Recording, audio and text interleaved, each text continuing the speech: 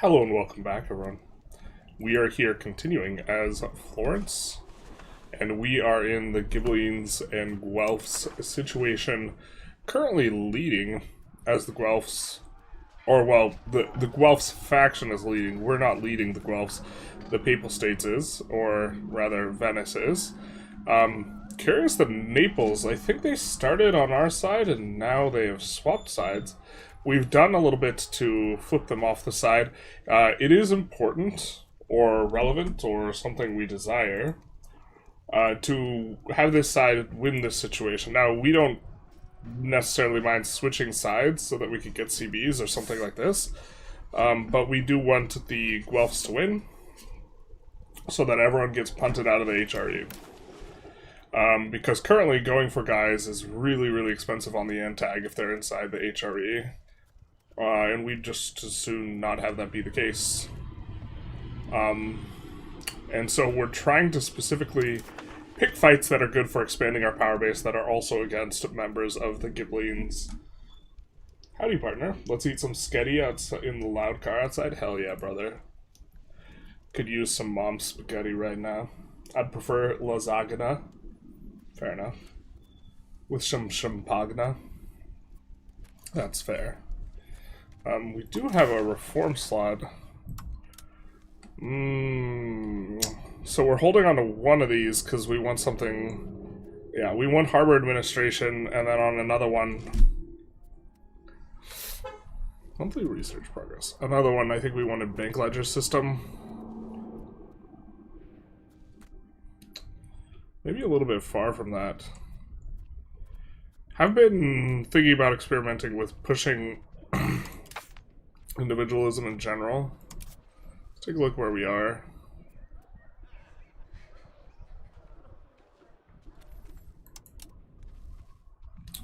This guy's got 80 Diplo.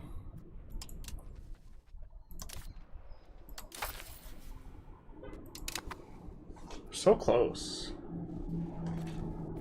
Does he already have a cabinet trait? He does, so that means he can't just randomly roll a shit one. Let's promote him to the head of cabinet. Get a couple pips closer.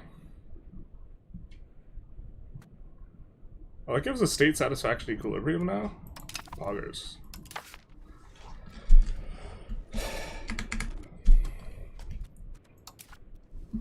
Normally we're clicking through that so fast we don't even really read it.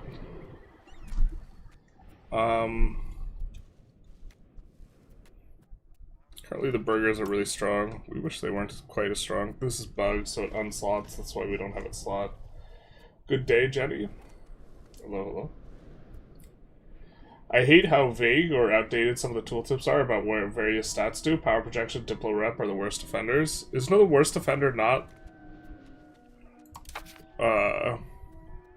legislative efficiency?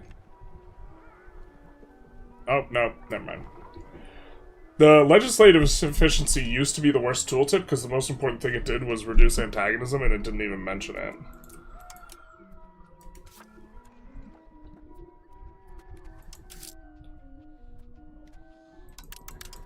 We are using smart taxes, so it's going to tax them as much as possible as long as we're gaining up to... I'm going to set this to 55%.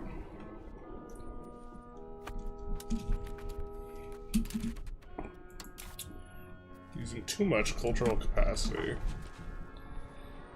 I think we accepted Medium. I remember now. We were trying to see if we could do this. Our Chancellor is dead. Oh no. He wasn't very good.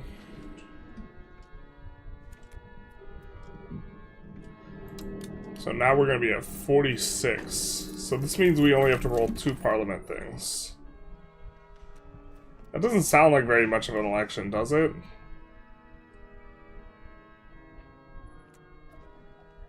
It doesn't sound like much of an electoral process, and we're getting an embezzler.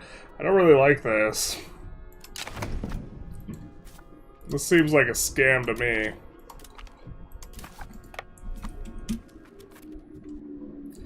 Put him out to pasture.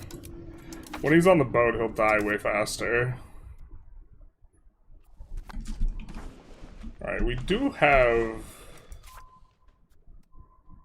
this cooldown available.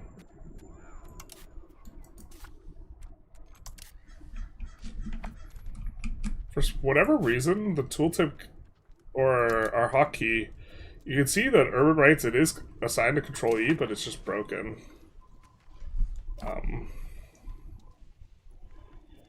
But yeah, we could give out granary rights to these three. So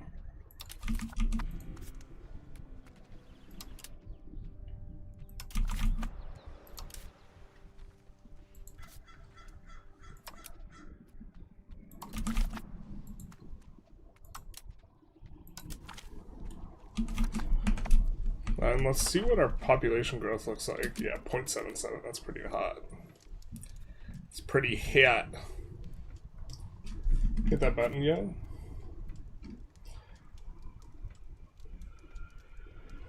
Yeah, power projection's never been particularly clear. Doesn't mention that it increases integration speed. Doesn't it also reduce antagonism? You hit my like button. Womp womp. Or maybe womp womp. Because they're indifferent towards us. What's your opinion on the patch?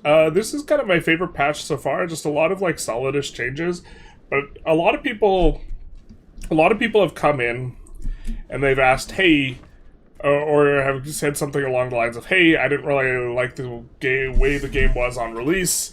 Is it fixed now? Is it better now? Is it like XYZ now?" And I don't think there's like a fundamental like massive change to like the gameplay pattern itself, such that like it's revolutionized the game, but I think a lot of like good things have changed. So I like the patch. I think the overall progress since release has been slow, and this has probably been my favorite patch. But do I think it's moving in the right direction? Yes, but I think it's moving slower than I would like. I think that there are some things where I just, from a design philosophy perspective, do not agree with like the general community on.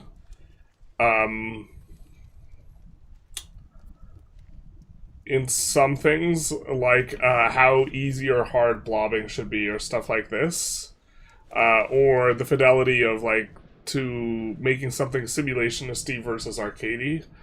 I think that the arcadey people are winning out from a design perspective, but a lot of things that are like something that was introduced this patch, which I think is tremendous for people who are not using mods, because there was a mod that already did this, is auto expand, because this massively reduces the amount of clicks you take, right? And it allows you to just like set up your nation from the perspective of this is the heuristic I want done, and then like let it happen type of thing. We form Italy tomorrow, always tomorrow? Yeah, tomorrow. Is war still feels bad, man? In what sense? I mean, in the beta, there was like food apocalypse, and the food apocalypse isn't a thing anymore, at least with levies. Not sure about antagonism reduction. I didn't think so. It used to. They took it off, so it doesn't anymore.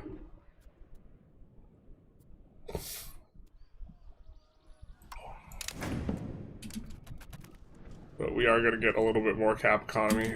Is there anything we can do? Feels so bad to be just shy of 50.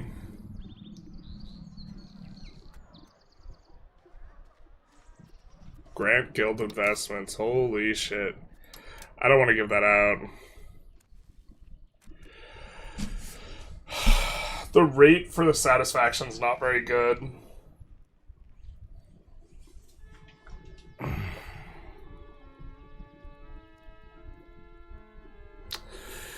Man, I wish the equilibrium mattered. The satisfaction just always recovers at a flat rate, and I wish it was equilibrium recovery again. The fact that, like, pushing up the satisfaction equilibrium doesn't make them recover faster.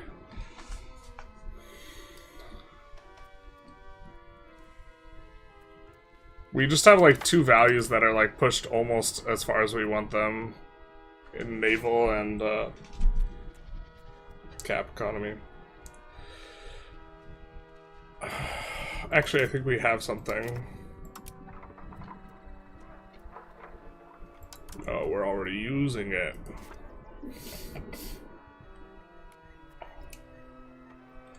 Okay, but why is the RGO level capped in 1371? Fifth like, yes, poggers. That's like the best like. The game's economy is tuning is so out of whack. There's a lot of free money and a lot of money incineration. The incentives where you're just basically supposed to kill your sliders completely are kind of weird. Are we paying for this? Let's not.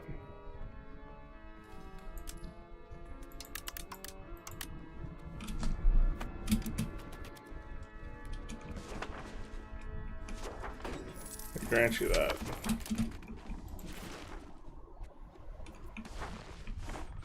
Okay.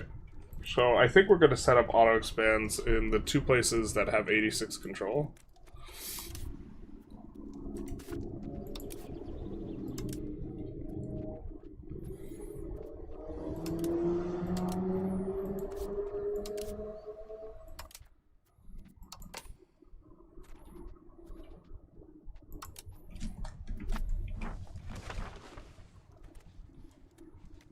I think they can replace it quickly enough. Go. Take a look at, I wish you could sort by years to replace, but that's not how it works.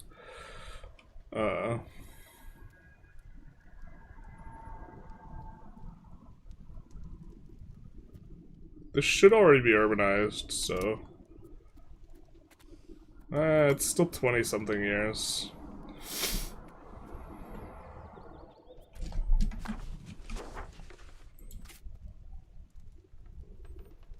They've had a lot of new stuff since release, not just rebalance our specific country content, urban rights, new parliament, estate interactions, gov reforms, multiple automation tools, map modes, and UI tools. Yeah, urban rights are completely new, that's right.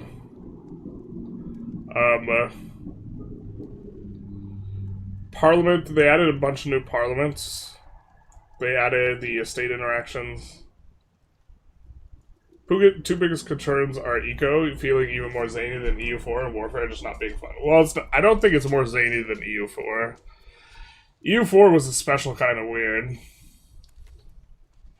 You kill sliders for like 100 years, and then you're so rich you max them all back out and never look back. Yeah, there's like weird power spikes.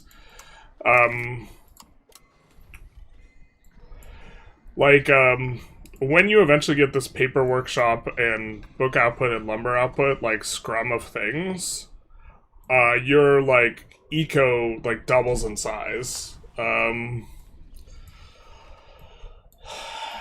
it's really, really strong. There's one other... The iron output's also important. Governments making investments in parts of the country should be a thing that there's lack funding for. The amount of money sloshing around is not fixed. And aside from mentioning that they were going to try and fix it in 1.3 many moons ago, it feels like they've been dropped talking about it since then. Yeah, I mean, like... So...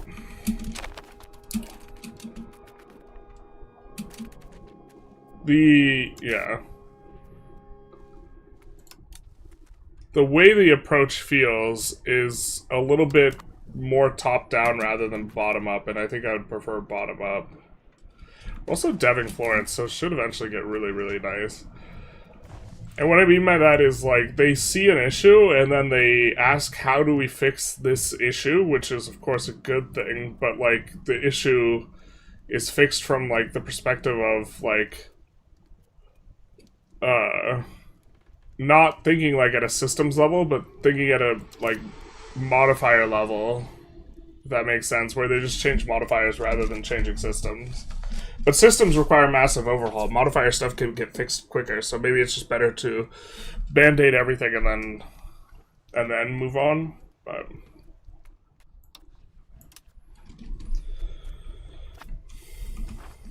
I just hit an age of absolutism in Italy run, and looking at the advanced trees, it makes you realize how busted things get at that point. Yeah. Not quite zany, but like scaling feels weird. More deep than EU5's EU4 system, but just means that AI can handle eco even less. Yeah, the AI is like it's like better this patch, but then they made it like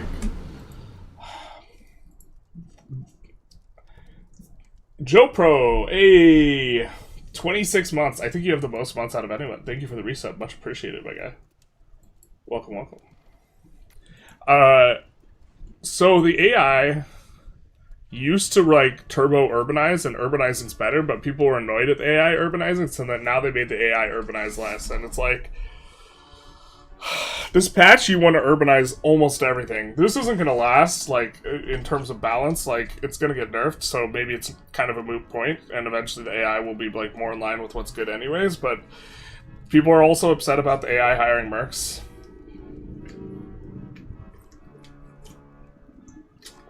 And so they made the AI hire less mercs. But I'm not, like... Both of those seem like just nerfing the AI because people thought things were annoying. Does raising harbor capacity give you, past 1, give you any further benefits? Yeah, up to 150, or it's going to be useful. At 150, you get a free entrance into the sea zone from a proximity perspective. It also gives you maritime presence and more. I was talking to someone on Discord, Tella, who also makes videos, and I'm not sure I agreed with, like, the entire argument, but, he was talking about how boats are really expensive this patch, and I think the cost of boats, went up considerably relative to maritime generation, so, it's effectively harder to generate maritime through boats, and his argument was you could do this entirely with buildings that give harbor capacity, because we take a look here, we look at our harbor capacity, right? We're going to be getting something from Lucca, and we can only get stuff from things that are adjacent to this sea zone, like this one right here, Riviera de Levante, and so, okay, if you do this with all the coastal provinces and you just build harbors and other stuff, you can, in theory, move it to 100, especially with giving out staple ports. Now, I don't like the idea of giving out a whole bunch of staple ports, but that was the idea was with staple ports as a resource and putting in all the boat kind of infrastructure, you could do this. The issue to me is that when you patrol maritime, you patrol the entire province, and this includes these off-coastal locations that aren't next to a coast. These will not get boosted by the things on the coast. So you have to do these with boats. And so if you're going to do it, you know, you basically have to ignore these. And so the question is the boats worth more than these? And the thing is, the boats cost is like... the cost of the boats is somewhat flat, and it declines over time. The value of pushing proximity through these sea zones increases over time as tax base of areas that you're connecting to goes up. So, but it might be the case that early on you kind of just want to ignore it. I think long term you don't. Something like this. I have a few locations where navies aren't required to maintain the maritime presence, making putting a big fleet on patrol viable. The patrol... I haven't tried it actually in forever, so maybe we need to take a closer look at it. EU4 economy scaling is much better, slower at the start, but it feels like you have to invest to make it better. Well, the investing feels very non-linear. It feels like, for this, it feels like massive spikes. Yeah, like, yeah. You still have to, like, invest or whatever, but... Huh. Actually... Where's not in the HRE? Aquileia and Venice. So maybe Aquile is the one to go for.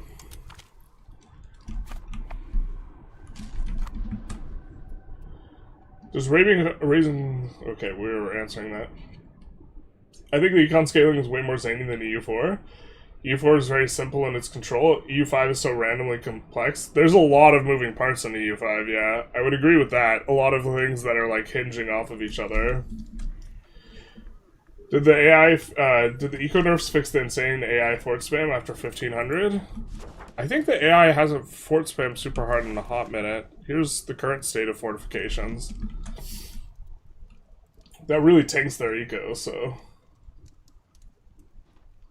U4 eco was simple, so AI could build up worse than the player, but okay. Then mill AI was worse. We could kind of keep up. Both are complex, and AI just dies. Yeah, AI not being able to play it as well is maybe an argument against EU5. We are very close to our parliament. So we're hoping we roll just 2 capital economy boops, and then we're done.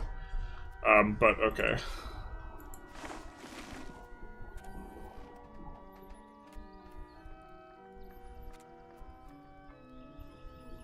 Integration progress would kind of be okay.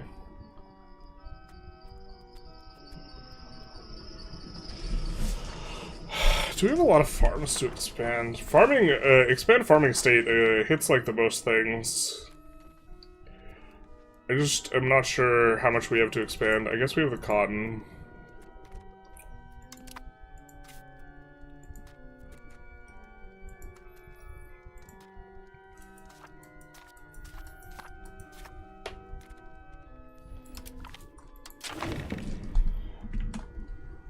It's a bit disappointing for me is that 1.3 patch is the devs made new gov reforms, which are interesting and flavorful, but left the existing ones unchanged.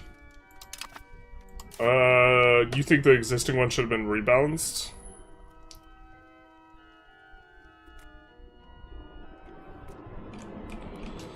Okay, so now that we have this in...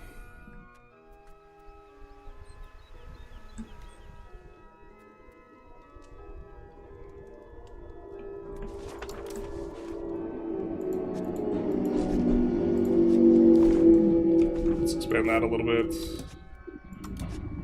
That should also be cheaper.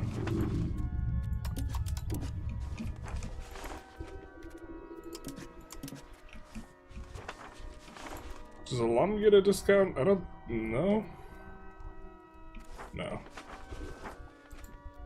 Alum being a mine feels weird though. This is gonna get discounted. Alright. Horses are expanded out all the way anyway.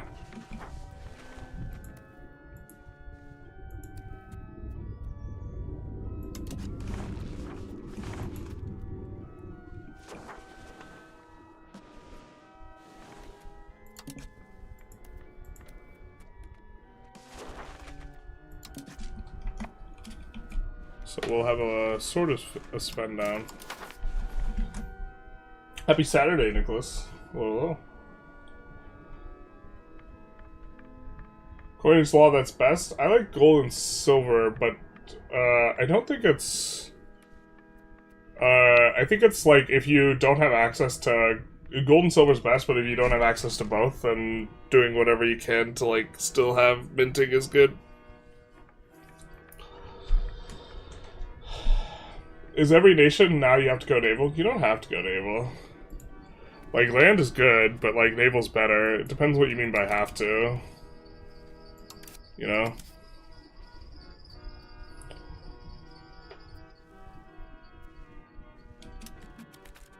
Can we really get this one more pip? Or what? It says 0.48 here. It says 0.47 here. Who's lying? Who's not? I feel like having no boats is a bad idea. That was my intuition, but, like, I haven't looked at it, so, like... If I've not looked at something and someone tells me a thing, like... Even if I think it's wrong, like, knee-jerk, it's hard to, like, feel very strongly about it, because, like... They might have looked at it, and I haven't. Your whole nation blocked during war starts to really hurt in protracted wars.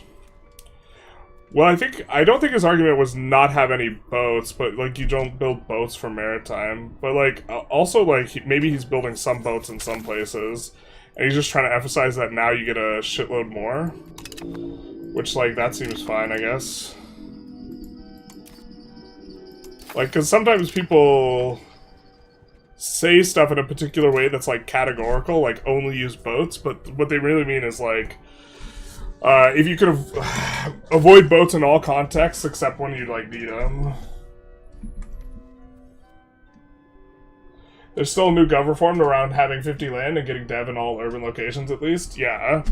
Like if you wanted to play it, like if you don't want to expand, if you want to just play like France and just have like the natural French borders, which of course extend, you know, far into Germany. If you just want to have the natural French borders, land is probably better. Warframe event almost over. How's it going over here? I actually thought about playing Pal World this morning. Pal World has 500,000 players.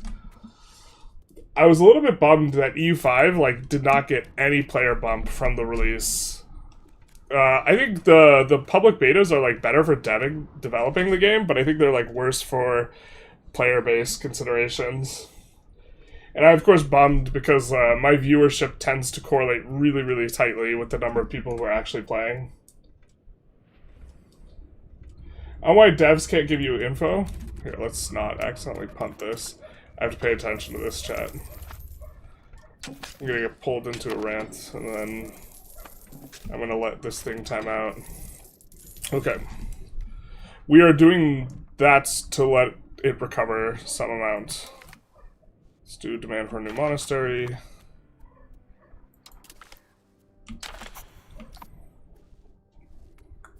I don't think we necessarily need to change this, but we could change this.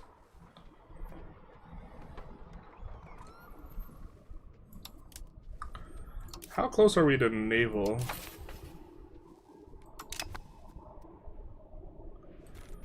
Well, we've already pushed the cap economy, so we could change that to the naval one.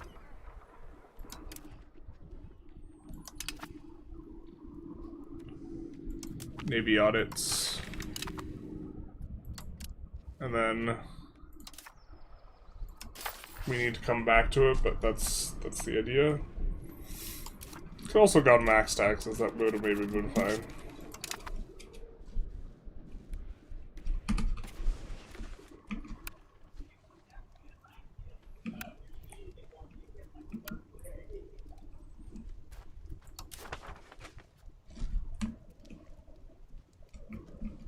Can I not control group this? I cannot. Update power creep? I mean, I have a feeling about content that it should be a little bit more muted, a little bit more sandboxy, not super strong. And I'm not sure the rest of the community shares that opinion with me, and I'm not sure it's more fun for more players. So, like, what I'm saying is, like, my personal preference might just be, like, wrong from a dev perspective. Rude Englishman, thank you for the follow. I feel, like, compelled to be rude to you. Because your titles... It says you're rude. But, like, the Ottoman content is just so unbelievably strong. Ottomans went from being, like... maybe top 15 strongest content to just, like, clearly strongest content. And, I don't know if every single time we get, like, flavor content, it's just gonna be massively power creeped. But, like, maybe that's more fun. Playing the Ottomans was fun. It's, like, super OP. Or, sorry, playing as the Byzantines, rather than, yeah, playing as Biz. Now everyone wants to form Biz just to take their content.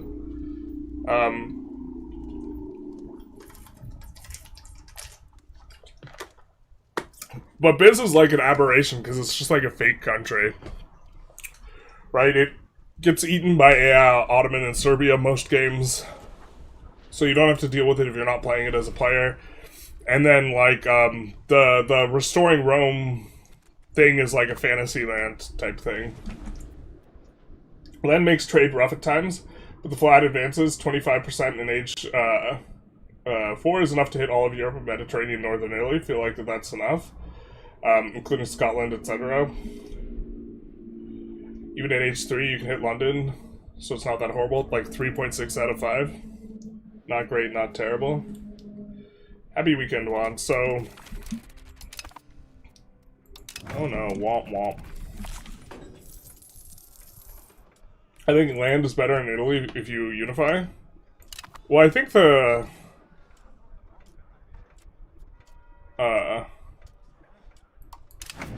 thing that makes naval better, like you say in Italy, or do you mean that the plan is just to own this?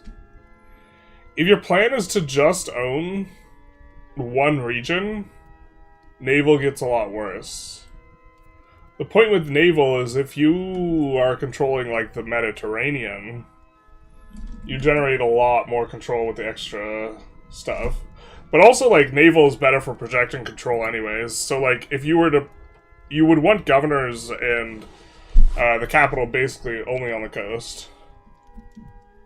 Yes, the pre-1.3 gov reforms that are locked by social values should have been rebalanced. And that's fair. Boats aren't that expensive, like 5 ducats per month per sea area. I mean, that's kind of expensive. Pal World, let's fucking go. Yeah. We could swap over to Pal World. I feel like people are not interested in watching me play Pal World in general. How I view correlates with how much YouTube recommends you and how often I see the sub feed. I saw you in Sidebar now after watching a video on extinct sea life. Hell yeah, brother. We're going to maybe go to war with Aquileia, because this is going to be like the cheapest on the yen tag, basically. Let's cancel improve relation. Make this stab cheaper for us.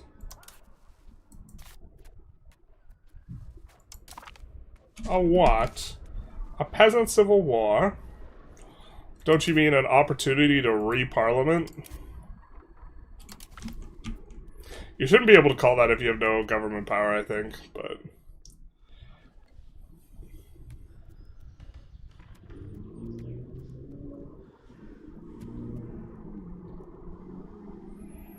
I mean, this is what we want, but not when we wanted it.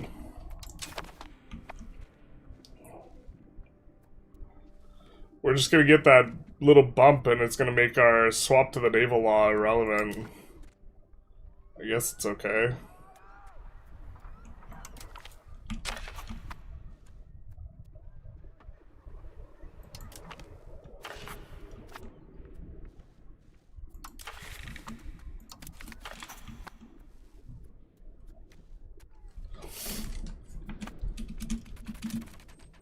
Oh, let's actually, yeah, raise the levies.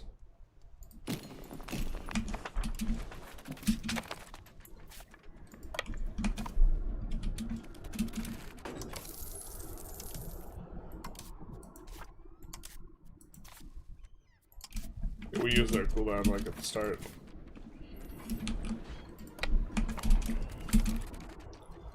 Just common sense.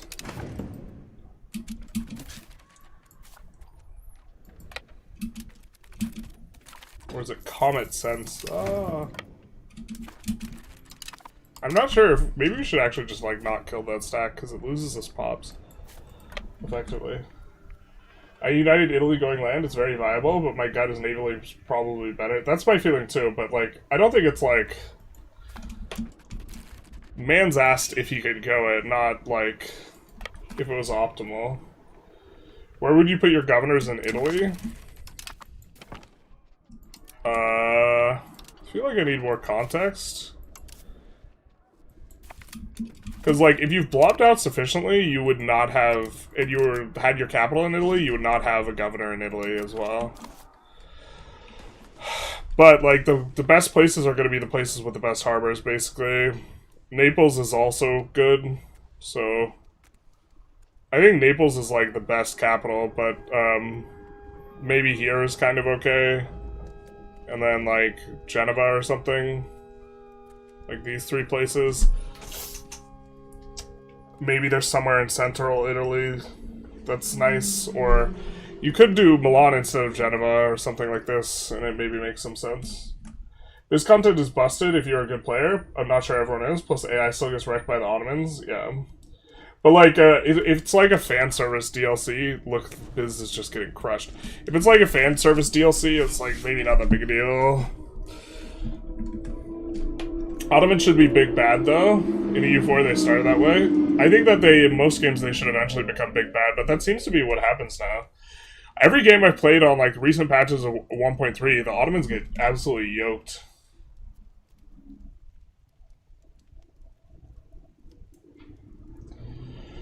Are autos better than even OP Biz? In the hands of a player, you would rather own this land as the Byzantine tag than the Ottoman tag. And that's with the fact that the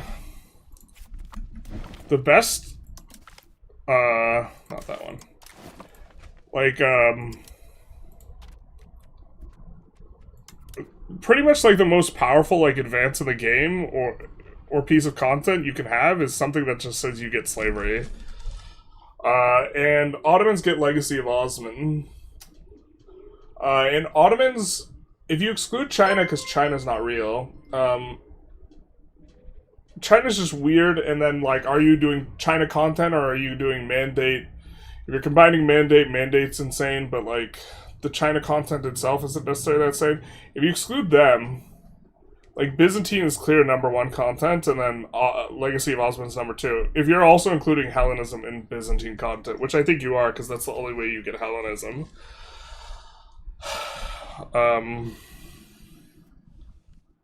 You used to be able to do both. I found Kiev overpowered in 1.3. It is strong. Keek Paunen, thank you for the follow. They're spamming adding power creep, but this is not increasing player numbers. This is actually isn't actually what the people want. I'm not sure. I'm not sure, because people say they want stuff like mission trees, and mission trees were like uber power creep. I mean, it's really fun to play when you like just do one run on it or something. Make integration passive, that's all I'm asking for. That's something I suggested, yeah. Technically passive, it's just giga slow. Yeah, I think he means like only passive though.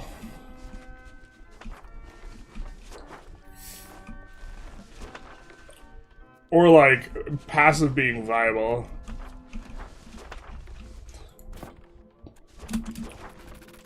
If you just do only passive now, you're like kind of being a silly Billy.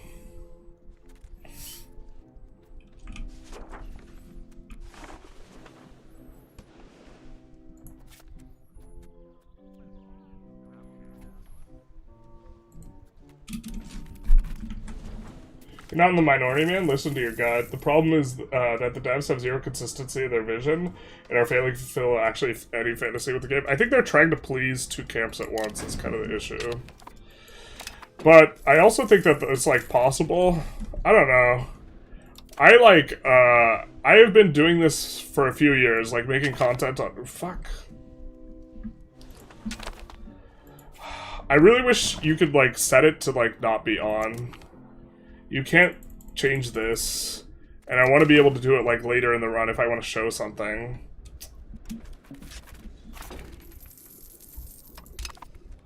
Alright, but like, the head dev Yawn has been making games way longer than I've been like, making videos for games, or been like, analyzing it from, like, whatever my perspective is. And so I feel like, you kind of have to, like, pick a side and please that camp. And that you can't do both because these motivations seem opposed. But that might not be the case. And, like, the notion that to some extent, like, to think that I understand how the devs should handle stuff better. Like, there's some things I, like, disagree with them doing. Usually it's around balance. And to some extent, like, I feel like I understand balance like, better than most. But, like, the direction of the game is something that, like, I'm probably, like, gonna be less informed on. Players definitely seem to like OP countries and modifiers ever since EU4. I personally never played Big Tag in EU5 since it felt like you wanted the start date. I mean, I feel like everyone always liked playing Prussia because you get to Space Marine run over people, like, in these types of games. Like, whatever thing gets the most military modifiers, people like playing. So that, like, to me that implies that they like the military modifiers. Or whatever. Should you form Tuscany or stay as Florence? We're going to form Tuscany. Should you is an interesting question. Tuscany is like, there aren't a lot of tier 1 formables, so it doesn't actually brick your ability to form other stuff very much. I don't know if we go straight into Italy or we try and do a tier 2 formable. That's maybe good. I think in theory we should form Morocco into Italy. I don't know if I have the attention span for that. That's kind of a bit of a vibe, but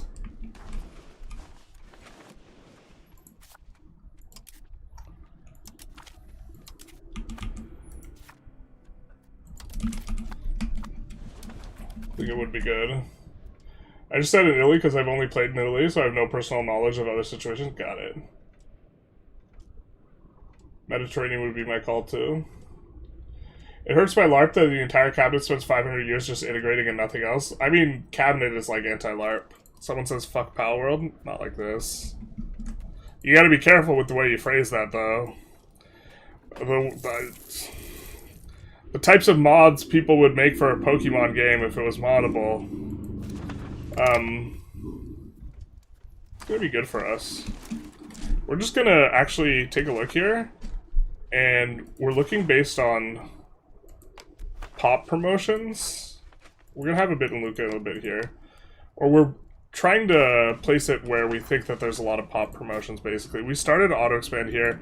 Luca, I think, has some auto expand already gone, and is currently auto expanding, and so that should be good. After 1.3 is a good time to start playing EU5. I think that if you didn't like the game before, I think that the game has. I think it's a good time to start playing because I think the game is solid, and let's put it like this.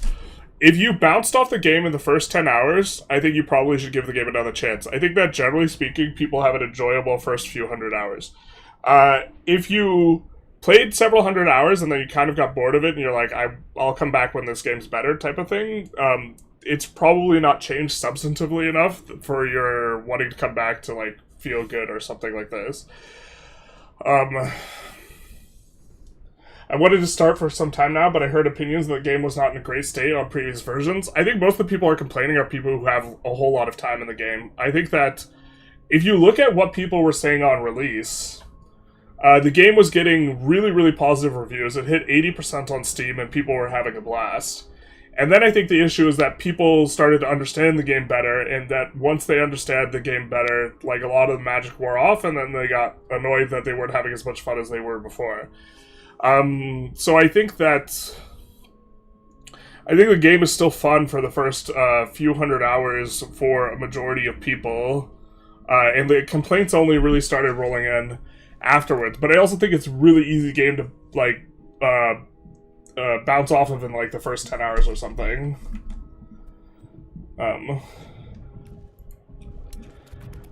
How likely is you think they'd rework terrain and vegetation as part of regional DLC? Likely, but not anytime soon. Oh, regarding Iran being miserable, I think that requires, like, an economy overhaul. The problem is everything points back to wood. There's, like, one loop that lets you, like, spin up the economy. And it's not an efficient loop, but it, like, allows you to, like, build into everything else, and that's, like, lumber mills. which require tools. So then tooling workshops, which requires iron, and then either you need the iron or you need bog iron smelters. These things are really inefficient until you have bonuses for them. But you spin these up to build wood. Now the problem with Iran is like there's no wood here and there's no places you can build lumber mills here, so it's just completely miserable. And I don't think like that's necessarily that good from a simulation perspective. So the places that can build lumber mills are places that are farmlands, woods, forest, or jungle. And this is just like a desert of those things, as it were. Zero legitimacy abuse also high. Hello, hello, playmaker. Sorry, I'm behind on the chat. Is conduct census worth it for the pop growth? Kind of. Off-brand Pokemon good? I had a blast playing Pal World. Unlike you, Generalist is a massive bug abuser. I feel like Playmaker is willing to abuse a higher density of bugs than me. I don't have a...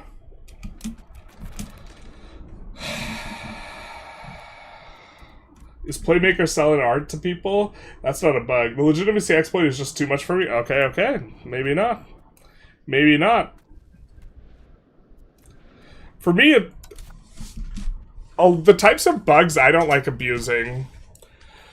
So, like, there's, like, bugs. So, something I don't like abusing is, like, giving a subject 100 favors and then releasing them to improve cultural opinion twice and then annexing them.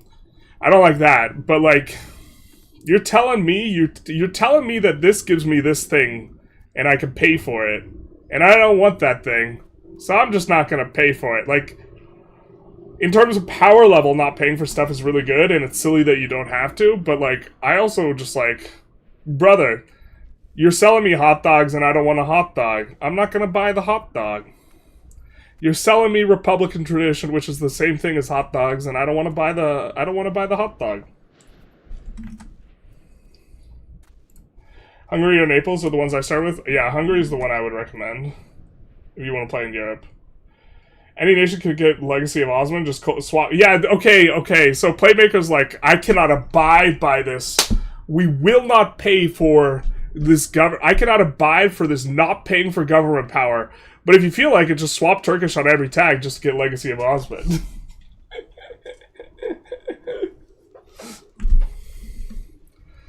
Norway not have much content. You can go Norse, obviously #1. Norse is really strong, yeah. I like mission trees because I like collecting Pokemons, multipliers with the same formables, giving unique things. Yeah, so this is where I divert from like the EU4 crowd. I specifically, like, stopped playing EU4, like, because I thought all that was, like, nonsense. And if they move in that direction, you know, I think powerful things can be fine, like modifier stacking, it's fun. But what you don't want is for power to scale, making old content useless. I think that you're going to always have power creep, but you have to, like, just moderate it to some degree. I think that the creep speed with the Byzantine content is a little bit nutso. Any real reason you didn't push communalism to push this run? I want to experiment with how fast pops are moving if I push individualism instead. I don't necessarily think that this is good. I think that this is a lot better if you're going land. Because this is one of the best reforms in the game.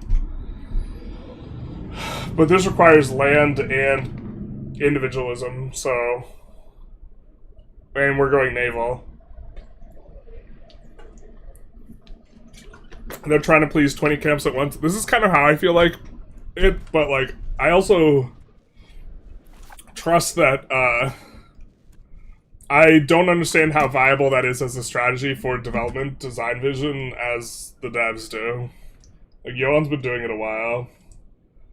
I haven't trusted EU5 since 1.2 patch and no interest in the beta. I want two things. No mass urbanization. Well, the AI doesn't urbanize a lot, but the players certainly should. Food importance. Apparently that's coming in 1.4. Military system isn't spam heavy. Cavalry multiplayer meta. Well, so technically now it's spam light cavalry unless you have good generals. Well, Technically, it's like spam heavy cavalry, but initiative matters. But, passive coring? Yeah, you do technically get passive integration. But that's not a core. Age of Absolutism is easy to integrate stuff? Yeah, you get integrate area. But, like, I feel like most people aren't playing that deep into the game. But if they do the new timeline or whatever... Exclam mods, I am playing with, the... I think we don't want to go... Well, let's just go below it. We are playing with the Construction Manager, Better Maritime Presence, map mode. Something that reduces road requirements for governors, just because I think it's silly, and also for dev, so that, like, islands are not, like, perma-undeved. How are our roads looking, actually?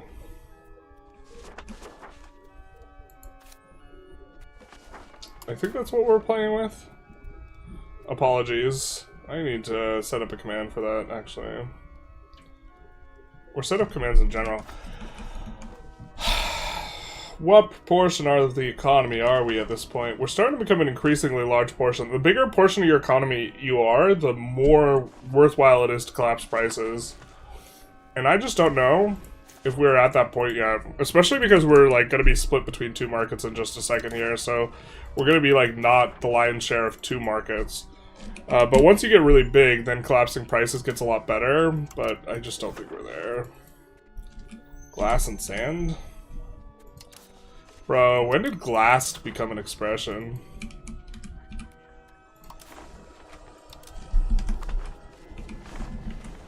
Exponential Vicky 3 cookie clicker line go up. The two ideals are opposed and they make a bad game if you try them both at once. Maybe. You could yeah, I don't know. So you're putting on a watch party for Norway versus England now in 30 minutes? I have to admit, I do not watch, like, football, like, at all. Or... Actually, wait, I have to remember to make this as offensive for everyone. I don't really watch soccer very much at all. I prefer gridiron. Yeah, there we go. Bam, we got everyone.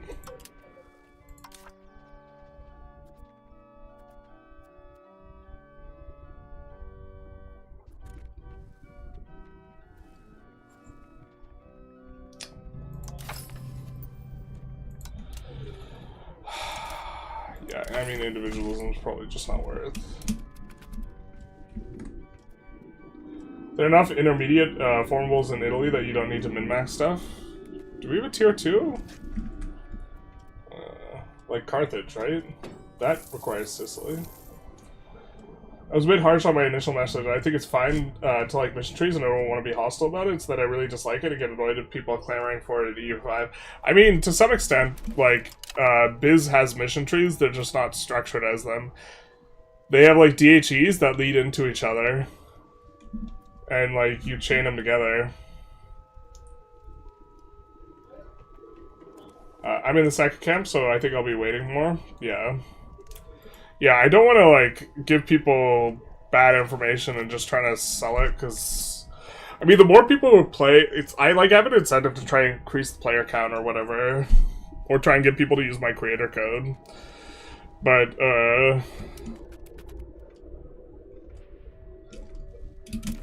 like, I don't think there's, like, a new pizzazz if, you're getting stuck on the one thing.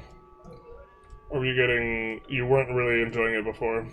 Started Florence run is Milan, Genoa, Verona, Genoa, the Pope, excommunicated Genova, and I declared Bohemia the Emperor, sent an ultimatum to stop war and joined Genoa's side. Feel bad, man? No. That Naples declared on Sicily, and lost. Uh-oh. They demand break treaties. Feels bad, man? The worst. Are we allied with these guys? I feel like we don't want to fight them, but they're also in the other side. Bologna, switching sides. terrible. We're still winning though. How bad are wood and iron shortages in mid-game? They're like not a thing anymore. They like were apocalyptically bad during like the 1.2 open beta. Tribesmen not eating food yet benefiting from pop growth from food storage is really crazy. When you make a slum, you get like 0.8% pop growth on these 400,000 pods very easily. Yeah, buddy. They grow as tribesmen though. Which seems fair-ish, but yeah, they shouldn't benefit from food storage if they're not part of the food system. I agree. In general. It's one of my favorite parts. It's the same as Vic 3. Do you really think historically accurate economies that the same iron, wood, resources are the only way to develop an economy? Yeah, to be fair, historically accurate economy during this time period is just like, it's like the same as Mitch McConnell's pulse. It's just like flat. And, like, for the first 100 years of the game, there's basically no GDP growth. And you could sim that. I don't think people would enjoy that at all. I wouldn't enjoy that. That, like, stretches the, like, simulation versus fun, like, debate argument for me. I'm, like, not into that as a thing we could do. One day we'll be able to slot in the 2 reforms we want. And are just like 5% progress away from.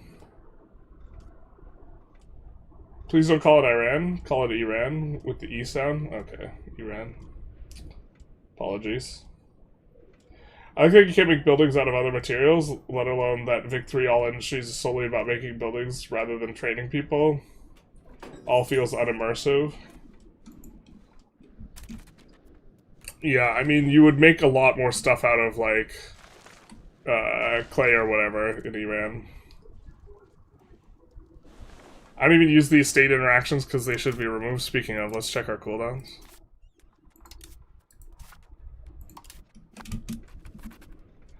The way you snowball your eco by not paying is criminal, says Playmaker. but swapping Turkish every run, that's civilized and gentlemanly behavior.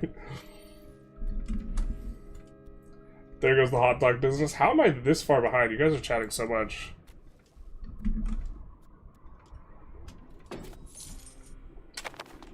Only downside of not paying Republican traditions, you can't pay for stab.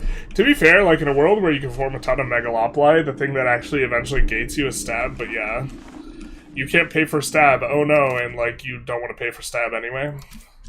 In fact, it's just like guardrailing you into correct play. Now I want a hot dog. Hey, Jumper, I'm gonna be real. The single player game, if you as a player are worried about power creep, don't click the button that creeps your power. This is the worst argument against mission trees that exists. I don't know. So, this is fair. I think that my perspective comes from a little bit of a different place though, Joe, because like, if I'm making videos for the game, like, if I am ostensibly telling people that this is a strong way to play the game, and then I don't do the strong things, to some degree I'm, like, trolling. And I do this, and I, like, I often, like, have a bunch of qualifiers in my videos and my play where, like, okay, this would be better, but I don't feel like doing this, and, like, I guess maybe that's fine, or that's, like, a way to play. I just, like,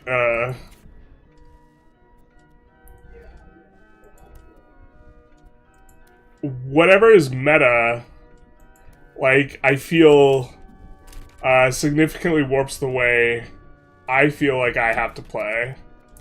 But this is not a consideration for people who aren't putting videos on YouTube, but I think some people feel like they are comparing what they're doing to, like, the rest of the community. And I feel like those people feel like they are compelled to do the button clicking to some degree. What's your opinion on the 20 free stab from the commoners? I think it's really, really strong. We click it. Stability was already cheap, and now it's very, very cheap. Yeah, it's basically free. What's recommended for Russia to do? Do you do land, or you do gamey step with naval? It depends how much you're gonna expand. I'm kind of inclined to believe you should, like, you go naval on basically everyone. I was interested in seeing you talk about chairs for 6 hours, though. Yeah, that's fair. We did talk about chairs for 6 hours. With events making content visible now, I don't think you need the trees. The events tab.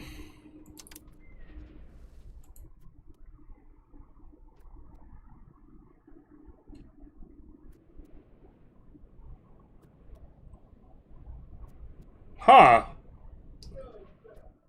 We like development. I think the ship has sailed on that one a little bit. God, the game feels like the bones of the game are like balanced for like pushing centralization to be hard, but centralization to be better, and that's what it was on release, and then they flipped it. They flipped it.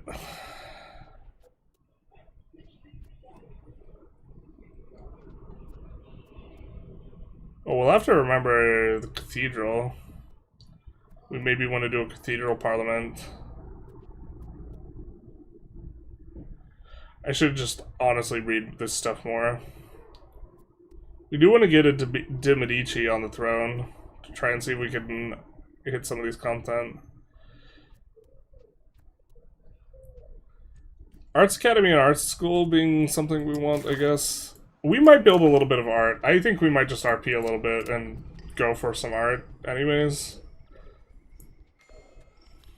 We've got rag paper coming in right now.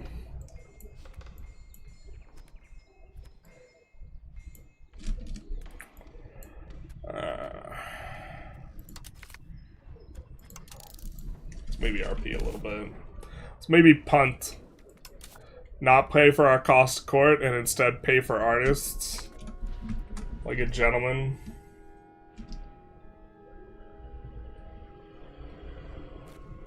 But in general, I also think the game should be as balanced for single player. The amount of people playing multiplayer versus single player is incredibly small. Yeah.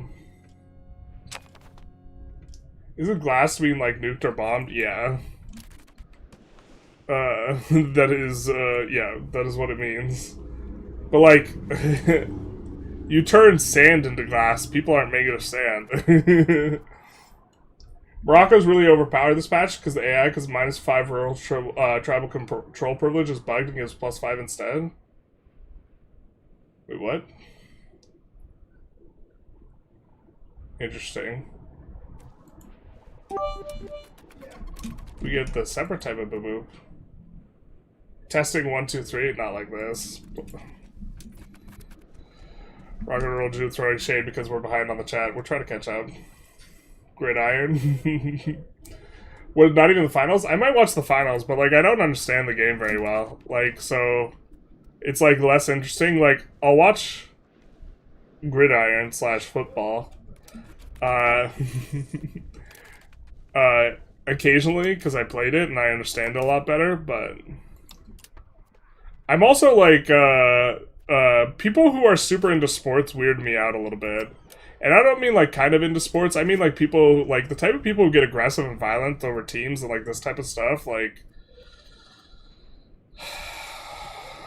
getting really, really tribal regarding sports when like you're not a player, like to me it just like seems, or like the people who go, it makes people seem really, really tribal and like they're going like ferally tribal.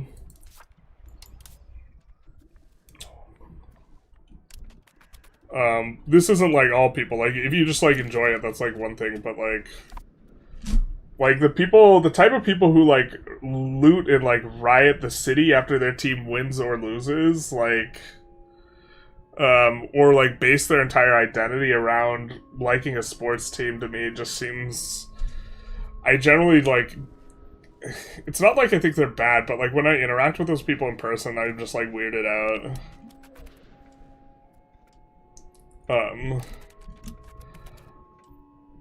I'm also like, so part of this is also just like, typically like socially, the way men start conversations with other men is like regarding sports. It's like, oh, do you like the things, or did you watch the game, or did you like do this? And I like fail those checks hard, like when I interact with like other men who are just actually being nice, because like when someone asks you about the weather, they're not really asking you about the weather, they're performing like a ritual, right? Like a social ritual where you're like talking about something that's ultimately unimportant for the purposes of like engaging other people in like, and it has like two purposes: is like just connecting with other people and also like demonstration that you're not some sort of psychopath. And like to some extent, like you should have like connecting with other people is good, and it doesn't matter if you're not like maximally interested in the thing. So I try and direct like the sports conversations towards sports or whatever things like I actually like know about, but I also like don't like I like a lot of individualistic sports or individual sports that are more based around just like pure athleticism, so like powerlifting or like track and field or like these types of things. And when I say I don't like team sports, it makes me sound like a psychopath a little bit. I think. Oh, I don't like when people work together to achieve a common goal. Gridiron sounds cooler, that's what I'm saying. Hey Svanka, how's it going? Sorry I'm behind.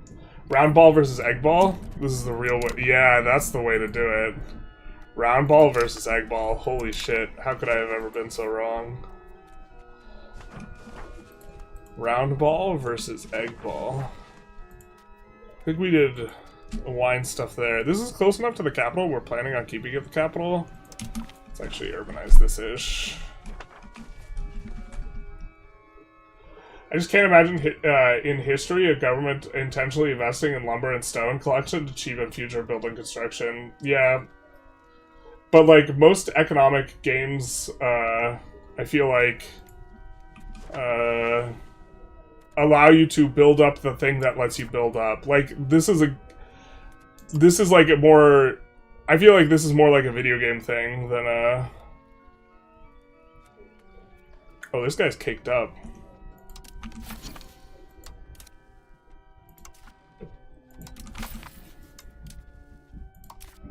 Can we get cap economy to no, because we changed the thing.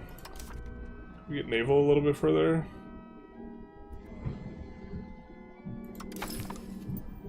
No.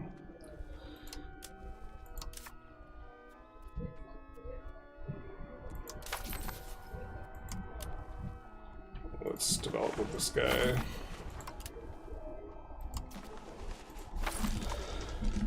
Okay. Hi bro, I have a question. I have an answer. I started in Holland and fine cloth prices crashed nearly all manufactured goods prices too. Is that normal? Yeah, it's kind of normal. What you need to do is you need to... So first of all, you need to check the market, and before you like spam a like infinite amount of the goods, you need to like check the prices and see what the effective supply and demand is. Sometimes things have a really high price, but they don't actually have that much demand. It's just because there's no supply. So here the price of alum is going to be high, but there's only a demand for 1.8 or 1.6. So if you build 2 alum RGOs, the price is going to crater, and it's not going to be very profitable. And second of all, you're probably in the Bruges market, and you just don't want to be. So you should embargo Flanders, and then get a, what is it, market preference with Cologne, and this market's generally a lot more stable.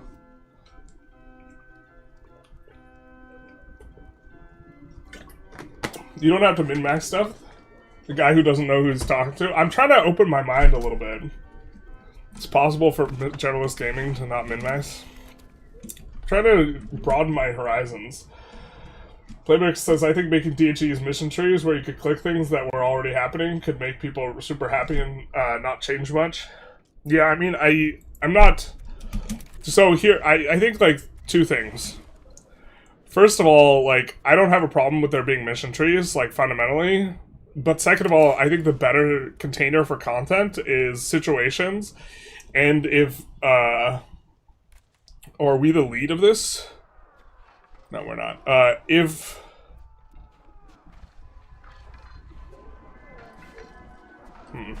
I'm not sure we want to do that. If mission trees come at the expense of situations, I'm not for it, because I actually think situations are just way better. What the hell is happening in Brittany? Vibes. They go nom nom nom nom nom nom nom. I believe the subject type of appanage can declare on other subjects, and it appears that Brittany has eaten Anjou. I don't know how they got all that, though.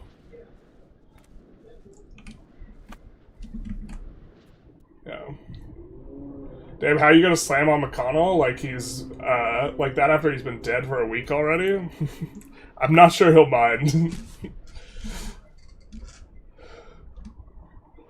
For context, this is when you said about the sim versus fun convo. I don't think that because, man, oh god.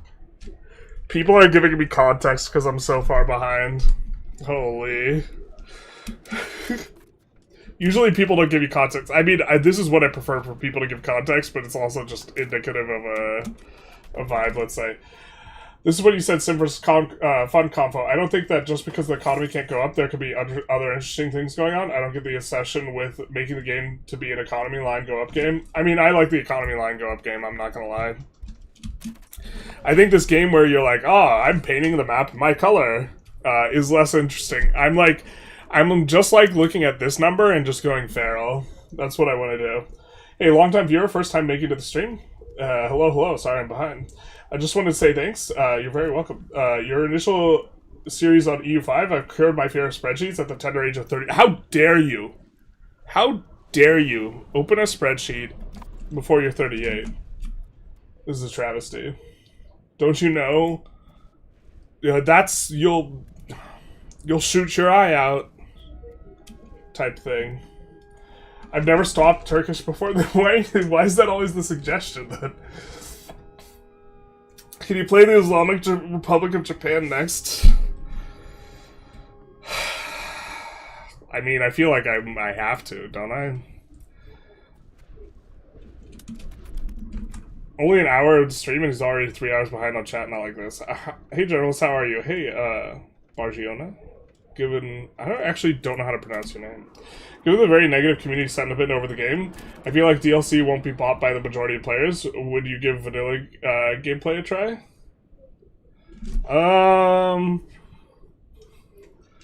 I think no. I think that people who tune in generally actually want to see the content that is paywalled than over not seeing it. I think the standard 1 hour to stream, 30 minutes behind chat is better than the other day. No, not for long. The DLC doesn't affect anything unless you play Biz specifically. This is why I like kind of don't have issue with it, but like the Italian stuff felt power creeped too. Like, if you win the Italian wars, you, like, it's like the Grinch, but instead of your, like, heart growing, like, 2 sizes larger, it's, like, your penis. So, like, you're swanging. You, like, walk into a room, it's there 2 minutes before you are. Like, getting plus 10 control, is, like... in all your provinces, if you're like in Italy, is like such a big deal.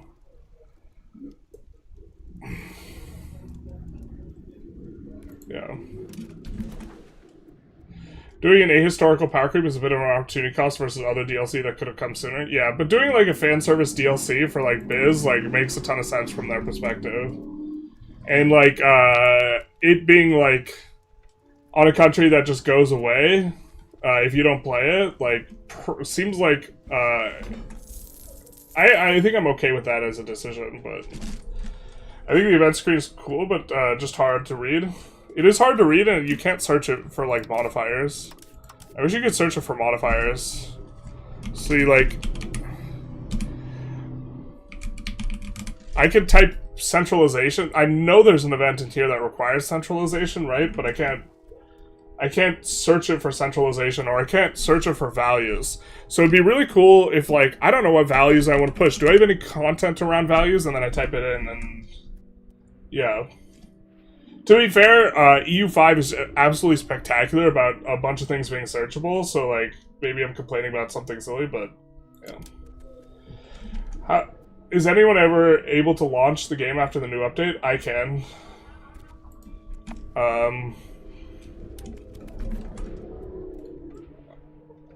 The more PDX, the more trees Paradox has, the less they like it. Chat's spitting today. Yeah. Art sale value, what modifier? Holy cow, power creep. Yeah, selling art is like just omega OP.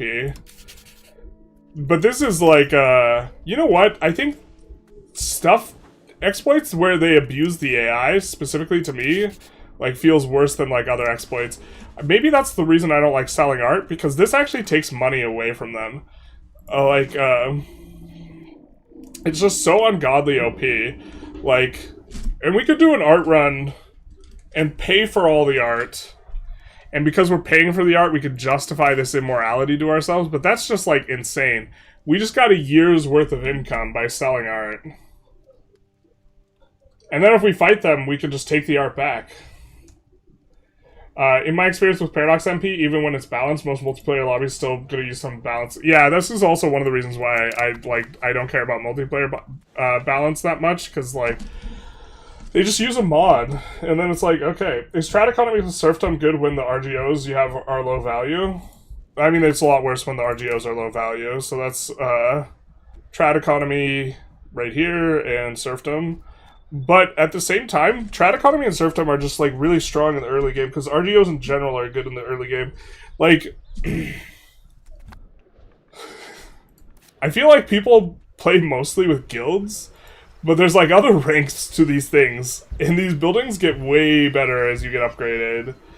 To be fair, they get more expensive, too, so the ROI is not, like, turbo insane. Did they change this? Did they change this and not even talk about it? No, they didn't. Okay. Yeah, the fact that this employs labor is actually might make it actively bad, but they get so much better as you get the other things. But RGOs you don't get any more of, and resource buildings you don't get any more of. So, like the only reason the lumber mill and the bog iron smelter are good is because you get these insano modifiers for both lumber and iron, but every other thing in here doesn't get any better. And they already start out bad relative to guilds, so all of these things are just, like, absolute booty. But I think serfdom in general is going to be good, because it lets you tax more, but, like, not from an RGO perspective. I think Trad Economy, being on Trad Economy early is good, though. Something you could do, though, is you could go to Ledger and come here. Look at the wealth. And then you can look at the breakdown of where your wealth is coming from. If it's coming from RGOs, then it's coming from RGOs, you know what I mean? And that this can give you a better sort of, like, intuition as to, like, what's gonna be better. All I need to know is that you're against Argentina winning, but what about, what's his name? Musi. That's me rage baiting. People who get aggressive and violent over sports are just looking for an excuse to get aggressive and violent. Kinda.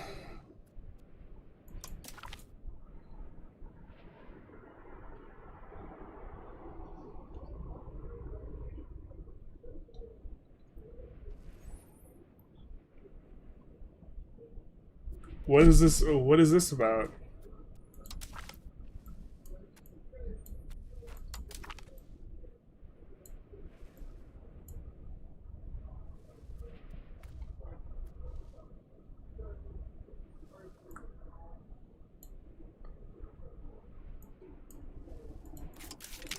Do we have an Imperial Circle now in the HRE? I have no idea how this ish works. The Savoy and Dauphine Circle. Looks like we're leading it now.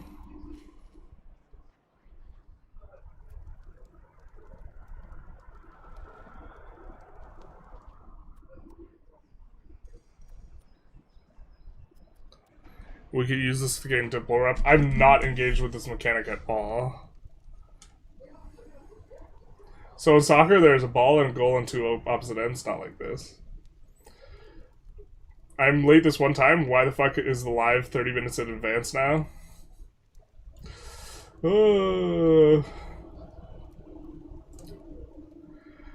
I'm a massive sports fan, and I like talking / giving shit to opposing fans more than I like talking to people who cheer for my team. Yeah, I mean, maybe this is just like It's just another example of rituals.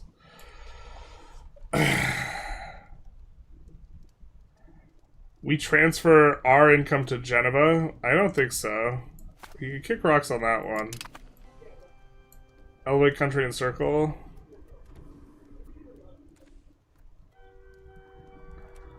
Sure.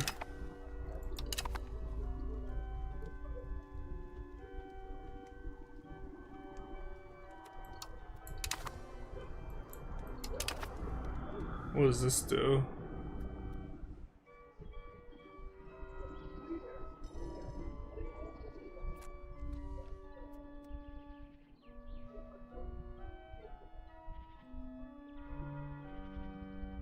That's a nice modifier.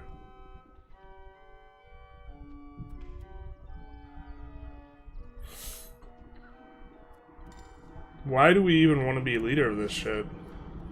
I'm not sure I understand. Do we get more votes or something in the HRE?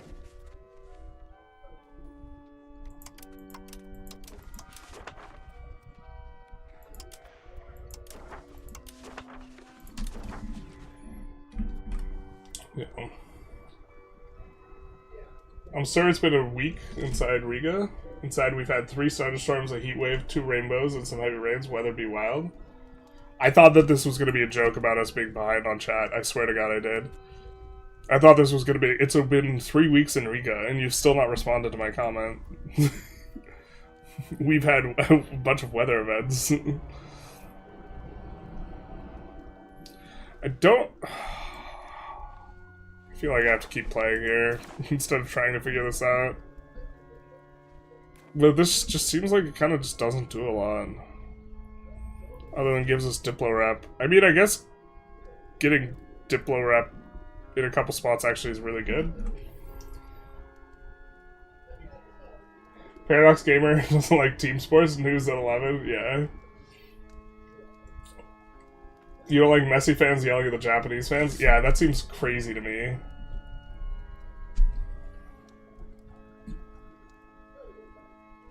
Rabid sports fans give the same icky vibes as rabid patriots of their country? Yeah. Well, yeah, it's just like tribalism rather than like critical thinking and value orientation. To some extent. I don't know. I think that's a little bit unfair. I guess we'll click these buttons before we finish a war. Because it'll make the outcome cheaper. I don't get how you can urbanize so much. I feel like I run out of input goods. I feel like I don't. Some people are arguing that you should, like, oh my god. Are we just gonna get inundated with a bunch of requests now? I don't want it. I don't want it, Daenerys. Or start importing a ton of them. Importing a ton of them is not too bad. When I worked in a high-pressure office, there was a lot of pressure getting into team sports from upper management, and it felt like was a means of breaking down work-life balance. Yeah, like, they want you to do the fantasy football shit.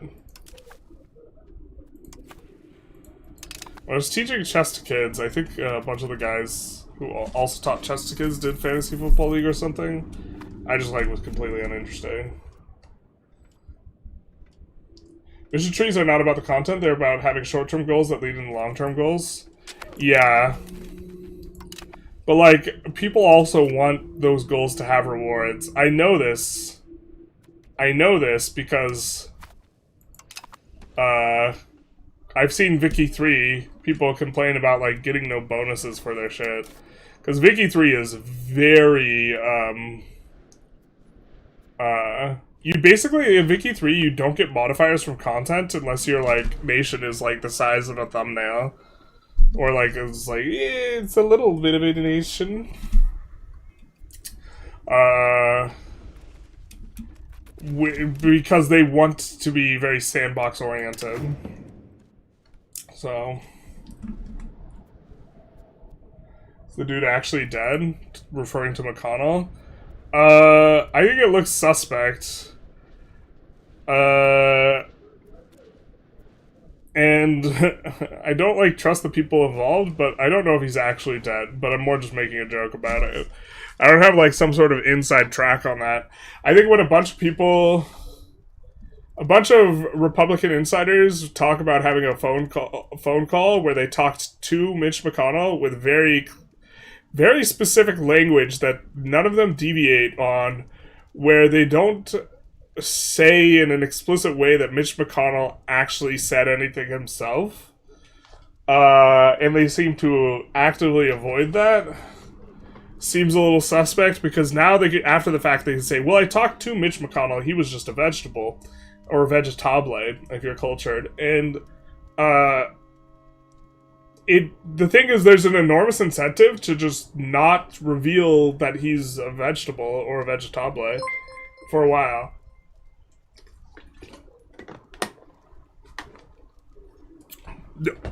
But the thing is also, they could dismiss all this entirely if they just, like, if they wheeled him out and he was coherent, it, like, would take 10 seconds to dismiss all of, like, this speculation. Rish Toei, thank you for the follow, much appreciated. And they're not doing that. Not that Mitch McConnell, like, well, actually, I think he kind of owes it to his constituents to demonstrate that he's alive, but he doesn't owe it to any of his non-constituents, let's say. Right? I guess maybe he owes it to his co-workers.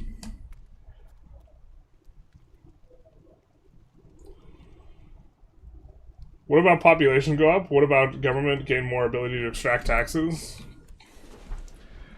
How are we doing on population goes up? We're doing pretty good. Food storage is going all right. We're net demanding food.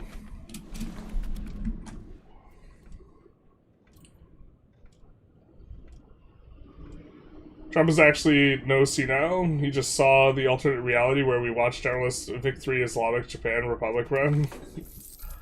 Just broke his mind.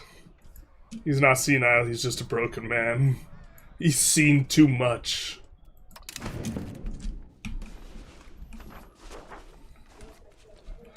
Why is my hotkey broken? I want to check urban rights all the time. Why you break your hotkey?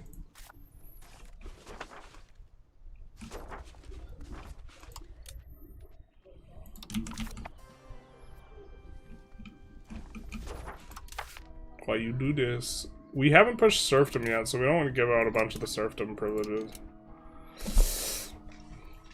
We're trying to push individualism. Maybe this is just stupid. Oh, it feels like it's just stupid. I want to try it, though. The thing is like, we're gonna make everything have granaries, and then granaries shut off immigration. This is probably just so stupid. What other value could we push?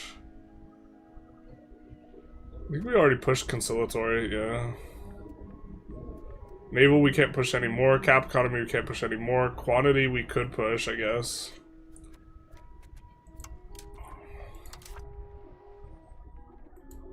Don't feel good about any of this. You can make people happier, you can make your army stronger, you can develop art and be the strongest culture. Have you tried the gymnasium? I've been told that it gets deleted after you revoke the reform, yeah.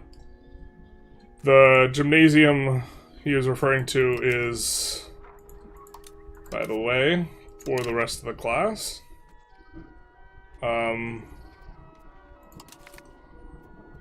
Study the classics of this building.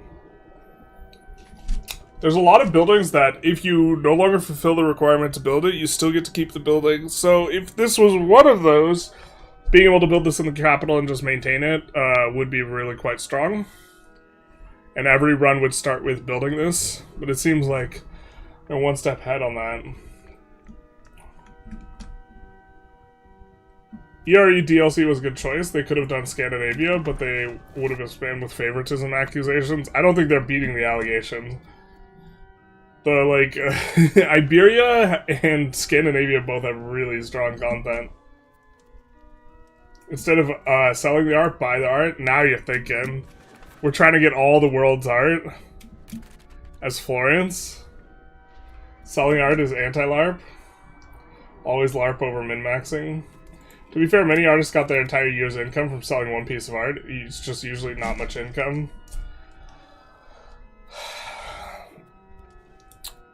Yeah, I think that... I think there's like an economic system where wealth should get stored in locations and art should act as a storage of wealth, and that like storing wealth has value, and so this is the way in which you this is the way in which something's good for you, and that perhaps storing gold and silver has an inflationary effect on the economy, and you avoid inflation by buying art. Let's go! Type of thing. Lumber mills are good at GameStar. Often you cannot collapse prices without them. Collapsing prices is good if you control a majority of the market. Like, France controls kind of a majority of Paris. But paying to collapse prices, in a lot of instances, is like kind of not worth it as much, I think, if you don't control majority of the market. Like, we're not paying to collapse prices, we're kind of keeping an eye on them. To be fair, we're becoming increasingly a large share of the Xena market, but like, if we pay a bunch to collapse the price, and then we only get half the price collapse's value because other people are building shit too. I mean, this is a math question, I have to do the math. The price collapse used to require... The problem is 1.3 price collapses work different. Okay, the price collapse used to require that you get the price to basically like minus 3% or minus 5% or something, but a number much smaller.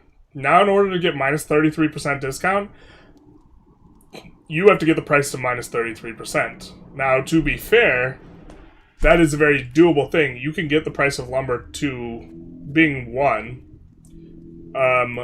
but it requires a much bigger surplus. And I think it's probably worth it. It's just like, if you're paying for other people's discounts, it makes it harder for it to be worth it. Moosey.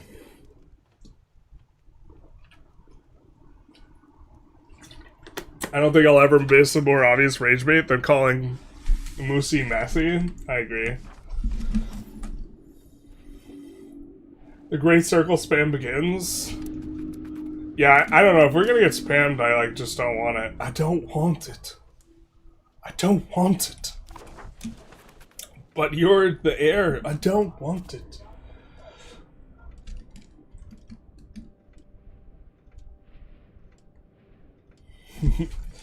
Alfonso Davies is Moosey. Imperial Circle is infinite spam. I'm glad we're leaving the HRE. I haven't gotten to play with it yet.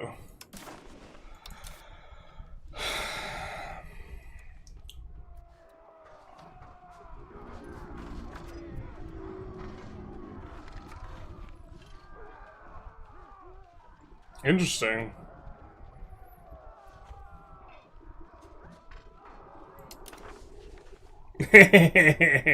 Ansbach.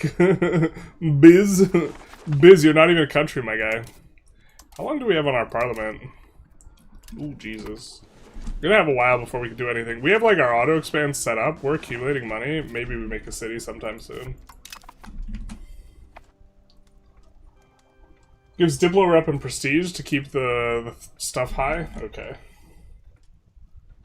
Ignore everything and spam the Emperor with requests for circle privileges? Oh, circle privileges? Oh, Shantae.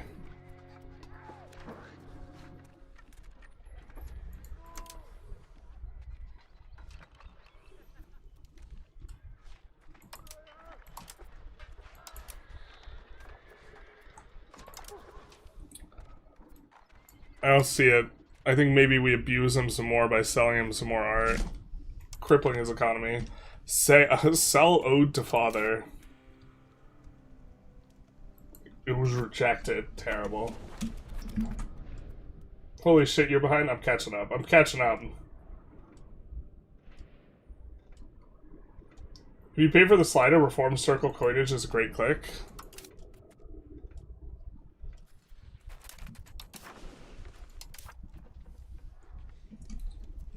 Let's use our buttons.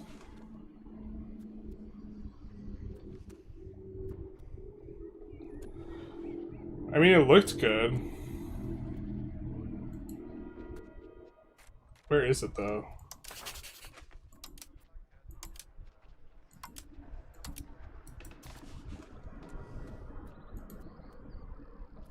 Are we not in charge of it anymore? No, we're still in charge. I completely forgot where in the UI it was.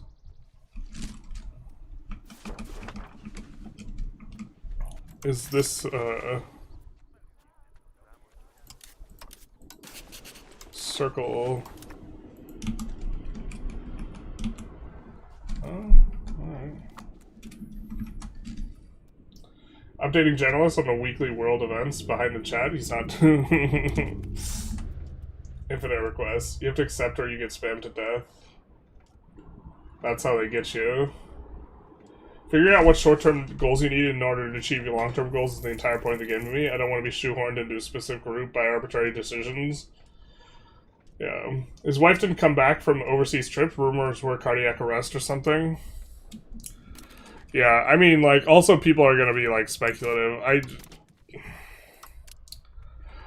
The thing is like, you could make, like, you could put so much egg on the liberals' face right now if you just, like, showed Mitch McConnell having a conversation. And I think Mitch McConnell would love that. I think the, like, Republicans would love that. So why aren't they doing that is, like, kind of, like, the way I'd look at it. But that's, like, not proof of anything. At the same time, his Wikipedia page says he's recovering from the hospital. I don't believe that. Yeah, I mean, I don't know. The thing is, I don't, like, I try not to engage in, like, speculative, like, stuff. It could be the case that he's not a vegetable, but he's, like, really fucked up, and they don't want to show him in that state. But, like, I don't know. Like, if you watch, like, the thing where he has, like, where he can't tell where he is, basically, and it looks like he's having a stroke, like, he's, like, in the middle of a sentence, and then he just stops talking, and he just doesn't say anything for, like, 30 seconds until they, like, wheel him off or whatever, or, like, lead him away. Like, that behavior, like, I don't...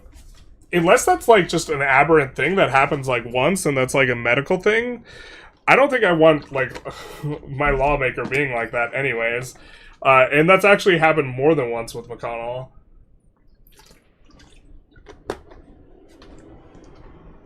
Getting oxygen to your brain is important? Yeah.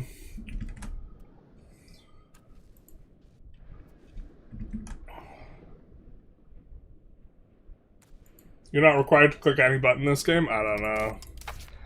Not sure I agree. I'm pretty sure you're required to spam this button. Pretty sure it's against the rules to not. Hey, Timeless Ticking. Welcome to the chat.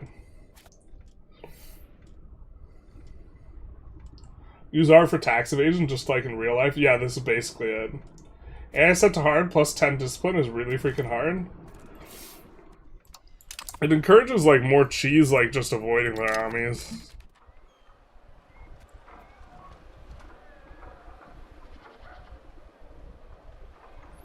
That's almost decent.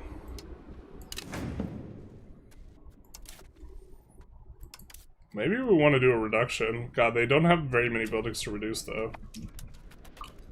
I think we'd just rather have the research speed.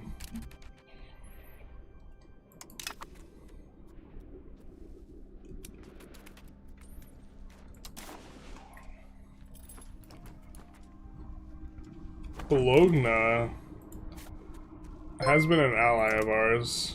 We can ask them to improve cultural opinion.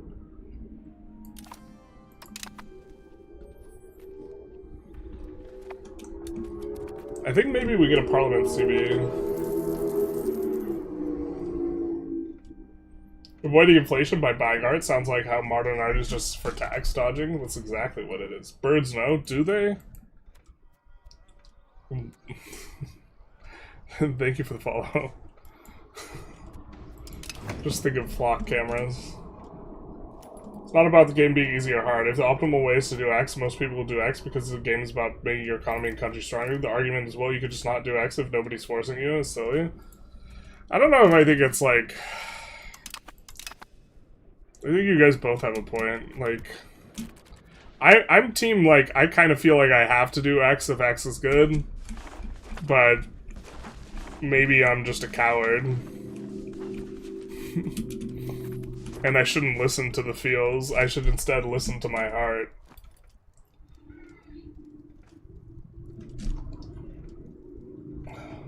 What if I told you there was a way to have cores on the entire globe day one in EU5? You wouldn't be playing suboptimally if you didn't do the exploit.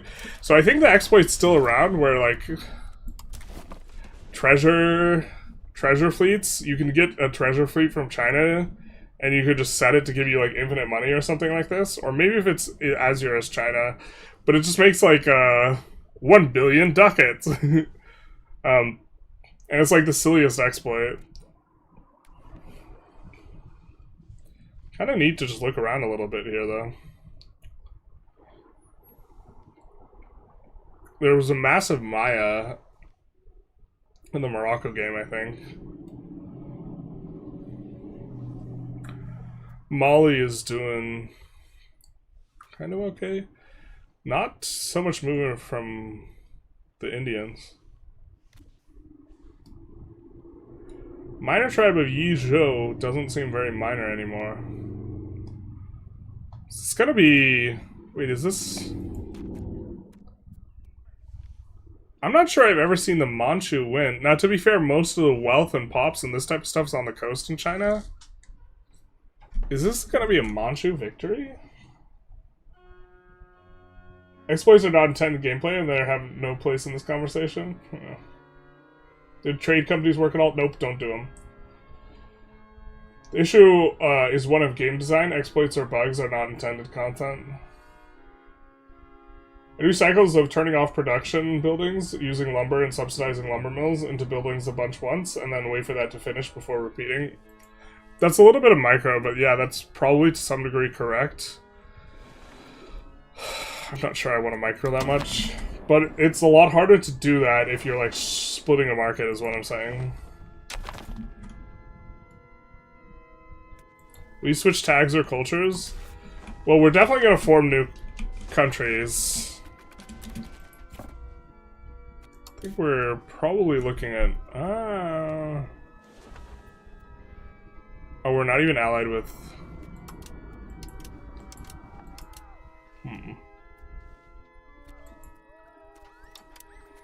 Yeah, I think we have this as our next war and just look to chomp on Pisa and Siena, maybe.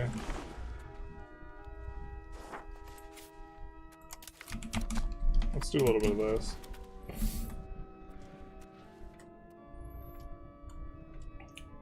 I don't even need the bonuses for mission trees. I just want something to show short-term and long-term goals. They currently don't have that.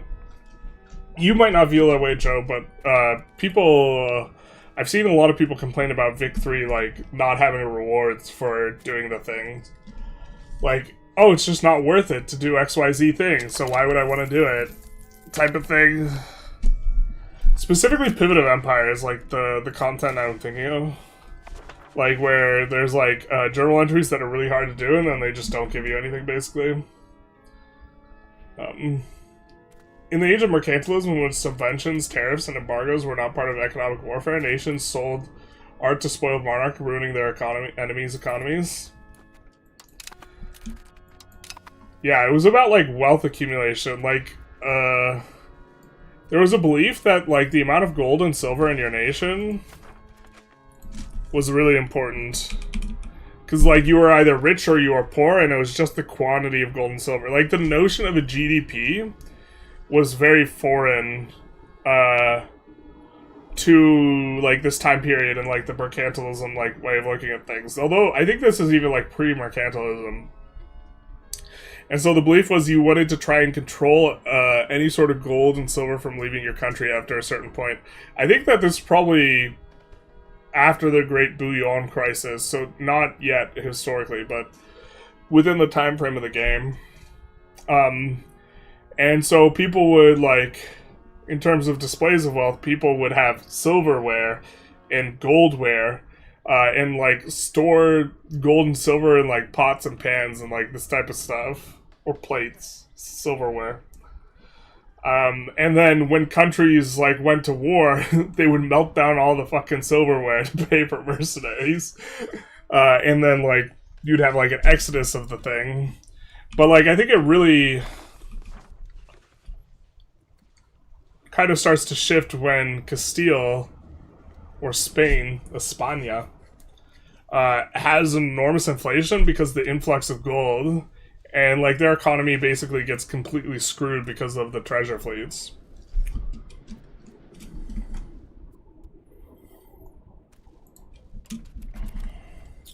Generalists, have you seen what's going on in UK politics right now? It's hilarious. I have not, or at least not in a way that I've been, like, paying attention to. I might have seen it. What does this American think about some politician becoming Bo Jiden?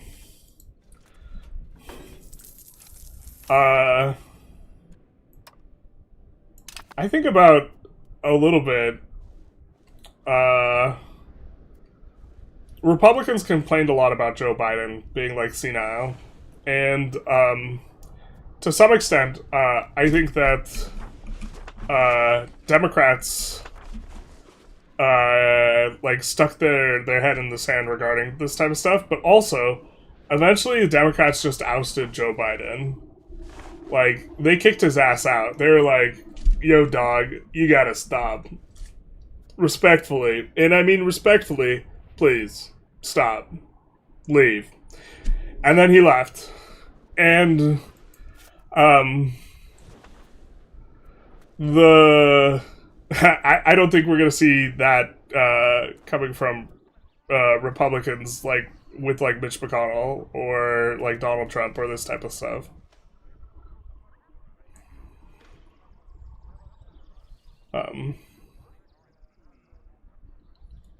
And I think, like, you can, like, watch video of Trump, like, and almost everything that they, like, ripped on Biden for, you can, like, find with Trump. Especially just, like, falling asleep in the Oval Office, when he's at, like, international things where he's, like, standing up, like, very often he, like, walks one direction, and then someone grabs his arm and leads him another direction, and, like, grabbing him by leading his arm instead of, like, tapping him on the shoulder and, like, pointing, like, that's what you do to Grandpa after Grandpa is, like, after Grandpa has ascended to his final form, which, of course, is Dementia Grandpa.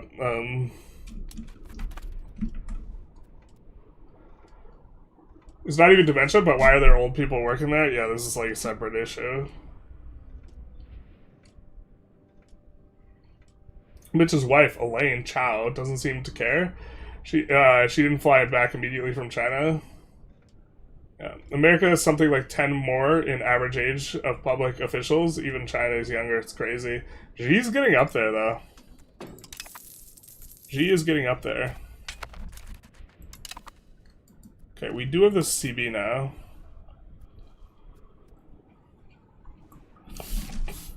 We could force them into faction. We could pull Bologna in with us.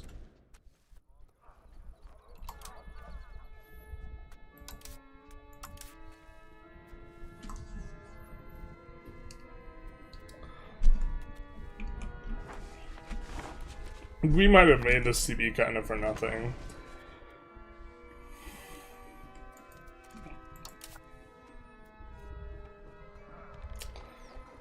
Because I don't like that the conquest... to be fair, we could subjugate them.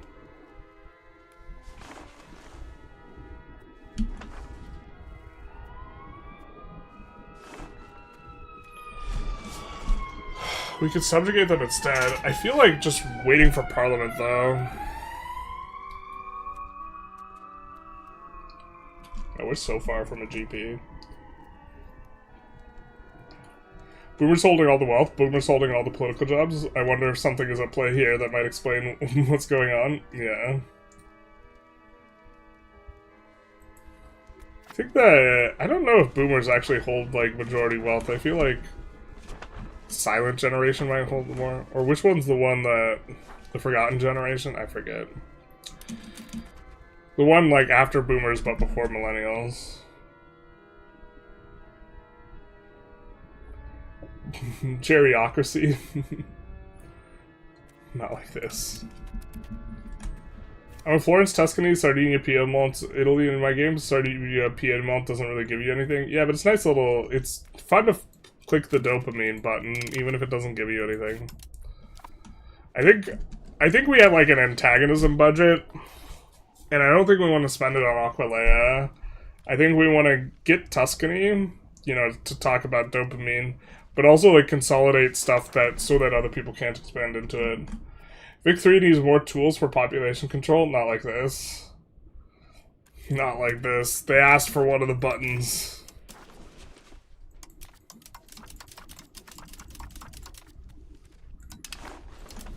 It doesn't really matter, but...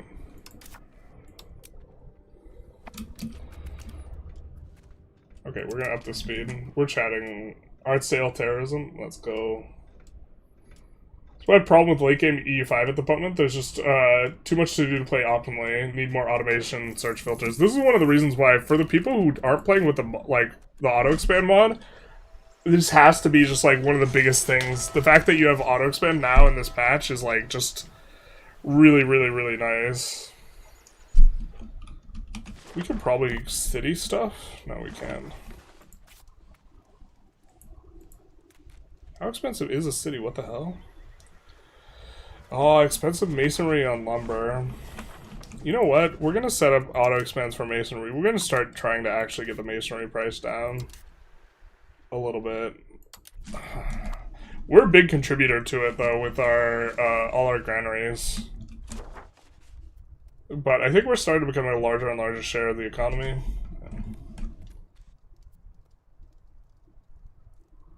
That explains why RPGs always have you breaking all the pots and looking for silverware. I mean, to be fair, that's what armies did. Like, I think that you should have, like, more, like, wealth storage to, like, represent that, but, like, also, what is this 20 ducats and destroying, like, an estate building nonsense? When you take an area that just has a ton of wealth, your army should just flood in there and just, like, ransack the shit out of it. And then, like, you shouldn't get the lion's share of it as the state. It should go to the commoner's estate.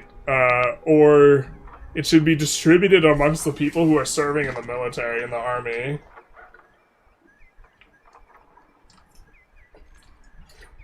Spain was the first big showcase of inflation spiral in modern times, yep. Watch journalists play EU5 who are wearing a tuxedo and smoking a cigar. What about a wig and some sunglasses?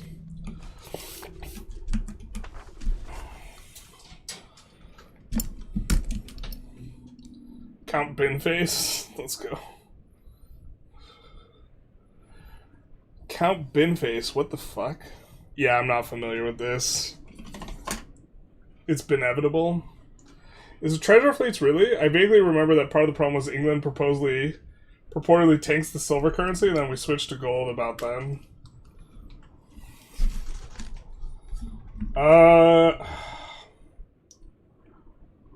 This is something I can maybe do more research on. That, like,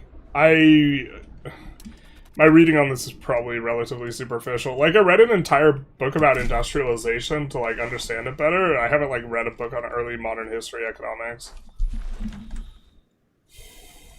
So, stability is an obsolete mechanic from EU4 and nothing else they could get rid of without an issue. Stability is just kind of useless.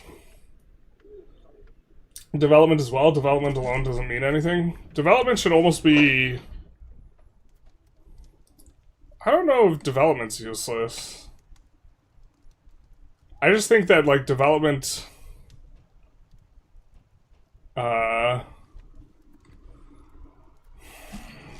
Development is, like, representing, like, an economic relationship wherein there's more economic activity happening in an area.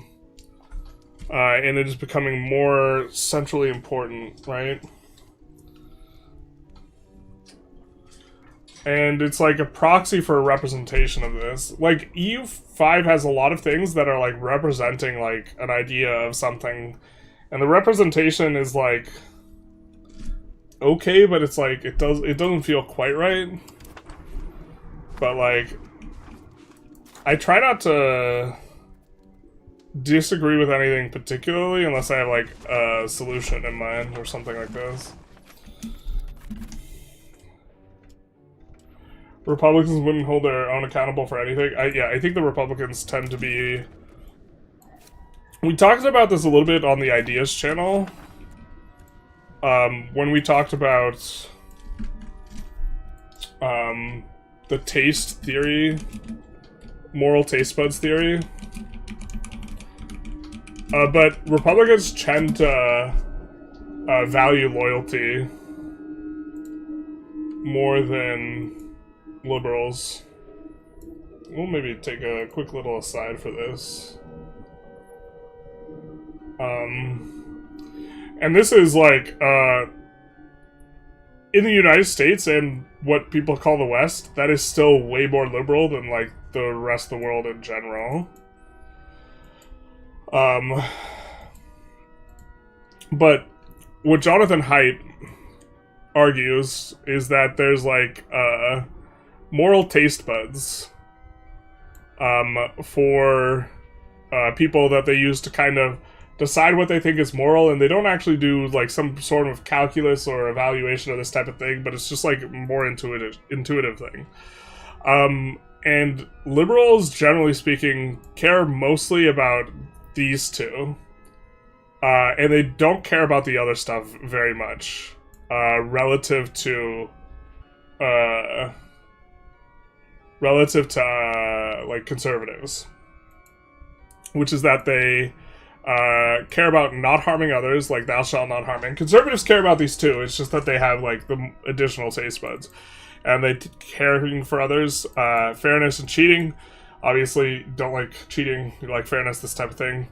But like being loyal to a particular group or like this type of thing, and viewing betrayal as bad, like liberals don't care as much about this in general. And liberals tend to not, like the authority figures within their own tribe, they tend to just like a lot of conservatives will dislike authority figures that are like liberals, but that's like from the other tribe, from like within tribe, like kind of looking at it. They have more value for authority, so they tend to support police officers more, and like this type of thing, and dislike subversion, sanctity, and degradation, especially like, I mean, I think a lot of this is like more obvious in like religious rituals, but in general, a conservative... Let's say the family dog dies, right? This is an example that Jonathan Haidt uses in his book, Why Good People... I forget the name of the book. You can look up Jonathan Haidt, and figure it out. But, like, if the family dog dies, and it's not from disease, why not eat the family dog? And the reason you don't eat it is because that feels icky, like sanctity and degradation. But it wouldn't hurt anyone. It doesn't violate the care or harm principle, because the dog's already dead. It just, like, feels gross and icky. To be fair, a lot of liberals won't want to eat the family dog, but conservatives in general will have a bigger issue with it. And then, liberty and oppression, actually, I think that this one the liberals care about, and so do the conservatives. And there's one more moral taste bud that doesn't get discussed in here. Oh, here, we can find ourselves the thing, which is, as you are liberal, you don't care as much about authority, in-group, or purity tests. You care more about harm and fairness, and as you get more conservative, you start caring more about these things. Something like this. Or, I mean, this, per the data.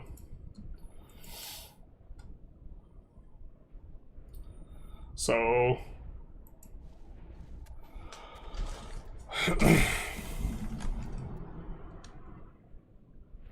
Grandpa Simpson has the nuclear codes.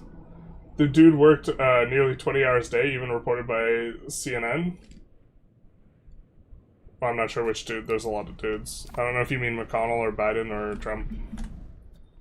But Trump being up all hours of the night is like... I don't know. Aren't Dems having a civil war down there? The old-timers hate Trump as much as they hate Mamdani. Well, I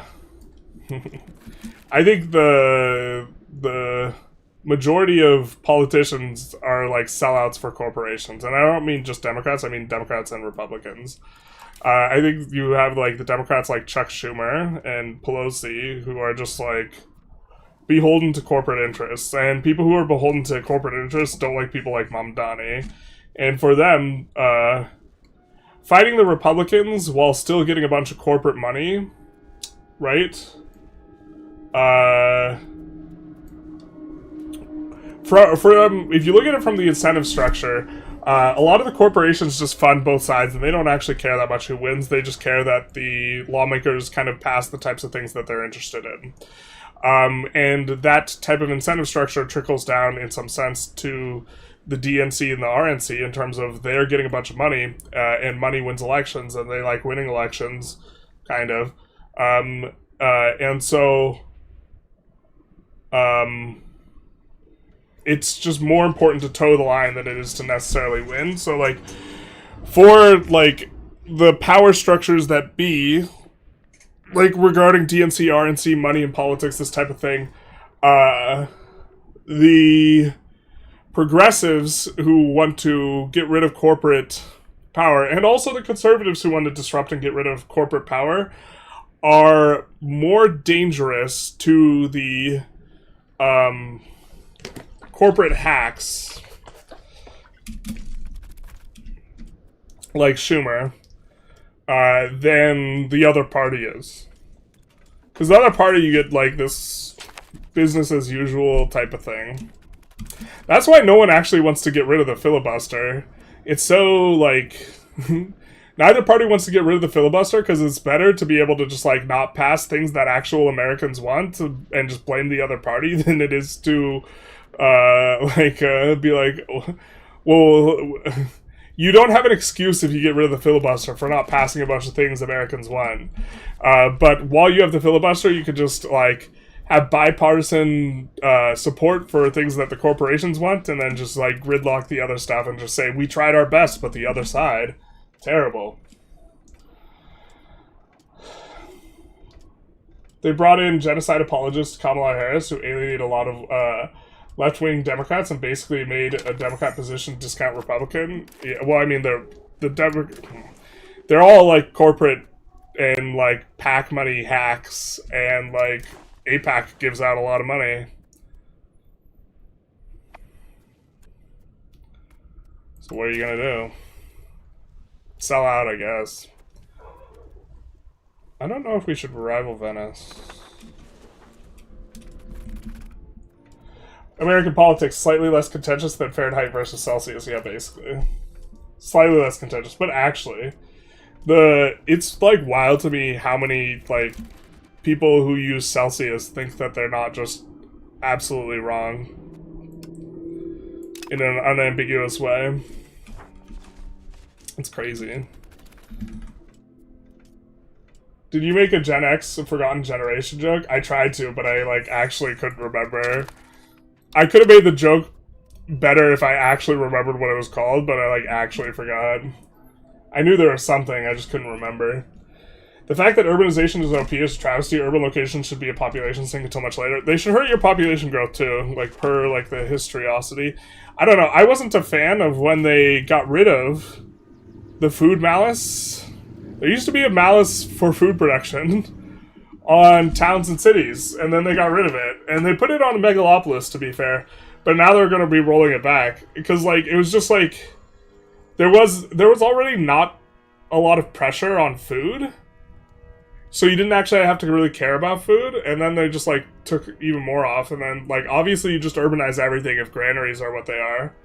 Like, granaries were, like, kind of okay, and then they, like, doubled the granary, and then they made it cheaper to urbanize, like, all at the same time.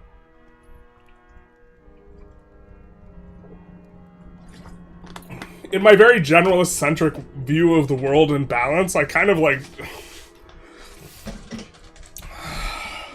It feels like watching, like, a car crash in slow motion on some changes, where, like, I see the change and I know it's gonna be a problem, and I just, like, there's nothing I can do. Like, Mercs on release were usable in some situations.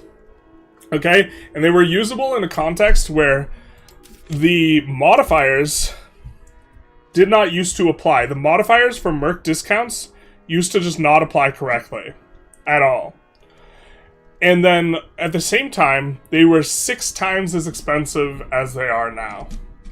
And in one patch, they reduced the price by 5/6, and they made the modifiers apply, making some Mercs basically cost 5% of what they did before. And they were usable before in niche situations. They could have just made the modifiers apply. And then we just have the Mercantilism. Mercapocalypse. And now the Mercapocalypse is getting wound back and Mercs are getting nerfed. Getting loud car outside to be my journalist video. Nice, nice. Is he so cool? We're trying. Count Binface is running against Nigel Farage in the sham re-election as MP. Every other party dropped out. Are they... wait, is there actually like a serious election between someone called Binface and... Alright. Reminds me of Bodie McBoatface.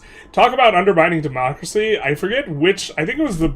I can't remember if it was British, but some science organization told the internet that whatever they decided to call this new research boat, they were going to decide it. And it was like early-ish era of like social media and like corporations and government organizations actually connecting with people on like a broad basis.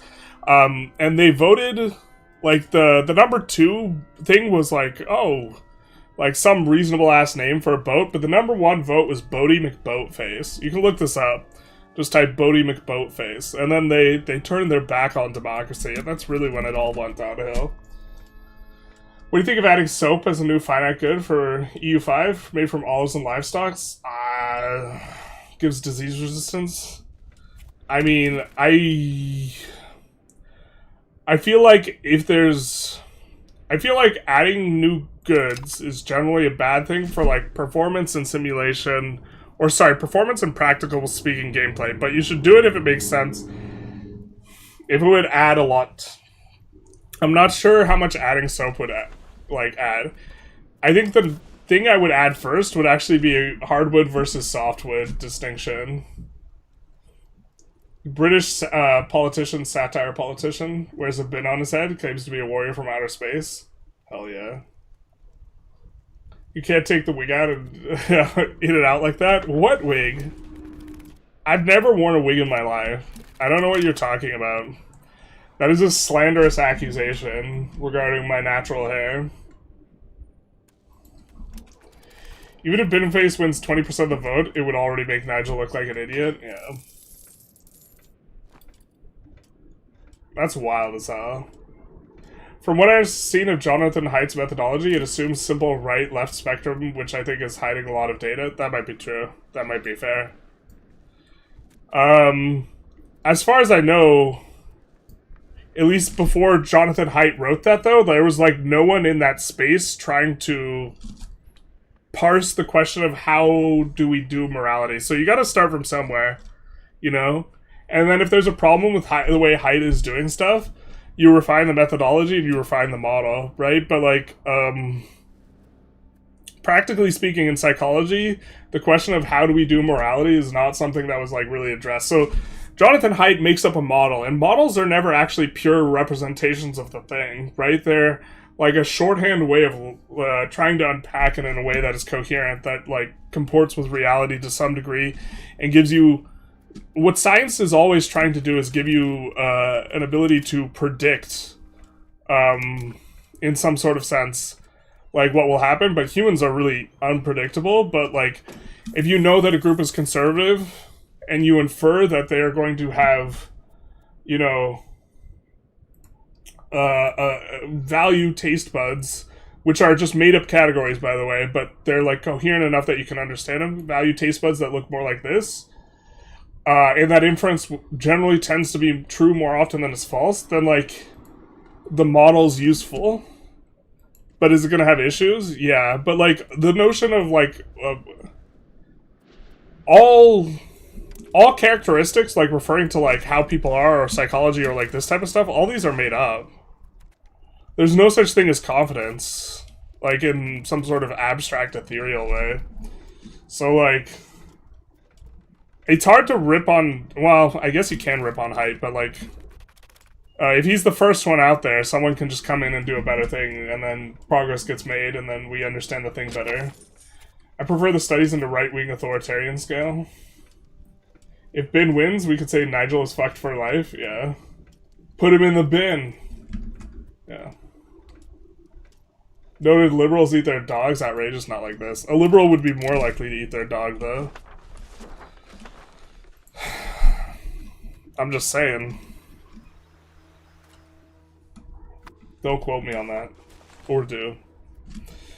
Republicans don't care if you shoot the family dog, though. Well, it depends if the family dog was stepping out of line. Yeah, I mean, like, I don't...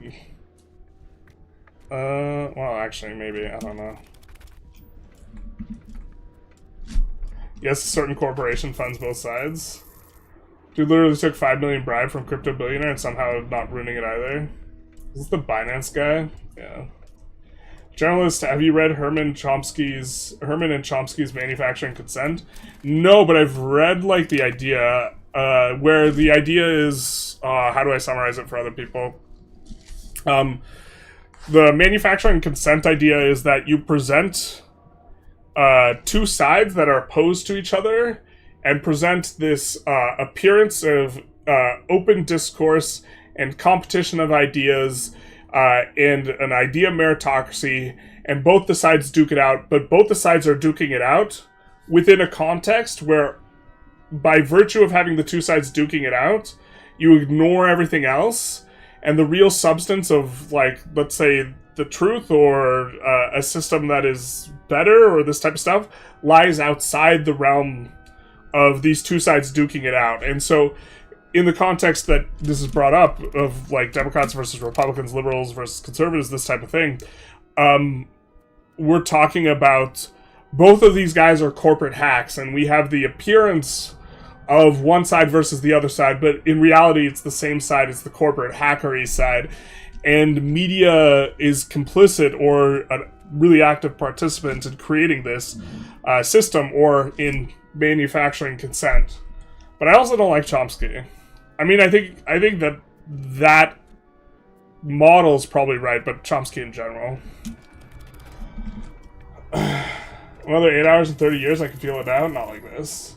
I'm not sure we'll get to 8 hours. We'll try and... yeah. It's a bit dated at this point, but it's still highly relevant. Yeah. As a fan of...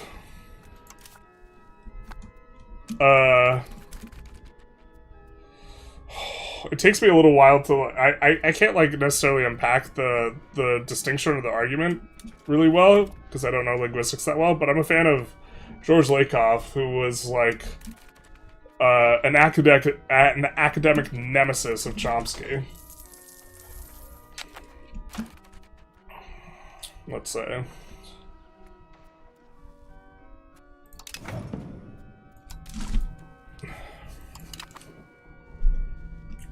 Filibuster is the last bastion against pure majoritarianism, with both sides recognized as value. I mean, I don't think that... I think both sides are, like, sellouts to corporate interest, and if getting rid of the filibuster served corporate interests better, they would just do that. But what they instead could do is just be bipartisan in ways that help corporations, and then just be partisan on things that, like, don't... I don't like Naples attacking this guy, because we were wanting to attack this guy. What even is this war over? Take Pisa. Son of a bitch. Son of a bitch. Don't like that.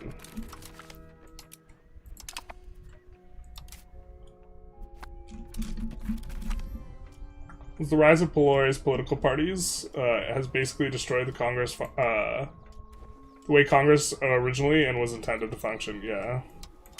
Well, I mean, they still function actually incredibly well, just for corporations. Right? Stuff gets passed that corporations like.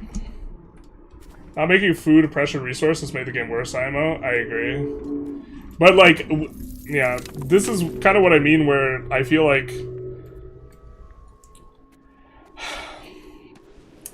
people were complaining about having trouble with food. And then people were complaining about having trouble with food, but, like, food was not an issue. The problem is people didn't understand how to create, like, breadbasket provinces, where you'd look for the rivers, and then you'd find a place, and then you'd add irrigation, and you would add farming villages, and you would expand the RGO. And, like, now you only need, like, 2 or 3 of those in an entire market. Or something like this, and everything else can be urban. But people were running into food issues. Like, people were playing in Holland, and they were running out of food, and they were starving, and they're like, and then they were playing in Florence, and then they were creating their own market in, like, a place where there's no food RGOs. And then they were like, that's like a direct quote. You can quote me on it. And so they're like, we obviously need to make it so that urbanization's not so bad for food. And, like, that made sense for Italy and Holland specifically in terms of solving the problem. So this is the, like, band-aiding the thing type of issue is, like, they're like, okay, people are having trouble with, like, these particular contexts. If we do this change, this very clearly, like, reduces the trouble. And then it's like, well, like, Holland has poor breadbaskety provinces and is in a market that's just actually really food RGO poor, just generally at the start of the game in the Bruges market. And then there's also, like, a lot of urbanization, but you can actually make it work in the Bruges market, and you can flip to the Cologne market, and that's what you should do anyways, Cologne market. And then here you just, like, actually need to not make a market here. But, like, food was, like, also you just need to, if you did either of these places, like, you could also just make a breadbasket province and you're super okay, right? So it's, like, not a balance thing, it's that, like, players don't understand the approach that they need to solve the issue, which is, like, so much of a harder issue to handle, but then you're balancing around a lack of understanding. So when people start understanding, or people have understanding approach the game, then, like, you get this, so we're just gonna urbanize almost everything, and we're gonna build 1 million granaries, and then, yeah. Taylor Swift concert voted over the internet to be for blind school, school for deaf and blind. Pitbull concert made some remote Walmart in Alaska. Pitbull actually went, though. That's why he's Mr. Worldwide. Yeah. Good early internet votes. Yeah, and then people learned that, like, the internet will always vote for memes. What about Grifting Van that we call Gritty Gritty Bang Bang? Yeah, Grifty Grifty Bang Bang. Honestly, we could probably get rid of a few goods at this point. I think that there's too many different forms of alcohol.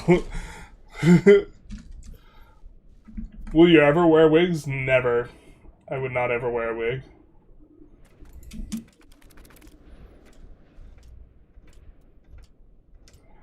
Binface will just call Farage a winker in front of the nation. That seems dangerous. I like it when politicians are kind of a little bit respectable to each other, but Binface, I mean, by the sounds of it, he just sounds like he's not an actual politician, he's a satirist. This model's wrong, all models are wrong, we know, but we need a frame of reference to start testing. Yeah.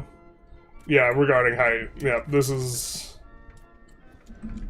essentially my thesis. Beer, a staple in lower to middle class population, barely has any demand. We're the Pope and we want beer. I don't actually know how much beer was consumed in early modern history. I'm not saying you're wrong, I'm just saying I have no freaking clue. So I can't, like, comment on it. 8 more months. Does trade work for you? People have been encountering trade problems, and I've not been seeing trade issues, just generally speaking. But let's take a look. Maybe we are having a trade issue. It looks like all of our trade capacity is getting used. If a trade won't be profitable, they won't use the capacity. So if they can't find profitable trades,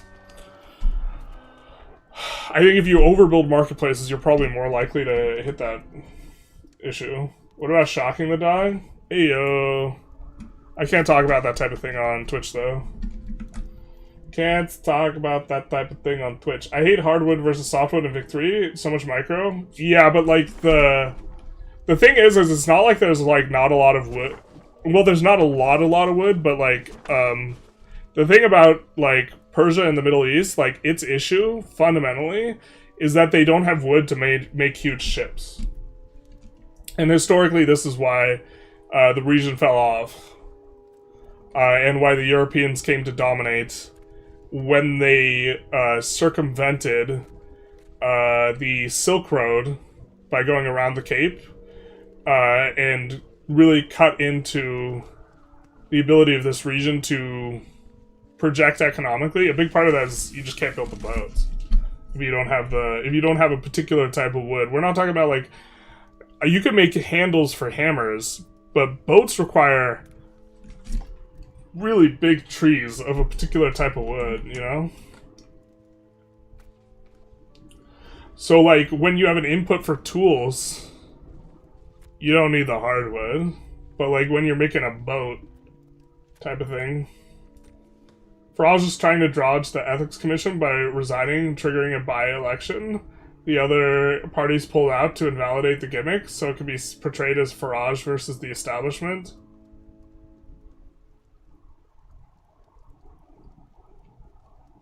So it can't be portrayed as Farage versus the establishment? Interesting.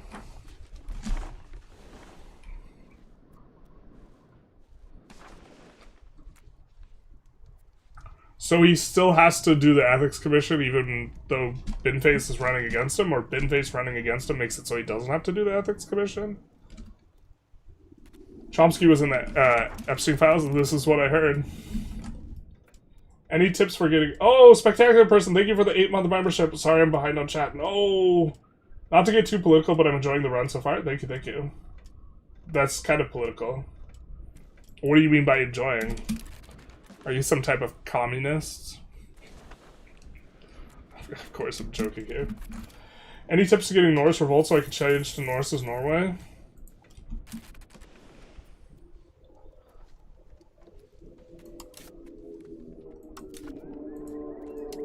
No, I haven't intentionally revved to give into the revs that much. It is a good way to get accepted pops, I suppose. And it doesn't care if you're not paying for your government power. Like, the acceptance is just free. Maybe... Ooh, I want to put accepting demands on... Accepting rebel demands as a note. Because I think this is really strong, it's just like, I haven't been doing it too much. Lies, you get 12 hours every time you play Songs of Six. Songs of Six, you also get faster responses, because there's fewer people in there. I was really having a blast playing Songs of Six. Now we have hardwood, government goods from shipping, making calculus make this even more nightmarish. Or from the shipbuilding? Yeah. The hardwood, like, suddenly just having a massive, like, influx in terms of demand is a thing. Chomsky is weirdly enough relevant in the programming language design stuff due to structured linguistic stuff. Yeah, I just think that, like, the way that he argues, I forget what his model's called, but his model for linguistics where, like, there's a, like, standard way of developmental linguistics in terms of like all humans. Chomsky like argues for it, but he's just wrong. I think it's like generative semantics, or I can't remember. Ed Herman keeps the propaganda model presented in manufacturing consent pretty grounded. Yeah. Metaphors We Live by Lakoff Johnson was an enjoyable read while I was actively doing more conlang work. Yeah, I'm a big fan of... I actually have it, I think, within reach of, yeah, Women, Fire, and Dangerous Things by Lakoff. In 1.3, what would you say are the best regular units to use?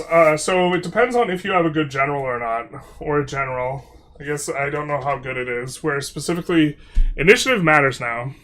But there's a secret cap for initiative. Okay, no cap on God, for real, there's a secret cap. And that cap is 5. Well, you get a lot of extra initiative in terms of percent initiative from having a general with a high diplo. And you can hit that cap, kinda, or get close enough to it with heavy cap. So if you have a general and the general's decent, in terms of dip score, heavy cap will be better. If you have no general, light cap will be better. The important thing is that initiative matters and is really strong now.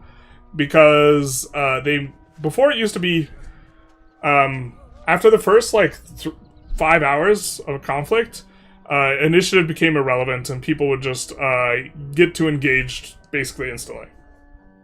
Now, initiative really matters. And it matters your ability to saturate being engaged. And if you engage 10 guys onto the front and they're slow about it, you can start single file pew-pew-pewing their guys down because they're only bringing like 3 units of stats to bear and you're bringing like 10. So you don't give a shit about the fact that you have like this little inky-dinky malice or this thing because you're shooting him with 10 guys and he's shooting you with 3. And then by the time the 4th guy comes, one of the 3 guys dies because they're facing like a 10-on-3. So initiative really matters, and you can just buzzsaw through low initiative troops with high initiative troops. But the armored horsemen are like medium initiative troops, medium-ish.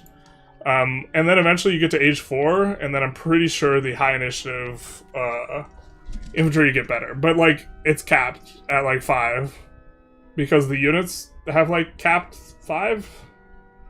But this is before modifiers, and you get like plus 100%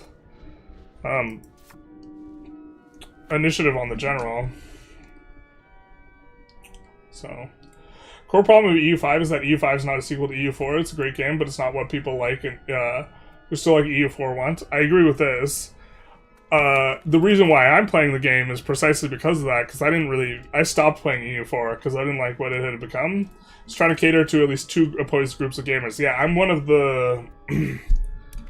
I'm in team... I stopped playing EU4 and then I came back for EU5, because the Tinto talks made it seem like it was really going to be sharply divergent from EU4 in a way that, like, I think that is getting somewhat backpedaled now, because the majority of the community is EU4 players, and they want EU4 too, not like a new thing.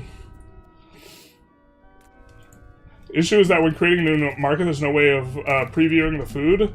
Yeah, I mean, I think that this is how you preview the food. So, you know. Have you worn wings? Will you wear wings? I would not wear wings.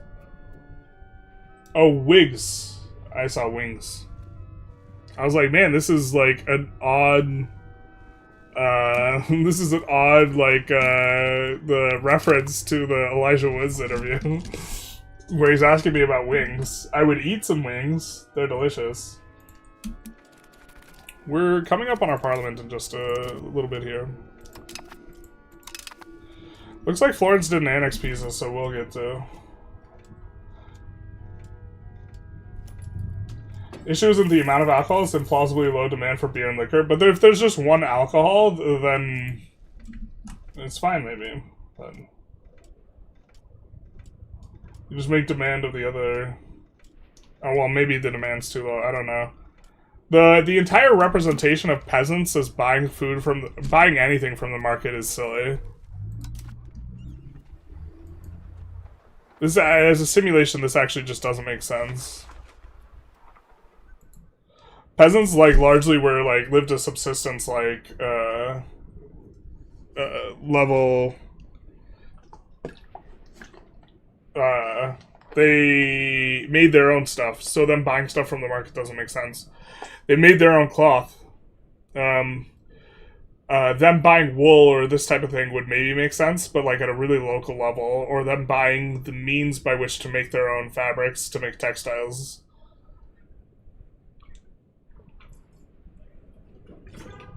You know, like the entire like economic, or the entire relationship in terms of like,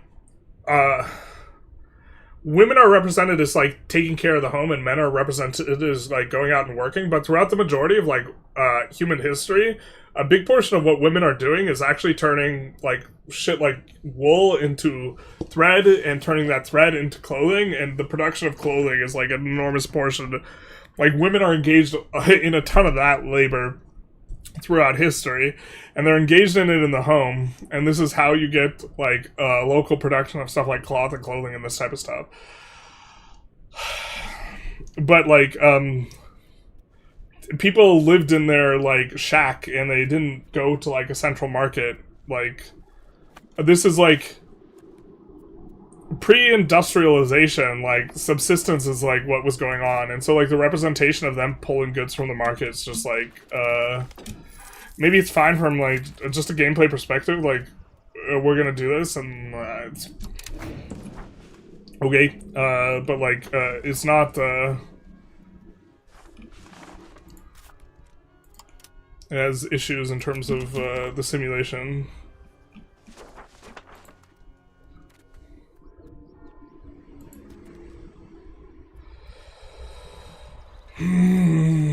I hate that after a certain point you want to actually de-urbanize stuff.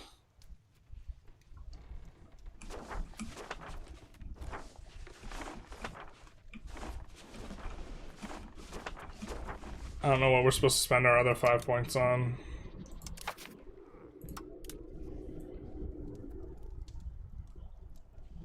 Maybe we abandon this individualism idea. It's not gonna even like really give us what we want. We can slot this in, but it slots out at like the end of the month, so it's really not useful. We just have like stuff where, well, we could slot in all the communalism stuff. I just want to see the immigration, but we're just like, immigration is just not a mechanic in granary rights world. So this was just a pipe dream to begin with. Yeah, okay.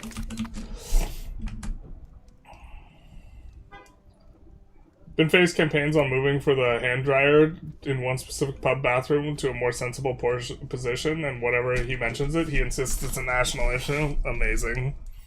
I mean, Binface sounds like Diogenes. I would probably be a fan.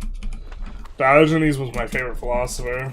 Not really, because he was a trash bandit, or trash panda, but you know. Tons of beer was consumed, but it was safer and potentially contaminated the water, but it wasn't modern beer, it was usually lower alcohol content. So it was just like water, but treated or whatever.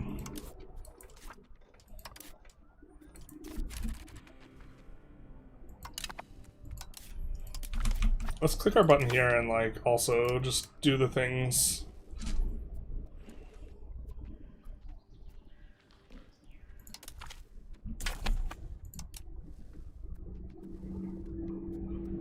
I think we're planning on going feudal merc grants anyway.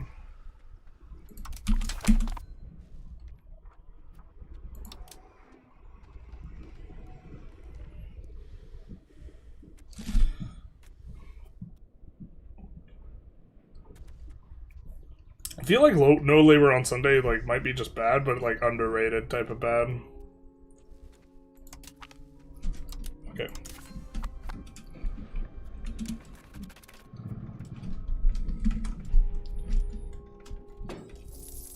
Having content creators do the teaching fall apart if no consensus on how the game should be played.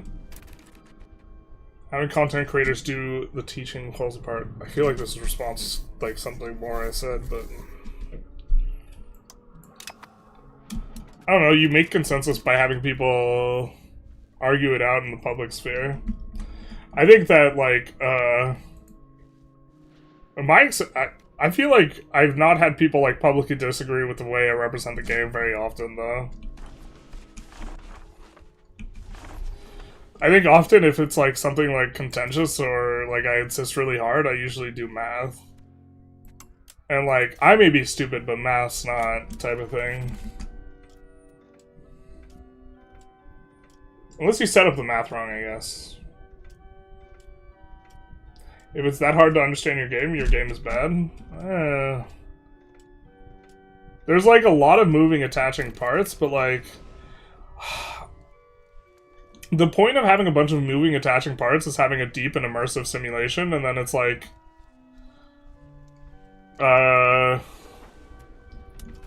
then... yeah, you're paying a cost by having your game be really complicated in that way. And then I think, like, the idea is that we're gonna have a deep and immersive sim, so, like, maybe this is, like, if you're then going to just, like, randomly have, like, OP, we flip to Hellenism and worshipping Zeus, so we get to bring 20% more guys into combat. Like, maybe there's, like, incongruous like design vision, but like also Biz is just like weird. Maybe it's just really okay for Biz to have OP content because it's not like disruptive. Ethics investigation will be suspended while he's not an MP, but he'd continue if he wins. Got it. So he's just delaying the inevitable. I've seen some arguments for a historical case beer was safer, a bit overstated. People generally knew where to get potable water. Technically might get elected against Binface, then immediately lose the seat due to bribe inquiry. Well, what if Binface wins? It's always funny when, like, people like that run, because they're not actually planning on, like, being a public servant, and so, like, what do you do if you're just trolling and then you get elected? Do you, like, try and be a public servant?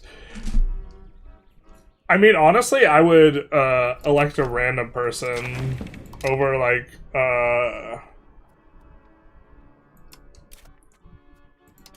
if I had the choice between having all of the Republican and Democratic lawmakers, or just randomly, that we have on, like, in the Senate and the House, or just randomly selecting an American from that, constituency, I would, honest to God, prefer random. And that's, like... you have an issue if, like, random is better than, like, what your system is. President's a little bit of a tougher sell, just because I don't want someone who's schizophrenic getting the nuclear codes, but, like, YOLO, bro, like, what are the odds? Maybe. Going after Pisa. We're waiting for some of our stuff to recover. We maybe should have put the peasants in parliament. We haven't pushed serfdom yet, so we can't click the call to freedom button pretty comfortably. We were pushing aristocracy, so I don't know if we want to push this, but honestly, like, aristocracy, this might be okay. Right now, the fact that the level of the power we have with the burghers is actually just being kind of disruptive, low-key.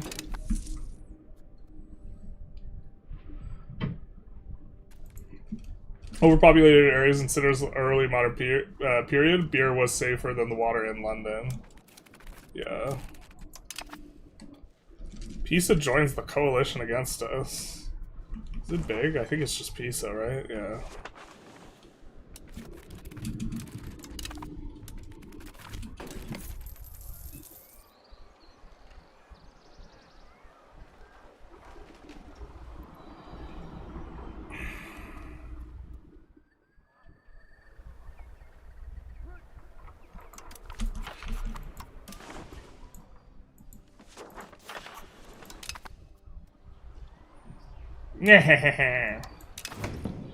So we basically don't suffer the downside there.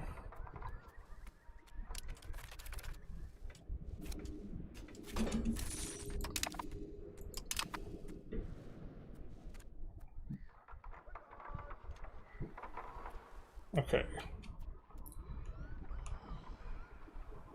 I think we're okay with cooking this.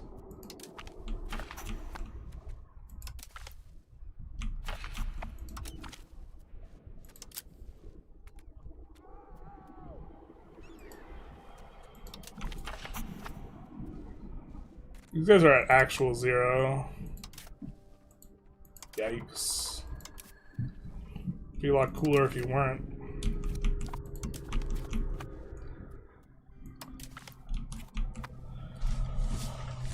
We could bribe them.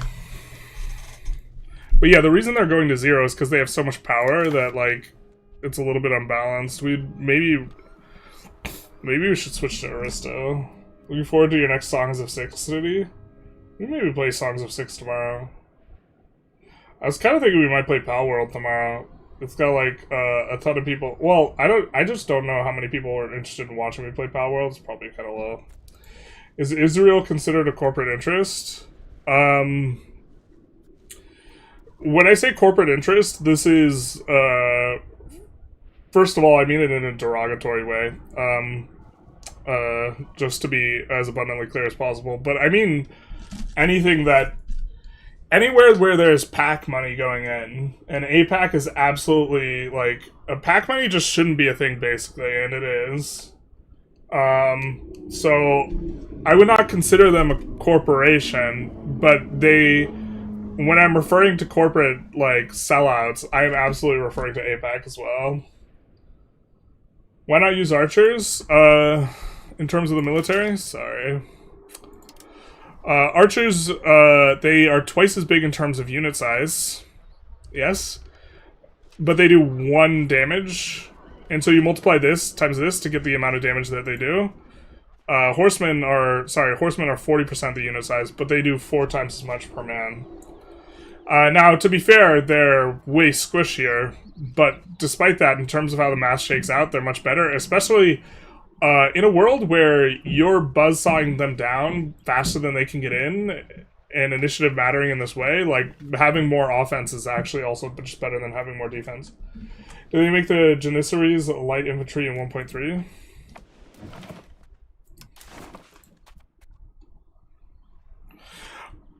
Off the top of my head, I don't know what they were before, so I guess I don't know if they changed something. It says that they're heavies. Not sure what you mean.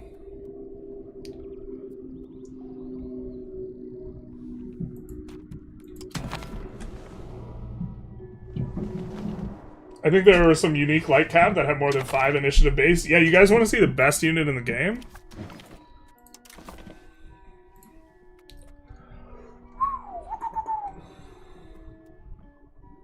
If the stats actually mattered, like if there wasn't a cap that's artificial, this would be the best unit in the game. Extra flanking damage and 10 initiative on infantry, which is better at this time in age 6. After that is probably cavalry, business cavalry for forever. Love my fully fledged proletarian class in 1350, working my low-tech factories for a wage. Yeah.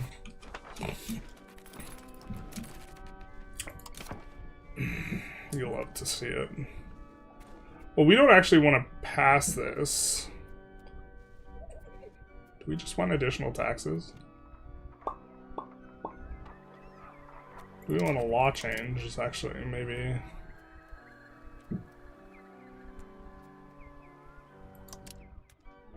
Surely we don't want republicanism. Oh, I understand. We want to go virtues of Paletia, but only after we push serfdom.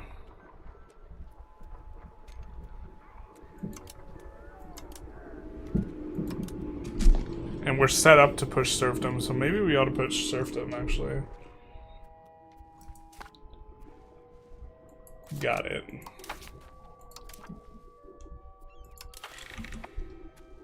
Got it.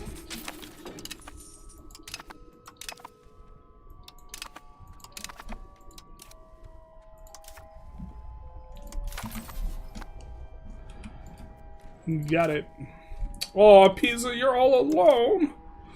Oh, you just lost a war against Naples. Oh no. Such a poor, lonely little thing. Oh no.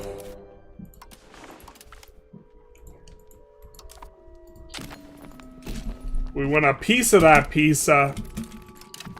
And by piece, I mean we want the whole shaboodle.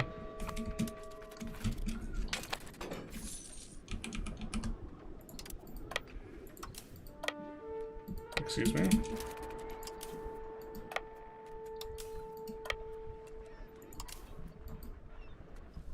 Am I blind and there's only 3 locations? I am blind.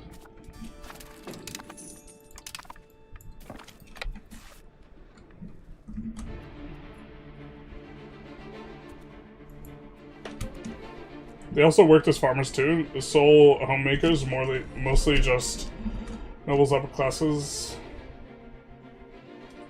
Well, the labor was generally like not like around the clock. So yeah, they would help out like during harvest and stuff too.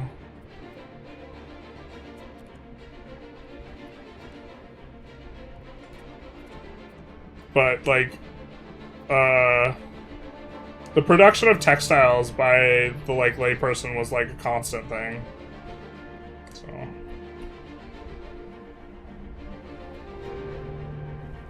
God, what a Chad.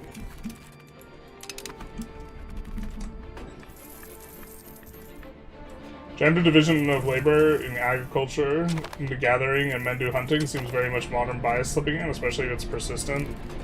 Hunt. Yeah, women are actually really good over long distances. They hold most of the, like, super uber long distance records. What is he doing with this? Oh, it's just 22 at least. Okay, never mind. I'm not as mad anymore. I wanted to know what the hell was going on.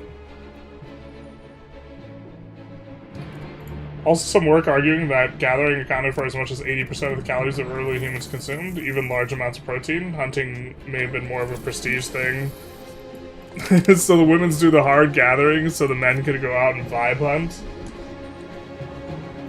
Have you tried the vanilla auto expand? It's remarkably worse than the mods. Yeah, it is considerably worse than the mod. But it is also so much better than no auto expand, it's not even close.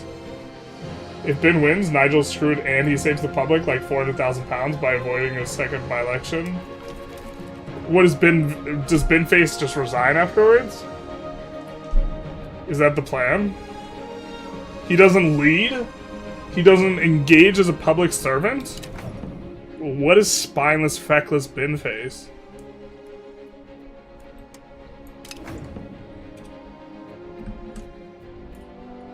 I absolutely agree with the random person point, 100%, yeah.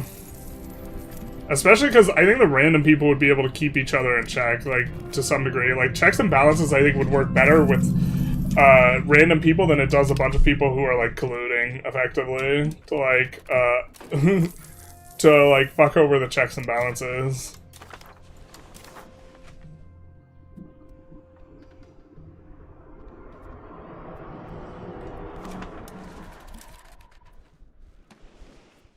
France is doing pretty good.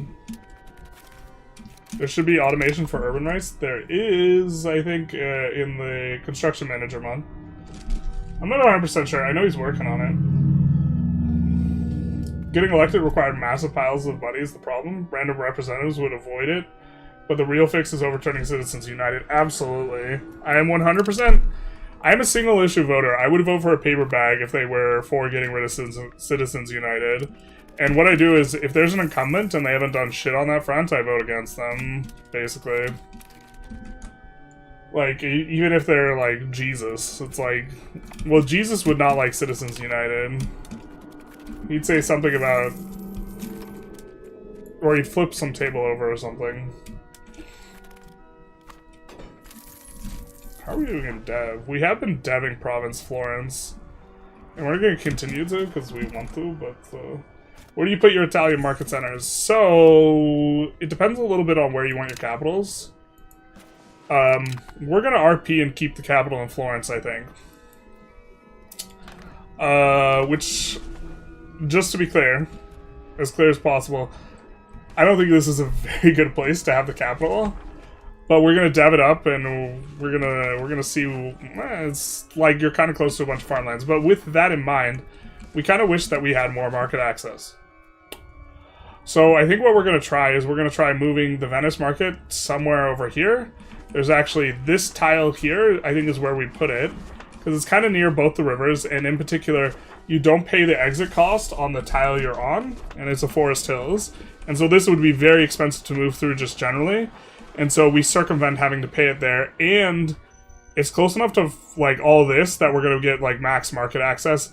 But we also probably could get max market access in the farmland over here. As part of all of what's going on here, we might move the Genova market over a little bit. I'm not sure yet. Are those headphones truly comfortable? No, they're just, like, uber cheap. Yeah. They're actually, like, the right ear doesn't really work that well. Birds are terrified of women. That makes sense. Part of women doing the hard gathering while men just hang out and do the prestigious hunting was ironically true in some societies. Had patriarchal marriages? Is that patriarchal misspelled, or is that something, a word I don't know? He saves money by virtue of there no needing to be another election. Of course, why would you elect someone else when you have bin face? Obviously. How about a random economic major? That'd be even better, but I literally think it could be just a random person.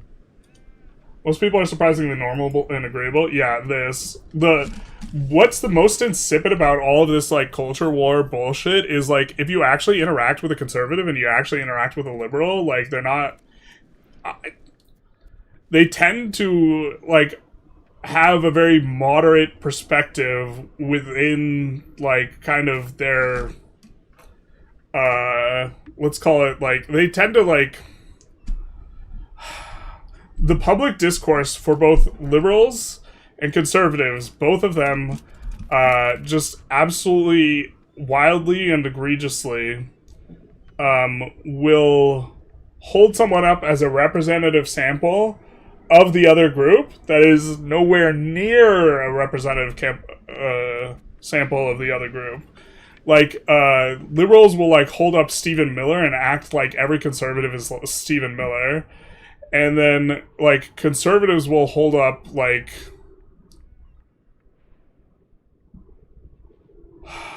Who's a really good example for this for conservatives? I feel like they, like... I'm trying to think of, like, a really... I guess someone like Hassan or something, some tanky, and be like, this is all liberals. And, like, it's just, like, not a good representation, but both sides just egregiously misrepresent what, like, the average person from the other side is.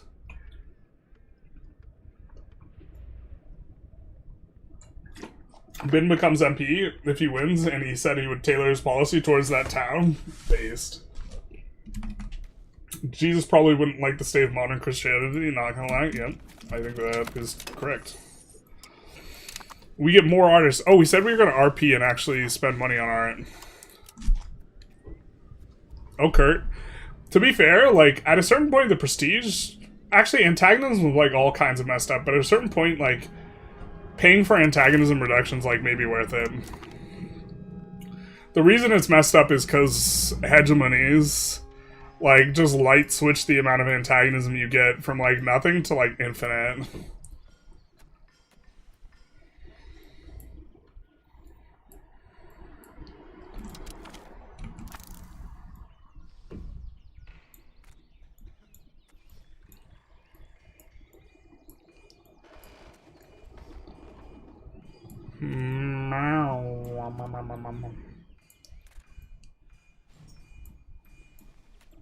Morale, like, is a lot more important. Let's actually go with this.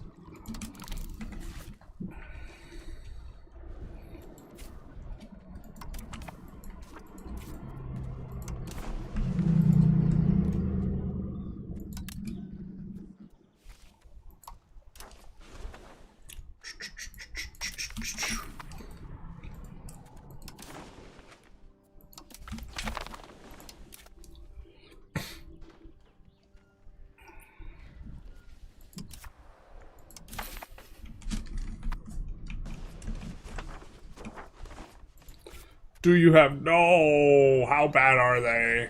No, they're so bad. I think we might revoke these just manually. I think it was like a punt for us to... the way I approached it last time. Well, to be fair, you could have the silk not urbanized.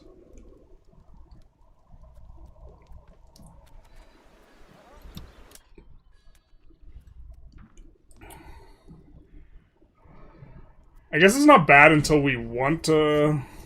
Well, we actually, like, would be gaining stab. So spending it a little bit is kind of okay.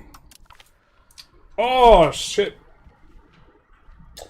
I forgot to call an emergency parliament before piecing out. That's pretty bad. Verona or Venice? Which one's better? Probably Venice, but Verona's, like, not far behind.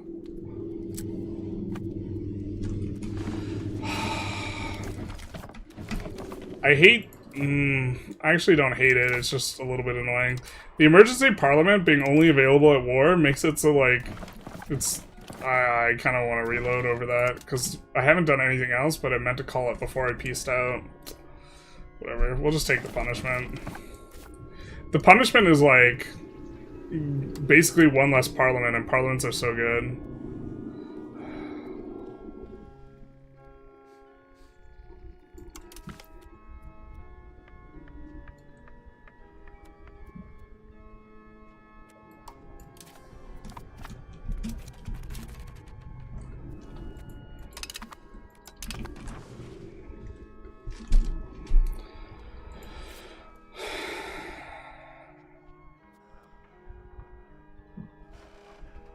Oh, we're so close.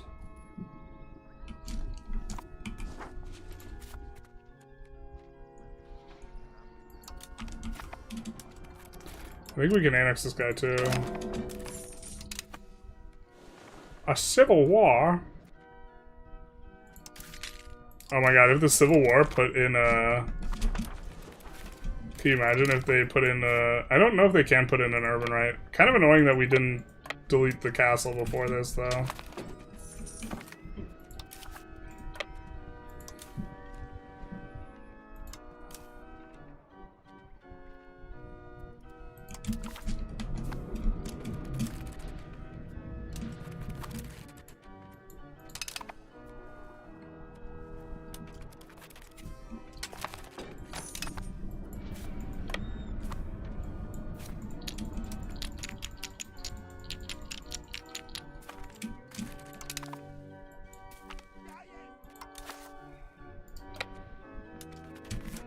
Oh, I should have waited a little hot second. I think we still win, but...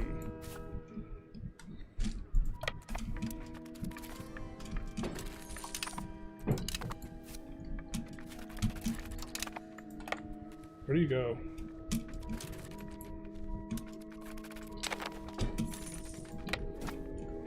Who revved here anyways? The burgers? Yeah, okay, fair.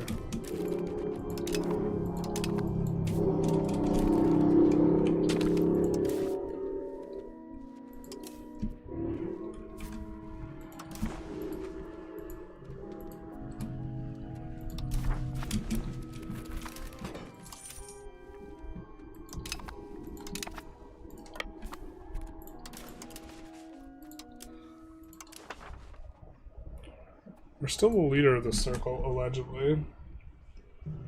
Your nation's called Florence and your capital isn't Florence, you're a disgrace, yeah. Tuscany kind of good for a tall game, it's got a lot of good production RGOs.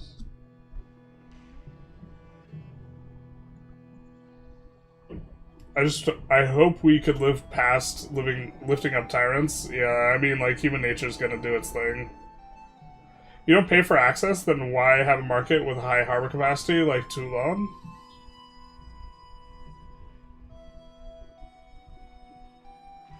Why have a market with a high harbor capacity like Toulon? If you don't pay for the exit, why not have a place like Toulon? Where was Toulon? Does my hotkey for that not work? Alright.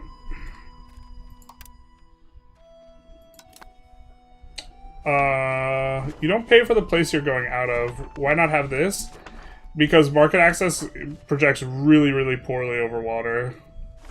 So I'd probably be more inclined to like make it like inland almost. I think there was a place I liked in here, but it also projects really well up rivers, so somewhere in here, this tends to be like a dead zone as well, market-wise, maybe. Or maybe trying to like split between the two. In which case, like, Toulon's not bad, but like, I'd maybe rather place it inland a little, or closer to a river, or on a river, or something like this. Patrilocal? Sorry for the typo, where the women have to marry in the men's family and have no allies in the household. Yeah. Okay. Patrilocal. Within their Milu? AOC? Yeah, I think the way AOC is portrayed is, like, not the way AOC is. It's, like, why I wanted to avoid saying AOC, but you're right, it's absolutely AOC. Just, like... I actually, like, on a lot of policy, like, I'm kind of okay with AOC, but, like, she kind of annoys me. I guess it's, like, whatever.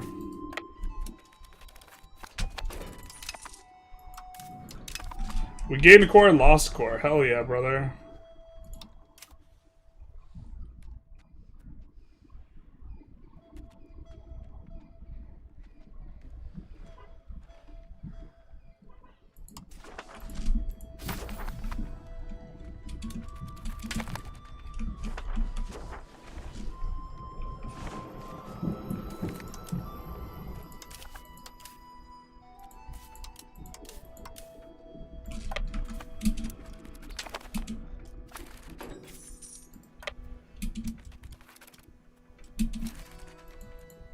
Yeah, lack of food here is going to be a little bit annoying, I think. Considering the revs aren't going to be breaking. Funny thing about Binface, he stands on almost every election as a joke and gets to stand alongside mainstream candidates on stage and give a speech. AOC Mamdani. Yeah, but I think that, like, my opinion is, like, that, positions get projected onto, like, AOC and Mamdani that are not their actual positions. And that them with those positions gets held up.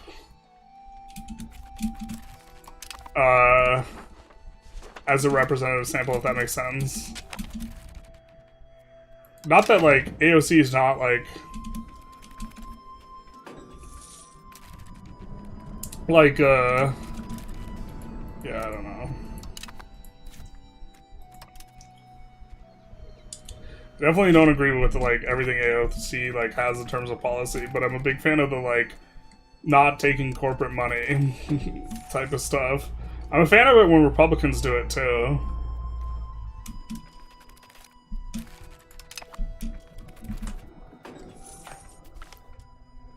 Except they're way more normal than Miller, yeah. Miller's not even a very good example. I don't think. Because I don't think the left doesn't really talk about Miller, like, a very high frequency, I feel like.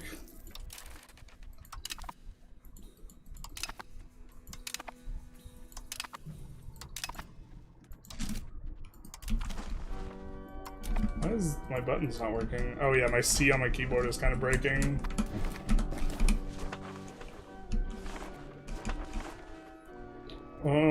I think integration goes faster on our own culture, so we'll do this here.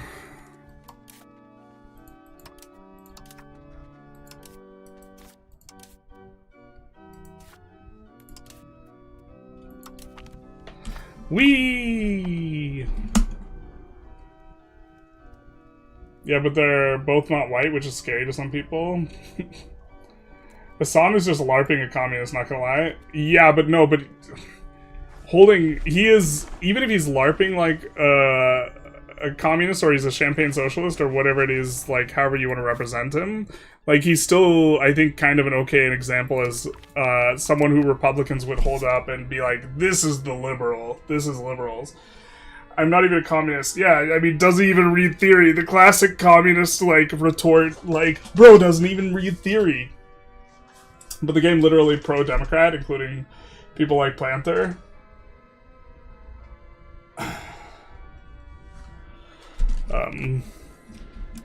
Yeah, I mean, San has plenty of sound bites where he looks like a psychopath. And so, that would be... If he were, like, more mainstream, Fox News would, like, play lots of clips of him. Is there ever a play using Fortress Town to induce demands for soldiers' special goods? Probably not. Interestingly, though...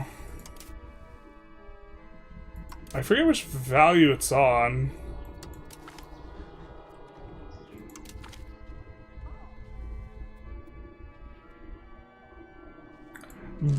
So generally they've been getting rid of scaling per 1,000. Military allotment gives possible soldiers per 1k. Now, this is not that substantive because levies in general... Or, I mean, let's take a look at it. Levies in general, like, the soldier levies aren't, like, way better than the peasant levies, and they probably should be. But this is an example of the men-at-arms. Soldiers only get raised as men-at-arms, but it's only raising 2% of the valid pops.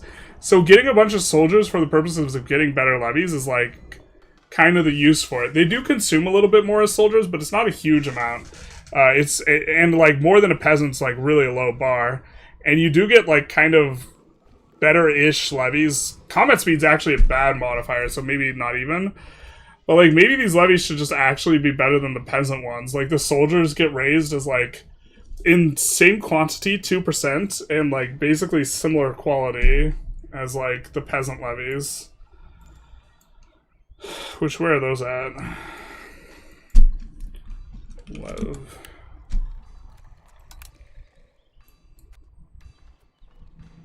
See, 2%, and they get raised as peasant levy from laborers and whatever. But they actually have high initiative. So the peasant levies right now are probably just actually better.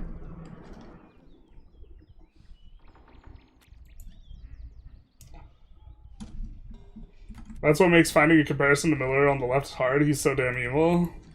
Yeah, I mean, I think I'm kind of okay with my selection of Hassan. And I'm back. Looks like I only missed a year of gameplay. Does the bow not well for the rate of progress? Well, we've caught up on chat, basically, so... Yeah. Whereas Stephen Miller's values aren't projected onto him, I have to imagine at least a non-zero. Yeah, but I mean,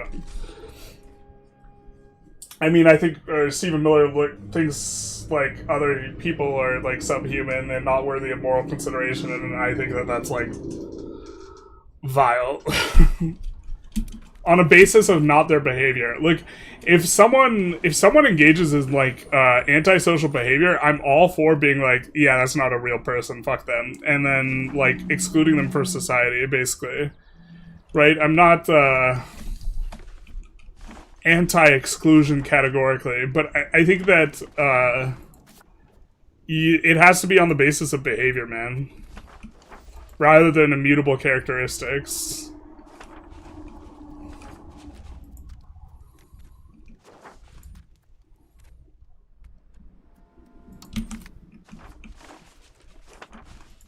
Should we breadbasket this ish? I mean, it's on a river.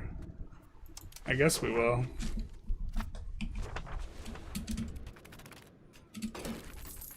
I think we have to turn it on in our mod. We gotta like come through here to turn it on.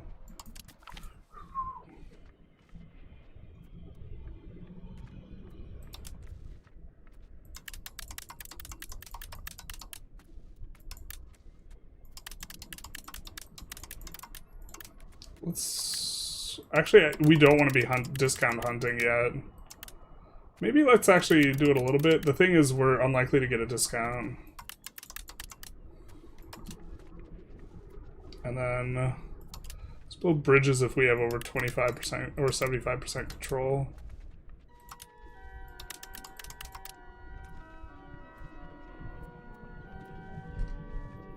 That should be good.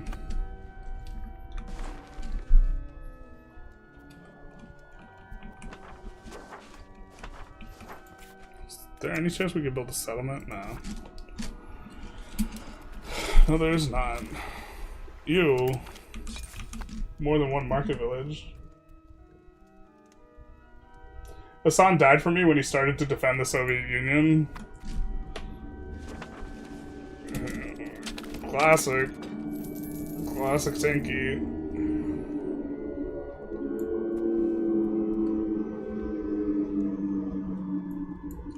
What's the war now?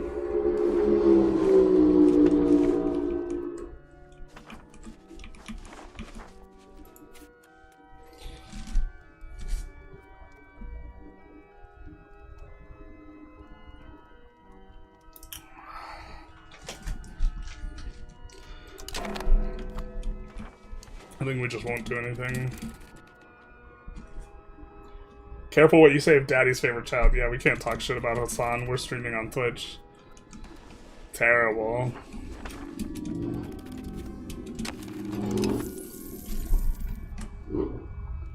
Are you trying to vassalize Siena, or you have no, or you just have to get around to conquering them? Still trying to vassalize them. I think we can.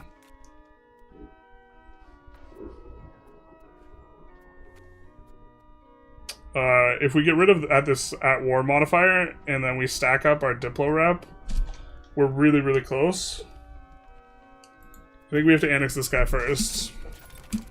But like, we should have gone centralization, honestly. We actually have an event for it too. I think it's too late, but maybe it's not.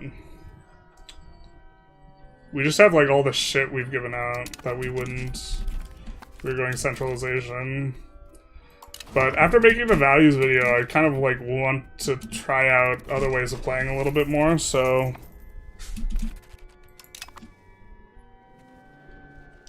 I've seen Hassan in media before.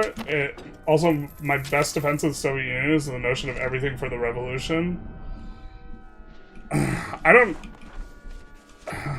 don't know the Soviet Union that well, and I haven't seen Hassan's like support of it, so like I don't want to talk like very specifically at all about you know, or like criticize his support of the Soviet Union when I don't know exactly what it looks like. I'm not like a fan of authoritarian governments. And I think the Soviet Union, as I understand it, was incredibly repressive. I think Stalin was a huge asshole.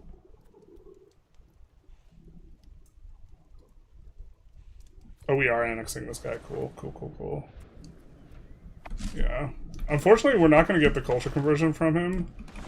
What's the area is Emilia and Romagna. How many provinces is this, though? This is 2 provinces. Maybe we just have to culture convert manually. That's not the end of the world. We've been, like, expanding. Feels, like, kind of slow, though. Oh, I should get that mod? Yep. It is Construction Manager. Shouldn't be too long before too long presidential election primary shit starts up. Interested to see if someone could, if the right can pick someone, or Trump will have a temper tantrum. Well, we know Trump's gonna have a temper tantrum, but... I didn't even realize we had taken a loan. Wait, what happened? Why are we losing money? Oh my god, dude. I really want to just be able to turn the setting on and off. So... Normally what we would do, you can control-click to swap countries. Normally what we would do... You can control-click to swap countries if you have swap countries on. Normally I just turn it off so I don't accidentally click. Now, once you have that game setting, whatever it is, it's just locked in. And being able to swap countries disables achievements. I wish they'd just make it disable achievements, but let you switch the setting back and forth, because it's actually just annoying. Why would you not just spam bridges everywhere? Eventually you do. I want to get cheaper bridges. Centralization is better IMO, especially in Italy, where your expansion is limited by antagonism. You tend to integrate yourself. Yeah, I mean, like, I have a dream of, like, fighting in North Africa. I actually think we might form Morocco, so... In terms of, like, what's best. God, I forget all the buttons we clicked. Terrible.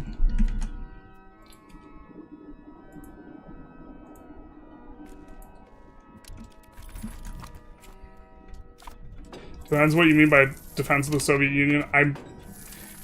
Knowing Hassan, I assume it means, like, the US was the bad guys in the Cold War type of, positioning.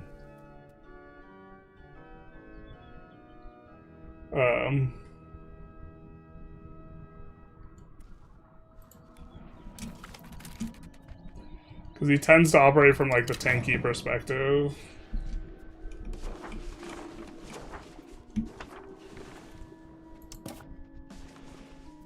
But we already uber enemyed them.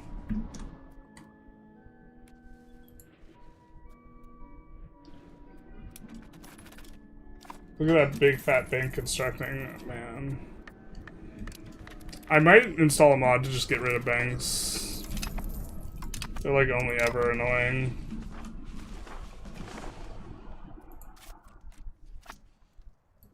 And not like in a way that like adds texture to like gameplay or something like this. They're just like actually just obnoxious.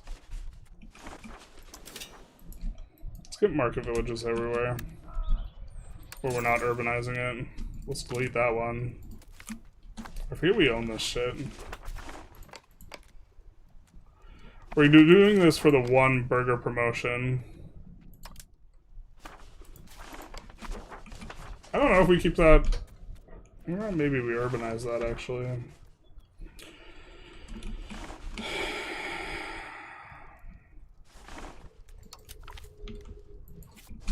I'm not sure, so spineless coward, I'll neither urbanize it nor do the other thing. Hell yeah, brother.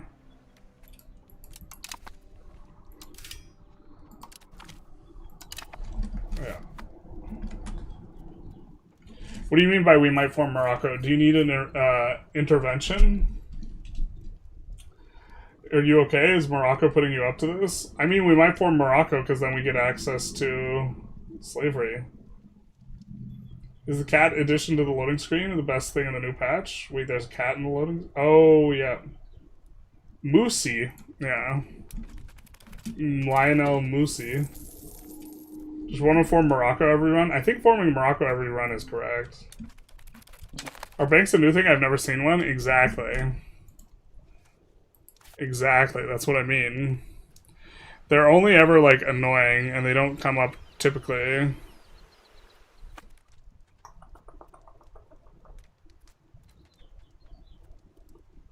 What's the best way to... I'm not sure we can actually even search Bank of... No, we can't.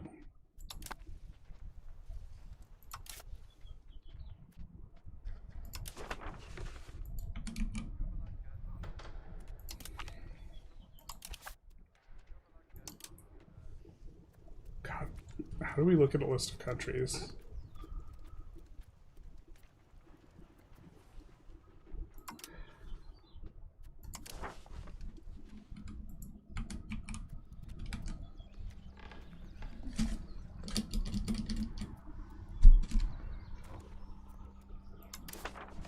God, we can't type in bank to find the banks. So bank is what is it? A landless country that, or building-based country, a BBC, if you will. And all it's gonna do is like be annoying and fuck you over because. Like, you can't annex them, you can't delete their buildings, you can't really do anything to get rid of them, ever. And they don't provide anything for you, because what they do is ostensibly give you loans, and then they build, like, banks all over the place. I don't know if they just get value out of these banks, and it doesn't siphon off tax base from you. I don't think it siphons off tax base from you. But it goes against your building limit, and it's just kind of annoying, and then they join against you in wars sometimes. but you can't annex them and you can't get rid of their buildings. So there's no recourse against this. They'll generate antagonism. They'll start disliking you, and when they go to war, they use money to hire mercenaries, and they hire mercenaries anywhere that they have a bank. I think they can do it. So sometimes they get to like paradrop mercs into you. I'm not 100% sure. Maybe this got like patched a little bit. They have to be more selective or this type of thing. But that's like the way that they can interact. So a country that you can't get rid of that just like randomly like paradrops stuff against you is like kind of just annoying. And like taking loans is just actively bad. So like the only thing that you could like about them is just like not a thing. Not as annoying as the Hansa. Well, the Hansa is like an Uber bank. I think you're supposed to vassalize Lucca. They get a second fine cloth bonus to location that says if that stays if you conquer them.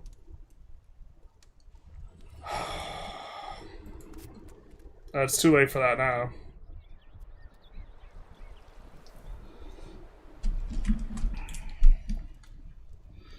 As someone who was born near the end of the Soviet Union, it was a triumph over evil for the average person. The only people that missed the Union are the ones who partook of the rampant corruption. Well, tankies, too. You've never met a tanky, good sir. We maybe run out of...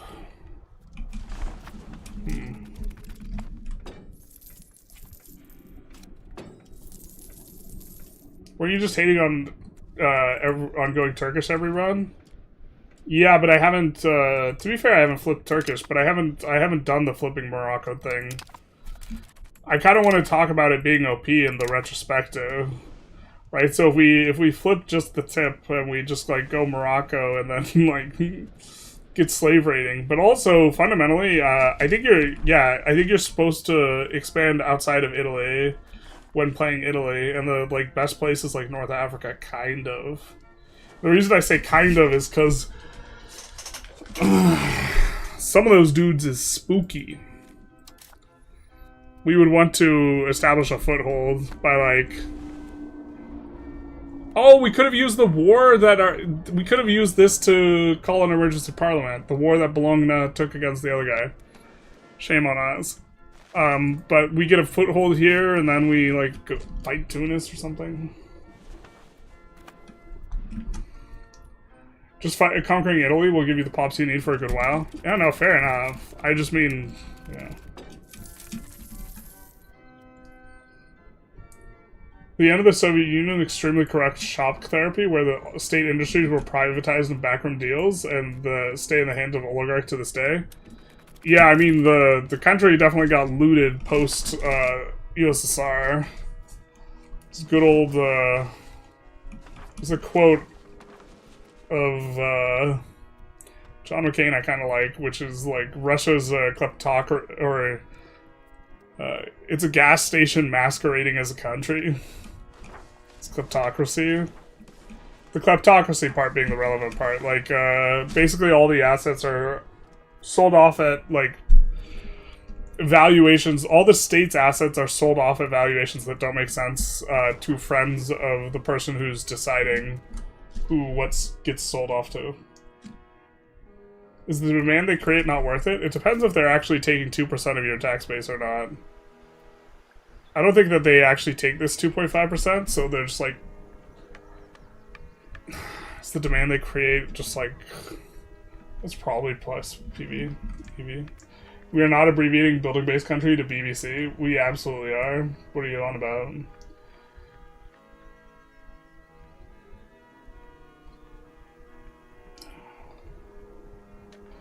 '90s could be described as anarchy? Yeah.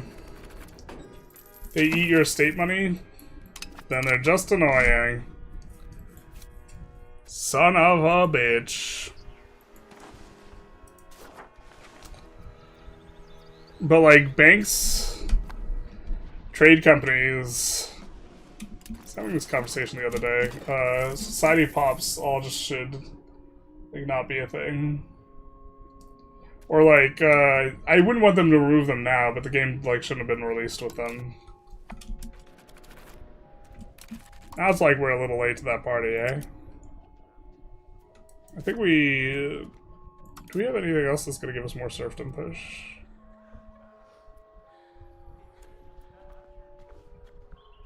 I don't think we want to give banal lordship.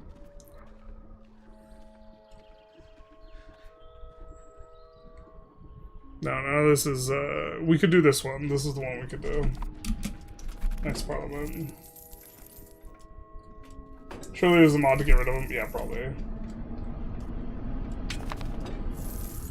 How do you form Italy without Rome, though? We would use Rome.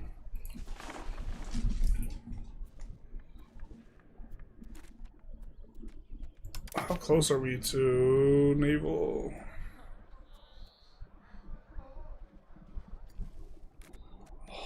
Did we backslide the other way?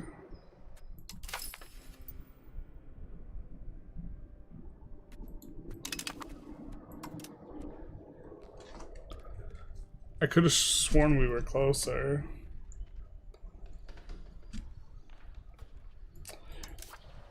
Sometimes when you have an army raised, it like breaks your ability to do a thing. To be fair, now we don't have a navy, so we don't have our ruler in charge of the navy, which is just like a leak.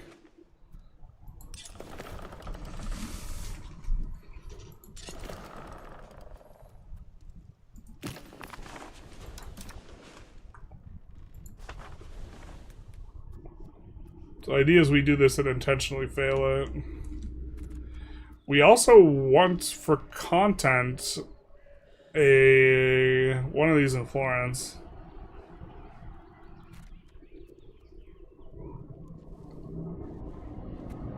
Let's do this for content.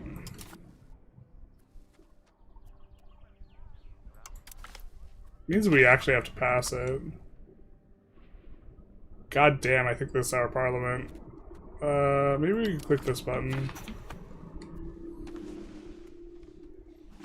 I don't think we're ready to, like, fight Tlotchen.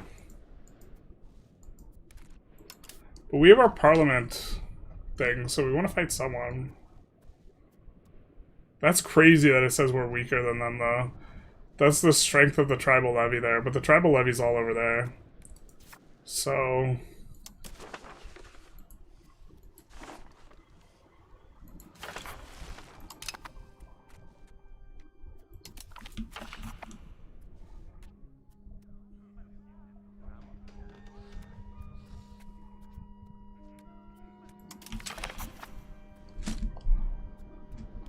now we passed the other thing.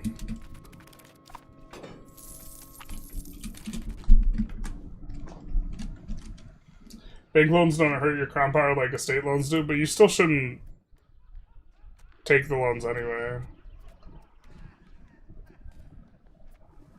Guy's doing a great job. What's a tanky? It's a pejorative for like it's a pejorative for people who basically are like, I think they're generally communist, but I don't know if they necessarily have to be. But every single like the lens through which they interpret every single like thing, like politically or geopolitically or whatever, is through hating America. You also get true creditworthiness per bank loan repaid. You can take a bunch of loans, repay them all at once, and then issue really low interest government bonds.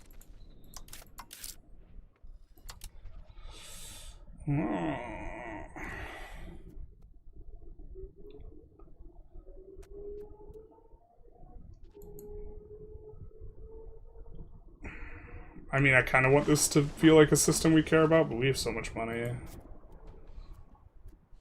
And the interest rate has to be so low for the ROI to make sense for us to, like, take loans to make cities or something.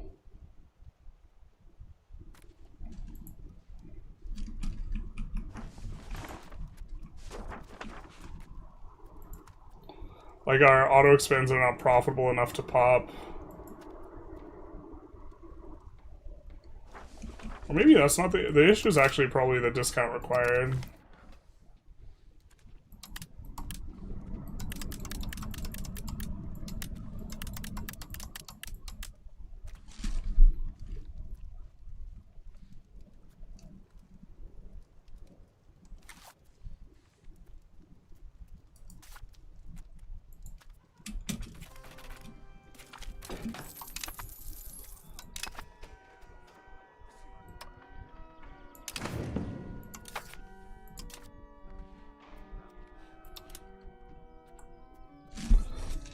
We started to push the communalism.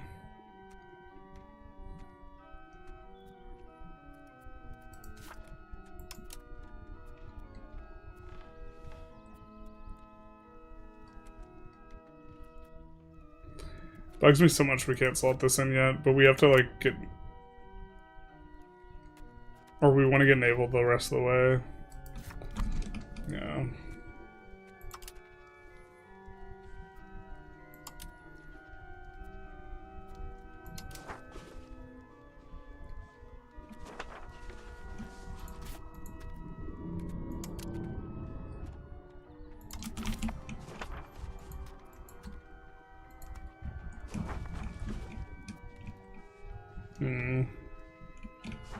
I guess we maybe are supposed to, if we're going to urbanize, we should be a little bit more aggressive about it. I think fiber crops is not worth having.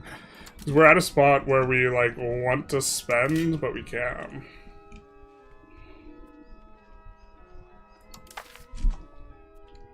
Or want to spend government juice.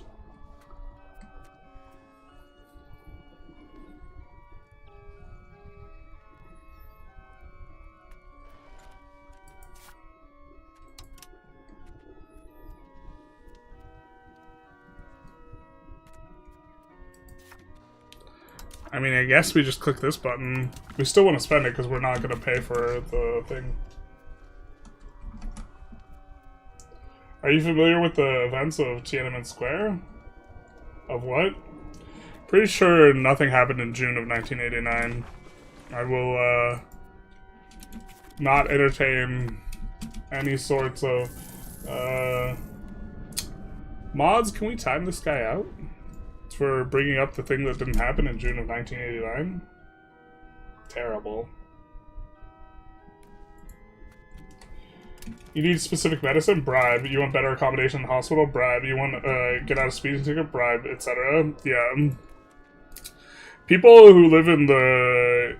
I read a book on corruption, and I feel like people who live in the United States, like, who see what, like, top officials do or whatever, and they, like, call it the most corrupt country in the world, don't know about, like, prolific, like, and systemic corruption at, like, all levels and what that looks like. But, like, having to bribe the police because you want to go from one province or state into another is, like, a vibe that other countries have to deal with, or people in other countries have to deal with. Corruption tends to be a double equilibrium where either it tends to be relatively uncommon or it tends to be absolutely rampant because, and by double equilibrium I mean like the behavior for the person, if everyone stamps down on corruption, then engaging in corruption is actually really high risk, and this pulls you towards low corruption. But if corruption is widespread, failing to get in corruption, or failing to engage in corruption, can not only mean it so you don't get access to goods and services you ostensibly actually should be having access to, but it can also be dangerous in its own right, because people will do dangerous and illegal things for the sake of, like, the thing.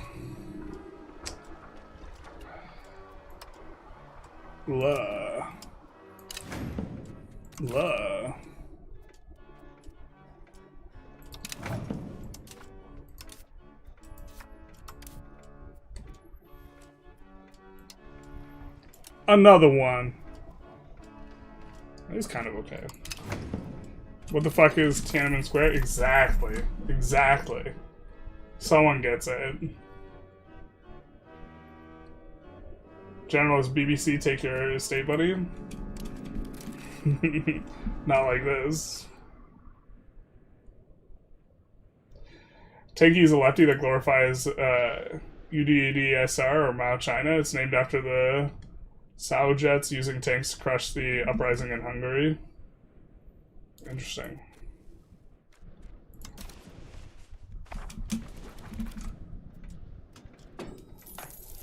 Is the big building the only parasitic building they spread?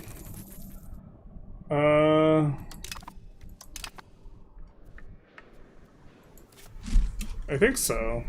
I'm not 100% sure. I think they can build some other stuff too, but... So we will unlock content with that new cathedral. But now we can declare a war.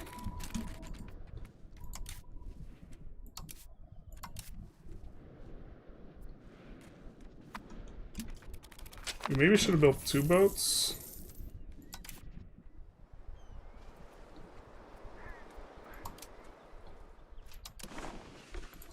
Now our fleet will be unstoppable.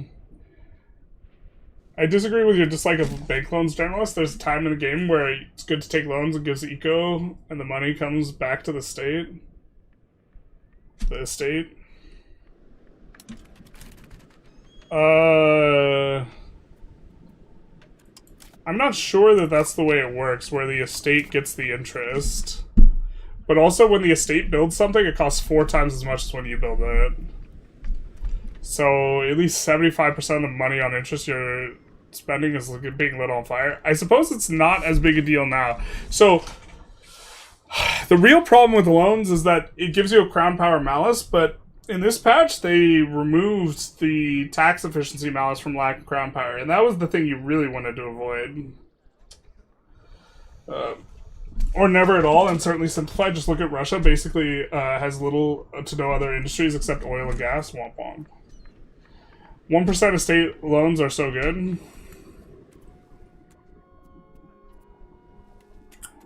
The thing is, trade income is really good. Because trade income does not increase slider costs to the extent that you're paying for them.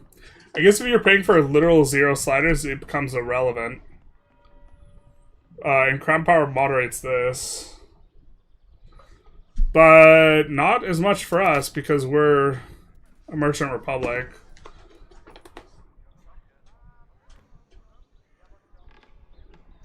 That definition seems incorrect. My definition of tanky? Okay. I mean, it was different than the other guys. I don't, and the other guy provided, like, a sauce thing, so maybe my definition's incorrect. Hardline solidist is what tanky means. In the context I've seen it, like, defined, it was more about hating America, but maybe that's just usually when people bring it up as a pejorative, rather than the support.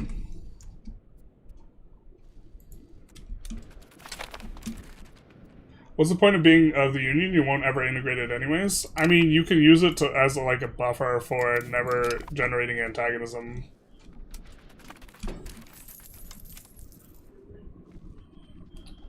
Let's see if any of these are good. Bank interest. Let's put the De Medici guy in. I think this is... no, that one's... oh, we can flip Sunni too? Oh, it's magical.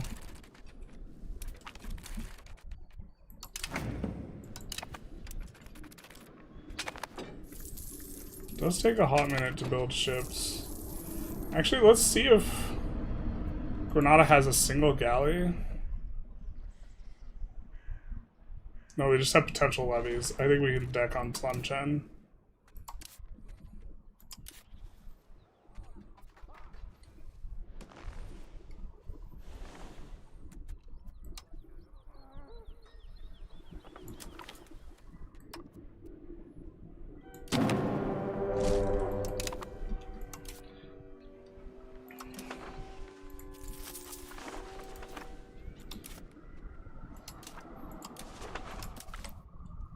We won't need all the levies.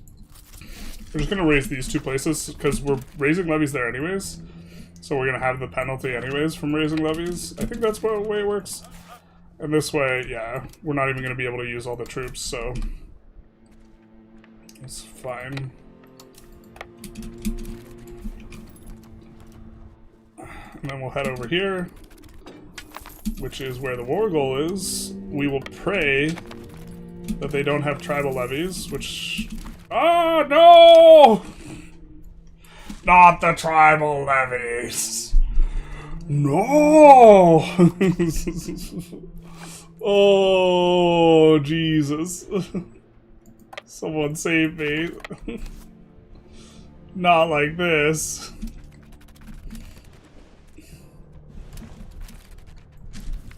Is there a way we can salvage this?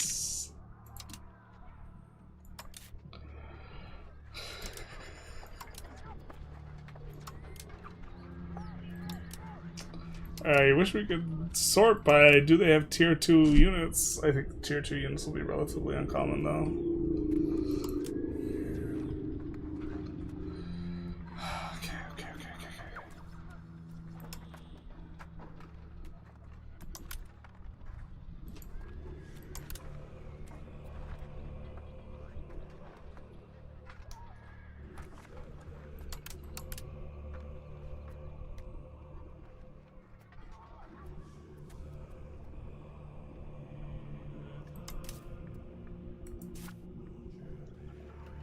I'm looking how many units we can transport.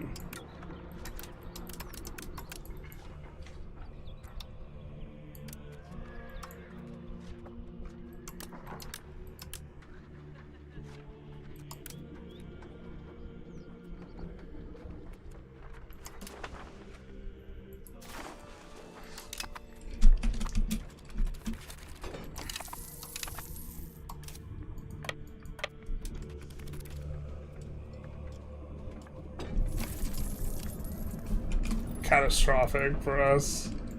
Actually feels so bad. Dock that guy's social credit score now. Corruption is better in most post-Soviet states compared to Soviet times, but still rampant and systemic. Yeah. Are there any other parasitic buildings you can't remove that I should add to my mods chopping block list? Oh, well, I mean, like, some of them I think are appropriate and make sense. Like, some of the trade-oriented ones. So it becomes difficult.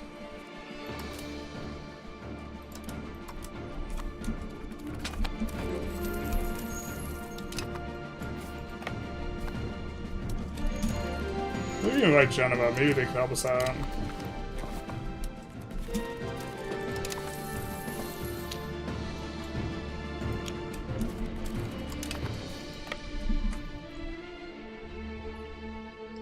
It's not about the economy, it's about the culture, the grab whatever's bolted down mentality, deeply rooted and far greater and outweighs the benefit of the free market. There are huge benefits for loans. For example, 80% of loan cap, get mercs, win war, take the rest of the loan cap, build stuff, bankrupt.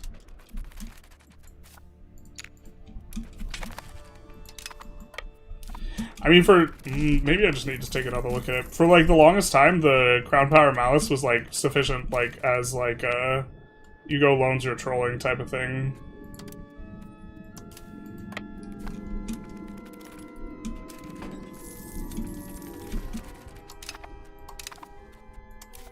But now maybe not. So.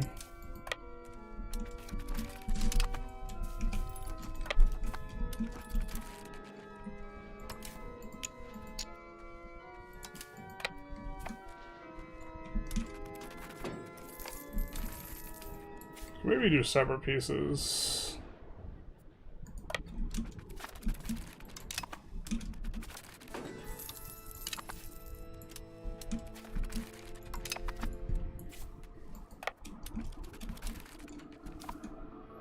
I'm not sure our army wins here. I don't sound like I'm being a contrarian, but I don't see trade as being that good, even in the 1600s. It's a lot better if you have modifiers, and if you don't have maritime presence, naval trade is kind of shit, and naval trade is way better than overland trade.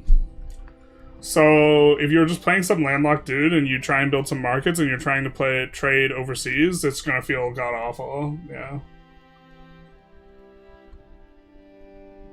Unions are so you can play Pokemon and EU at the same time. What comments are you reading? I'm reading both, but I'm behind.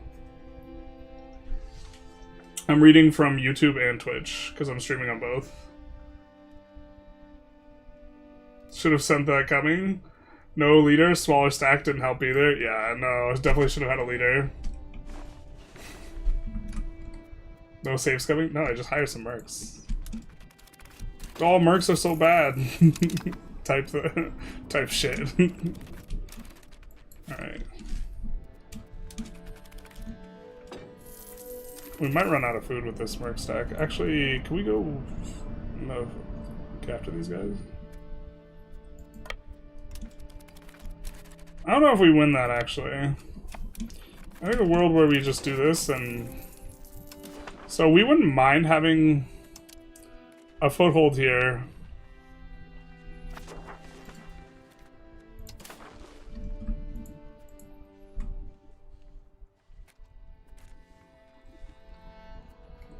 But I think we're just going to take war reps and money and the province and call it.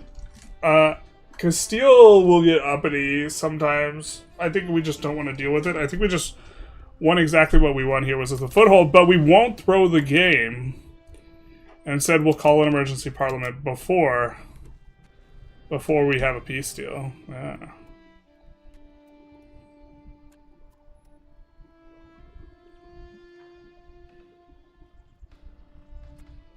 We can sponsor the noble arts and then fail it intentionally. Kind of like that. The idea is we're going to get a ton of noble approval or whatever. We get bunk rolls. Alright, whatever. And then we do this.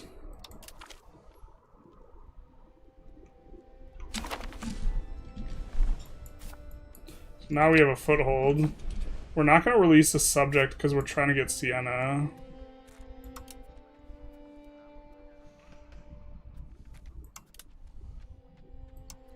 We should have done dip endeavors before piecing out, but I think it's fine. 2. We also get access to that ish.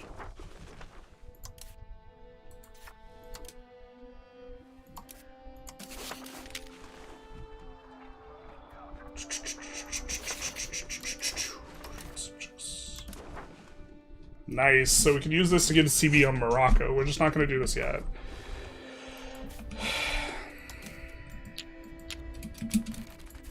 Bueller? No. Can't quick shift E. Oh, because they're not in the thing. Yeah, okay, that seems fair.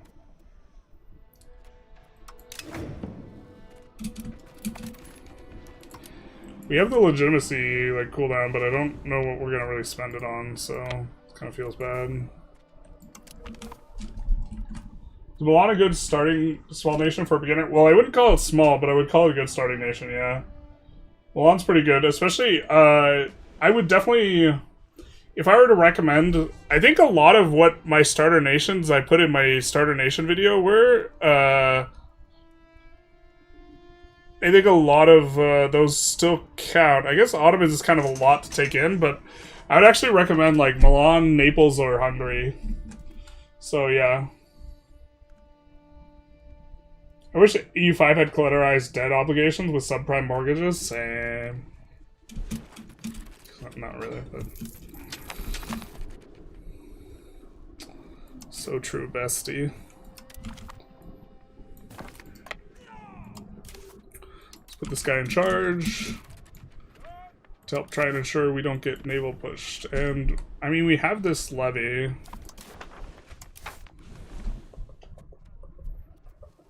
Did this change? Was this always demanded in monastery?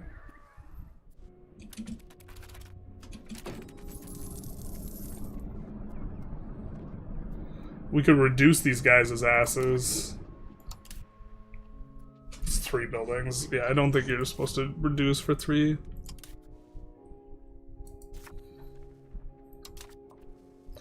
I have to use the restroom. I'm trying to think what we're supposed to grab. It's probably based on, like, antagonism and what we can go after.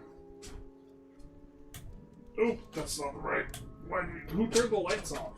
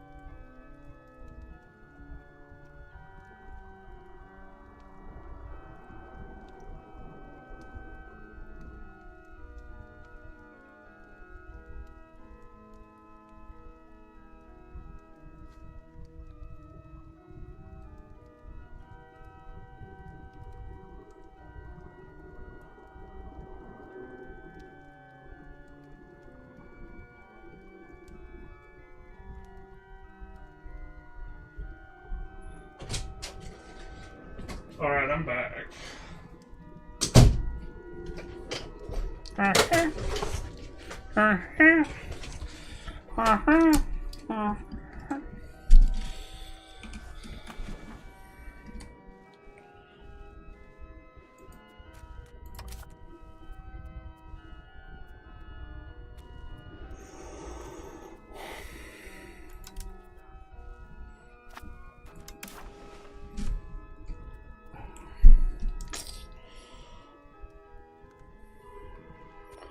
We're not a leader of the Guelphs.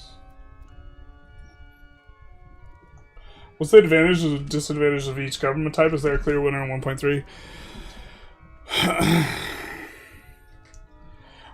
Nobles or aristocracy gets, or sorry, monarchy.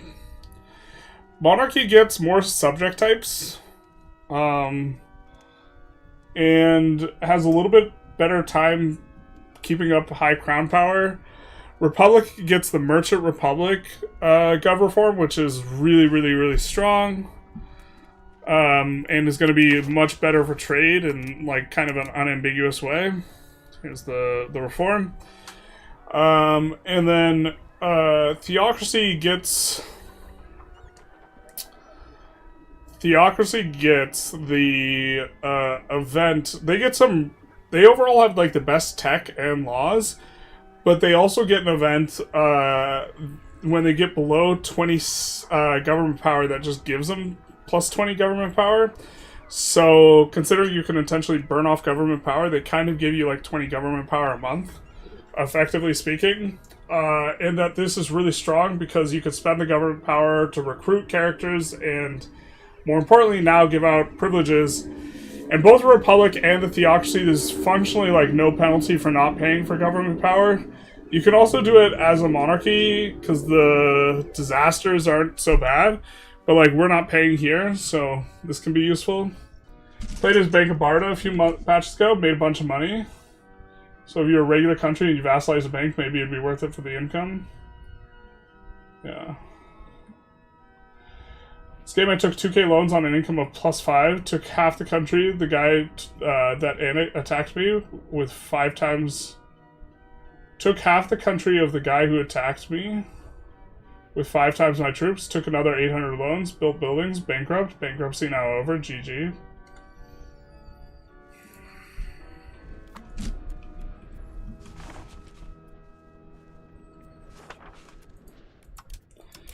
Yeah, I mean, you have to queue up the buildings but not finish them, right? Because declaring bankruptcy, if I'm not mistaken, deletes a bunch of your buildings.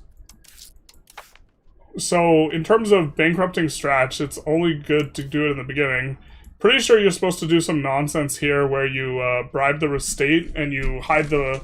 You have the burghers hide the money under the mattress for you. Because you can feed them money and then you can take half their money afterwards. So, there's like an exploit there. I think that once you get... But like, I think that that's kind of silly. But once you get access to the government bonds, you can just take a bunch of government bonds and loans, feed them all to the burghers, declare bankruptcy, take a bunch of loans and bonds, feed it all to the burghers, etc., over and over and over again, like every month, and then just like have unlimited money. Foreign adventurism is how you get into trouble, not like this. Getting a history lesson while we get schooled. 7 years to annex this guy. We could also just like keep an eye for this. Maybe there's something that oscillates or changes. Positive opinion, current strength, Diplo rep. Oh, I wonder if current strength is actually modified by the fact that we have mercs right now.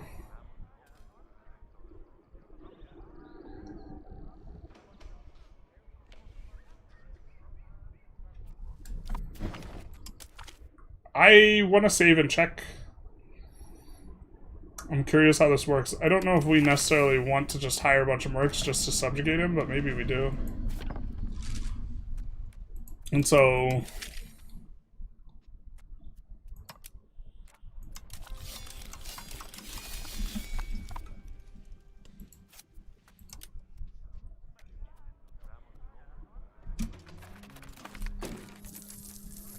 Doesn't appear to.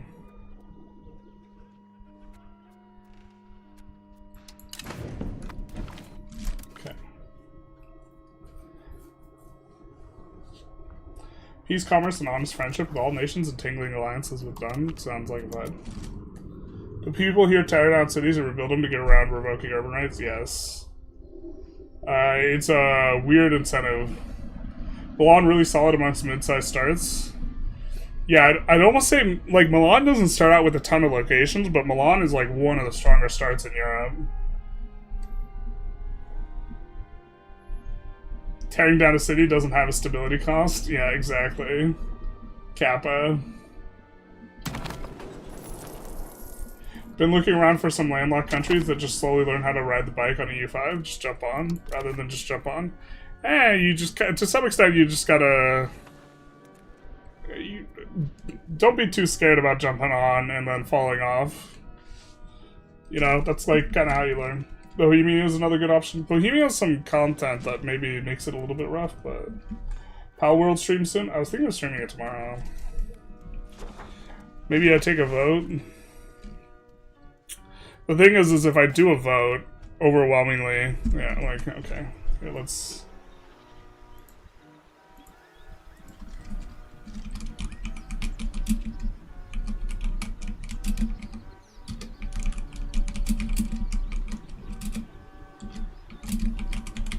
Now would be a good time to insert ads. Let's just let the automated ad thing do ads. I should do ads when I get up to go to the bathroom, though. That's on me.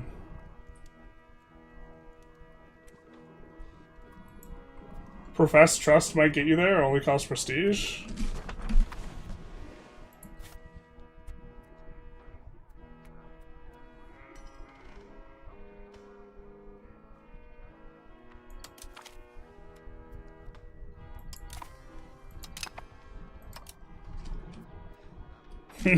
So close. We need +1 though. We can't be even Stevens, if I recall correctly. You lose 10% of your buildings, but pretty sure it deleted. It didn't delete your.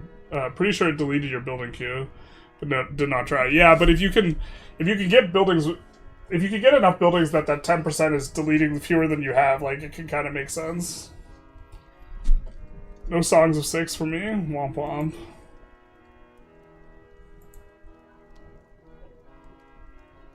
Oh, I'm shocked at how many people say Pal World. We might play some Pal World. I mean, like, I'll be real, I kind of want to play some Pal World, but I'm also, like, bummed about the SteamDB numbers for EU5. We could actually maybe show that real quick. I'm bummed because I think that this is one of the better patches, but, like, the SteamDB numbers imply that people aren't even, like, willing to give it a chance. Which, like... Like, if a bunch of people jump on the thing and then they are like, you know, not for me, or game's not improved, or this type of thing, that's one thing, but, like...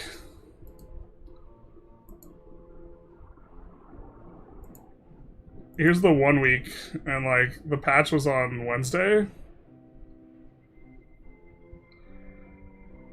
And it's like... Oh, I mean, I guess it went up.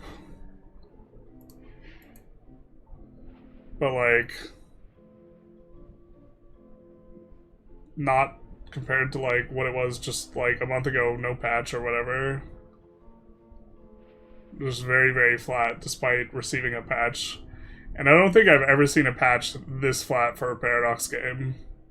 To be fair, it's open beta, so the open betas don't spike as much, and so, like, okay, this kind of makes some sense, but... I was planning on trying to, like, grind my brains out, trying to do 2 videos a day.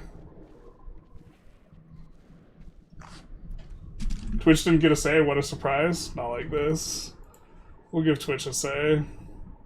How about we make it a little chaotic? Twitch can vote for... Do we play Songs of 6 tomorrow? We'll do Pal World. You know what, to be fair,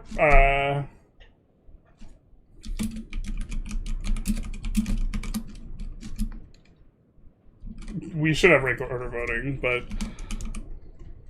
to be fair, Twitch would be more likely to be variety oriented.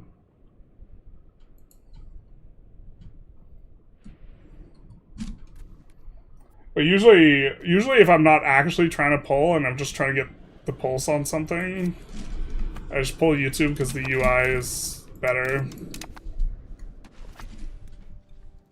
Basically, once this annex finishes, we get Sienna for free. But who do we even want to fight here?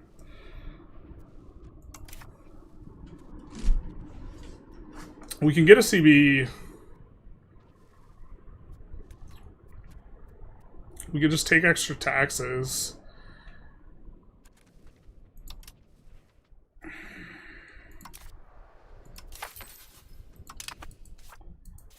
We can get the thing that gives us serfdom push.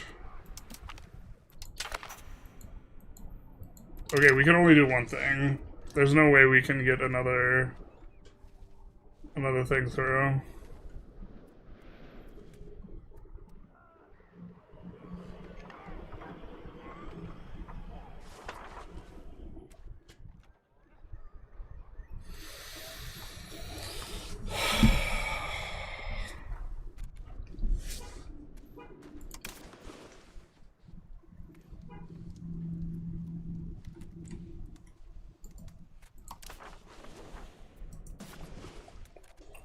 Don't want that. Kind of don't want to go after these guys. I guess this is like the most reasonable one.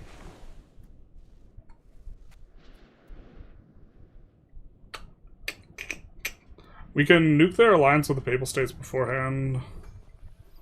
Then we fight Aquileia. Oh, that is Aquileia. I like, kind of don't like these wars, man. War is hell.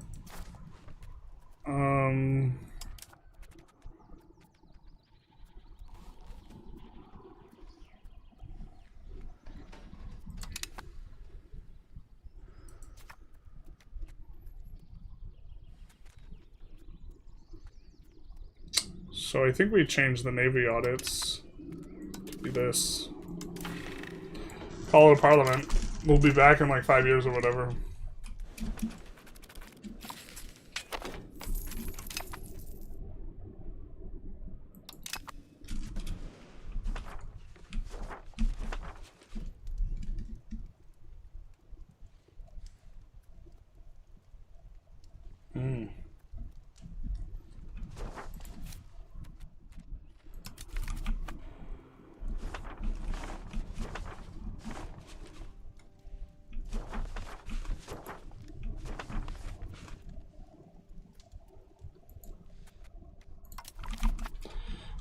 Really, the friendly disposition, I'm thinking, is driven pretty hard by the situation. Tried it, but it seemed like a terrible version of ARC. It was a long open beta too. Yeah, I think that like, for like a... Wow, it's even on the vote. That's crazy. What about the Twitch vote? Only 2 people voted. We get a person asking for representation and then they don't even vote. If I play the game in early access outside of rare games, like Menace or Baldur's Gate 3, I usually don't get back. I have quite a few games like Gloomwood I won't even touch till 1.0. Interesting. Ask Twitch chat about the game the guy on YouTube was talking about. Yeah, no, you have to see it from my perspective. That's the funniest thing to do. He's like, the point is less seeking information and more trolling the chat.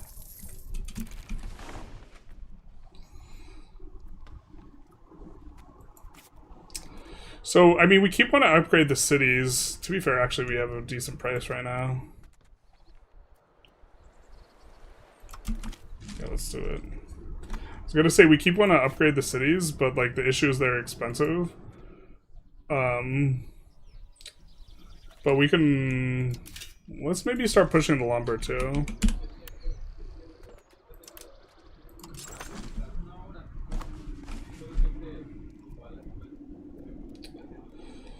Alright.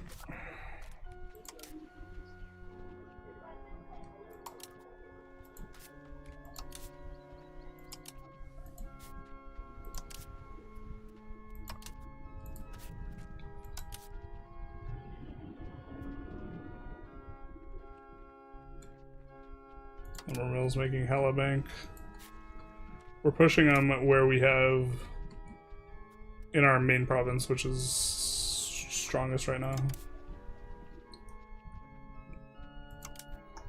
This, of course, will clamp down on tools. So tools will get expensive.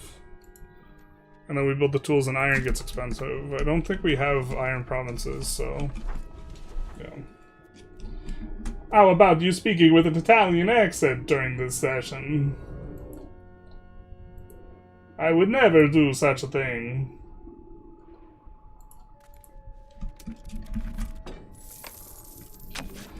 What can you say? You have made Twitch feel disenfranchised. They don't want to participate. They are like the youth of today. Terrible. Naples joins the Guelphs. Oh, we got Naples, baby. We got Naples. Bologna leads the rebellion. Maybe we're supposed to fight him, our erstwhile ally. I think we can get him to approve cultural opinion once more first, though, probably. Have that be sensible.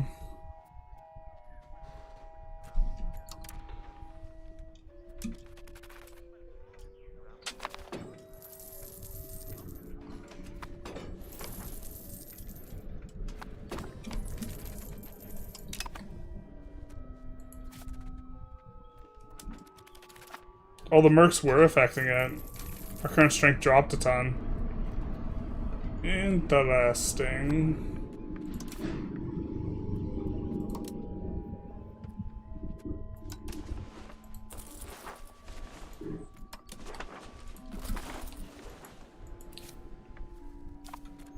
We want this guy to die. I think we have better guys hanging out in the wings. I see it how it is, I get it. Thanks for always making good YouTube comment. Thank you, thank you. Just like can't resist myself. There's like not the Pal World like has just gotten updated. We were talking about EU5's numbers. You guys want to see Pal World's numbers?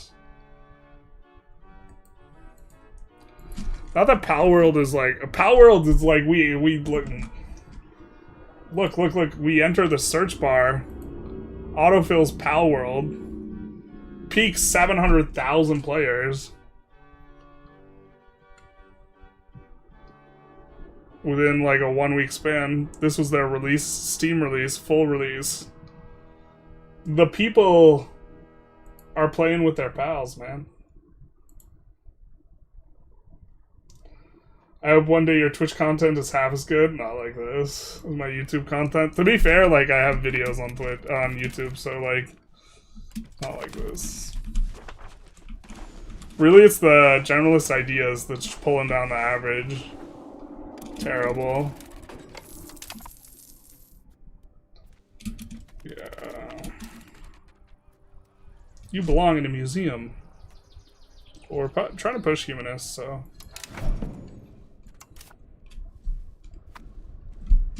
All those open world survival games get boring quick. That's true. Pal World is that popular? That's what I'm saying.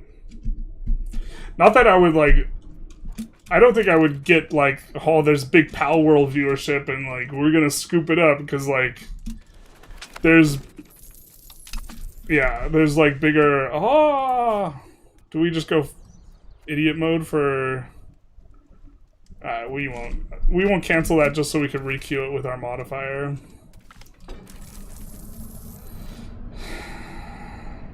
Oh, Nicolai, influential Italian scholar and humanist, being renowned as book collector, etc., etc. Nice little event here. Bink.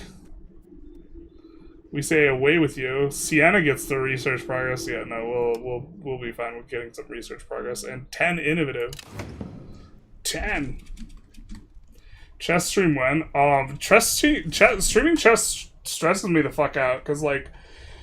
I'm like kind of good at chess, but like, oh, I feel so stupid when I play chess on stream. Like, people are just like watching me and I'm like clearly making mistakes and like, I mean, to be fair, if you watch yourself just play a game with all the knowledge that you just had from having played the game, like, it already looks bad, right? But I just feel like a right proper dum-dum when I play chess on stream. I think I've done it like 2 or 3 times. Have you ever played 7 Days to Die? I've not. Do you ever try out China? Yes, but not since before release. You do live streams on the Idea channel? I do.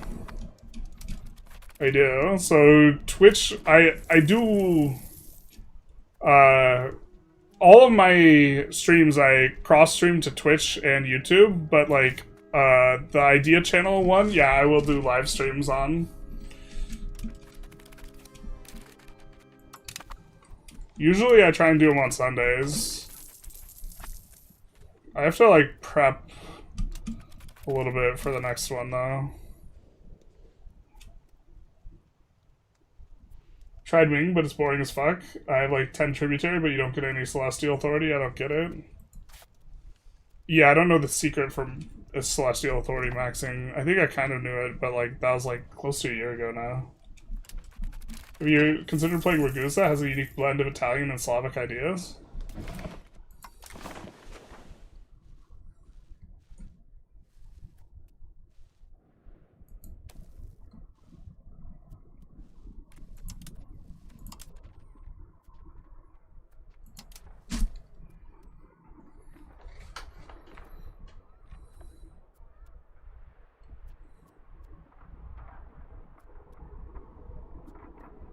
What are we getting primarily out of the Slavic? God, burger trade capacity is just actively a shit modifier. This is such a bad urban right.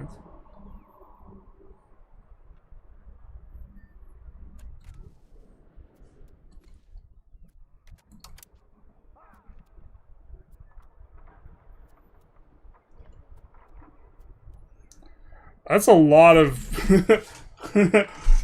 20% urban building construction efficiency and 20% building construction efficiency on top of each other in, like, the first 3 ages. Is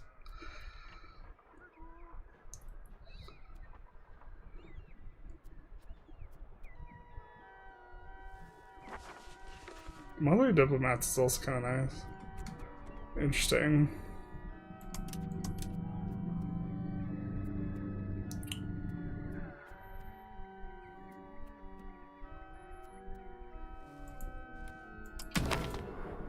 Damn, I've been missing out. Yeah. That's why I have the other channel. Like, streaming some, like, philosophy discussion on my gaming channel I think wouldn't fly. 7 Days to Die, feel like you'd actually watch it, like it? I might take a look at it. You watch UFC? Tonight's the big fight. Is that McGregor versus Holloway? I don't know. I used to watch UFC, but that's like the type of thing I would be like less interested in. Where like, it seems more like one of these like money grab fights where they get like 2 big names that like, is Conor even in the rankings now? Like, he shouldn't be. Like, I saw a thing on Reddit which was pointing out that the last time, like, the entirety of Alex Pereira's career has occurred between Conor's last fight in the UFC and this fight. You know, so, like, in the old UFC, Conor would have to fight some, like, no-name chump and, like, work his way back up. But now it's like, you just get, like, this big money fight and it's, like, almost feels like a mix between, like, sport and WWE, you know?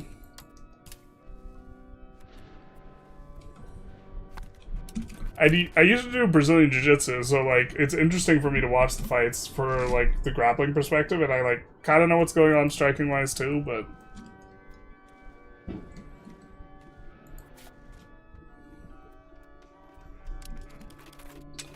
So in theory, we think we could build enough military, maybe, that works.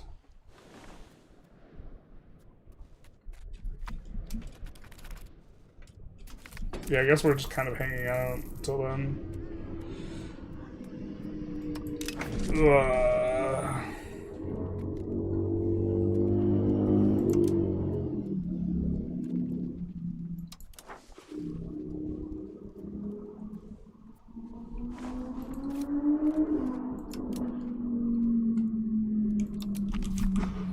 We don't have enough use.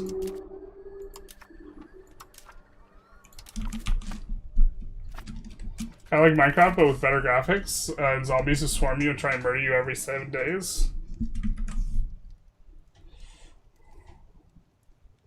7 days to die. So games like Minecraft, to some extent, are games I'm more likely to try and play off stream with some of my friends who like those types of games. I have like 10 tributary, but I don't get any. Oh, okay. Whoops. Max is always entertaining. That's fair. I mean, I'm sure it'll be like entertaining, yeah. Just like from the perspective of like competitive integrity, more contemporary UFC is like it feels less like a sport. It's trying to be the old WWF feel while being real fighting. Yeah, like the ranking system is bullshit. You could just use ELO, and that's what they should do. And maybe ELO with like a stronger decay mechanic, where like if you're inactive for an extended period of time, your ELO like really goes down quite quickly, or something like this. But that's the way they should do it. But the rankings are just arbitrary. It's just like some dude in like a back room with a pen, and like you'll get better in the rankings like if you're more popular. They have to have like the semblance of an appearance of like, okay, this makes sense, but you could just do some sort of modified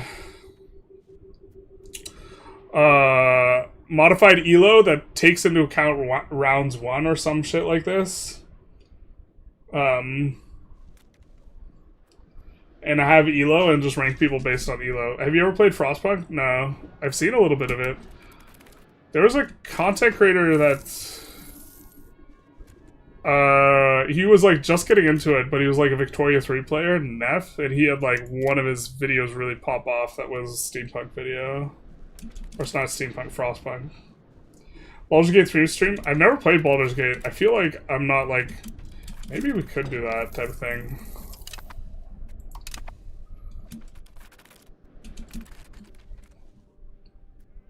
I've not tried playing an RPG on stream. I'm not sure how it would go. RPGs seem like such a cushy like thing to play on stream though too.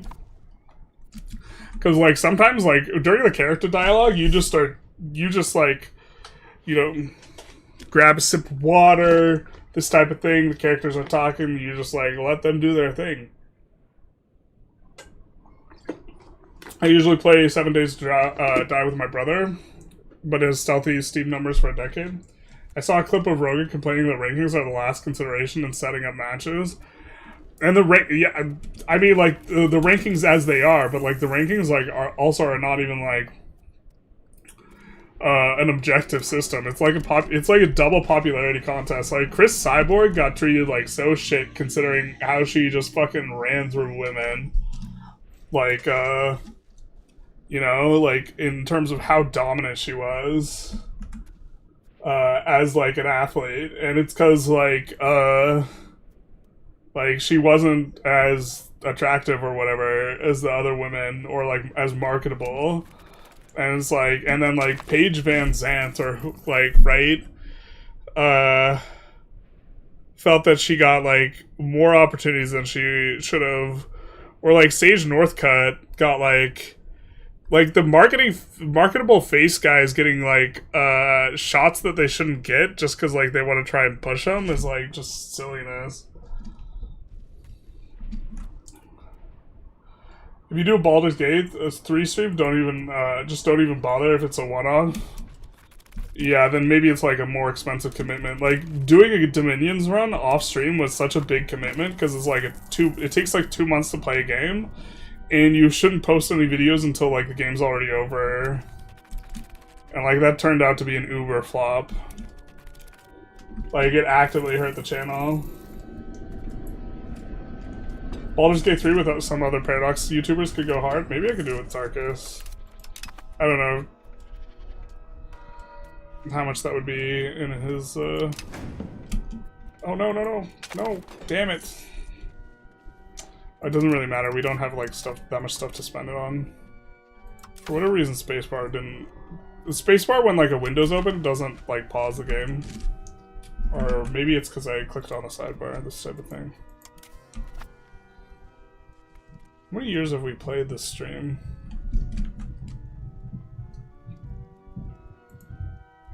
What do we start out with? 74? Not like this. We barely played any years. Chat was going really fast earlier.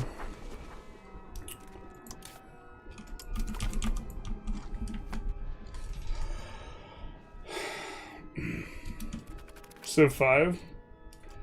Didn't you play the Vampires game on stream before? Yeah, that was like a guilty pleasure. But yeah, that is an RPG. I really like the World of Darkness setting.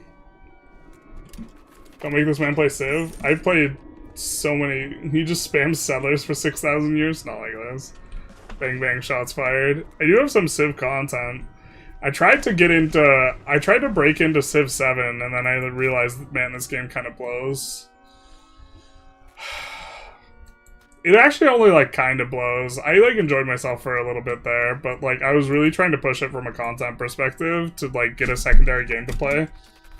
Because the issue was that, like, the trajectory, like, in terms of the amount of money I was making is, like, it's not like I'm not, like, food insecure or anything like that, but, like, I'd like to start a family and, like,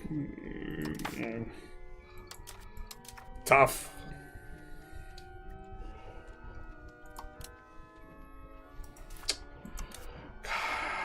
I feel like we've gotten unlucky with our parliaments, just, like, not being able to get either naval or... Naval we backslid on, but not being able to get either naval or cap economy to 50 to be able to push more.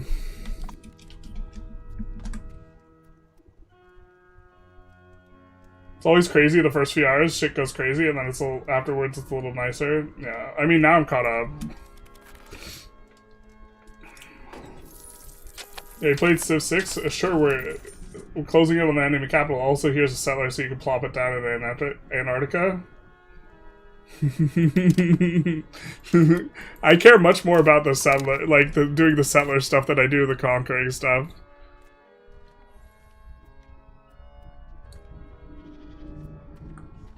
Oh, am I just, like, high? I could have sworn we had a big humanist trend. I must just not be able to read. So I guess quantity is kind of like the last thing we have to push. I think we're supposed to push communalism. I'm just like, I just had this dream of like making a megalopolis, but like the way the pacing of the game is working for us right now, our urbanization and the granary rights is coming out so fast, and granary rights just turns off in migration. Which is so weird. I don't even know from, like, a simulation perspective why you would have granary rights turn off migration. You know what I mean? How much pop growth are we getting in Florence here? Oh, it's shit. Why is it shit? Large food stores is not a lot.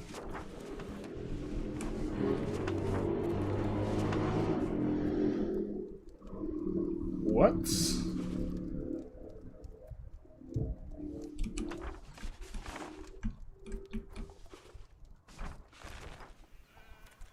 Why is this modifier so small?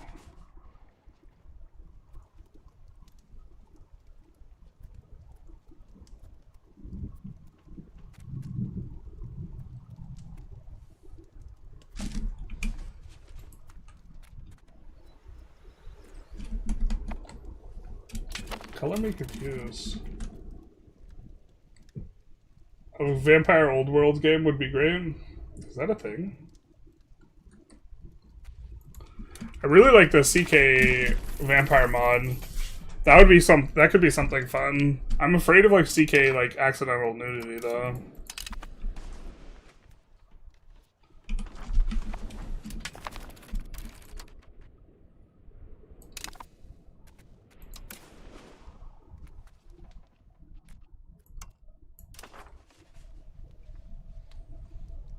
Why these guys in the Guelphs?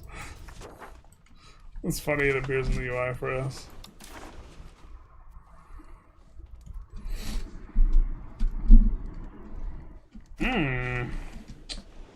Making Venice flip and then taking their market capital, I actually think we're super into.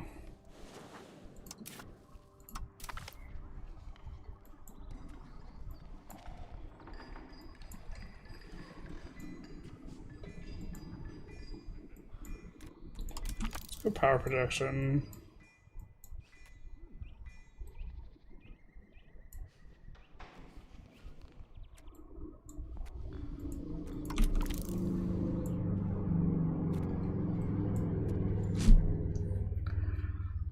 Lord of the Banks.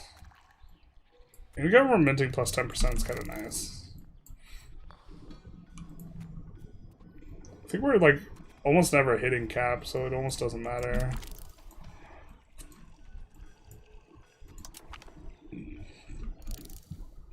Excuse me.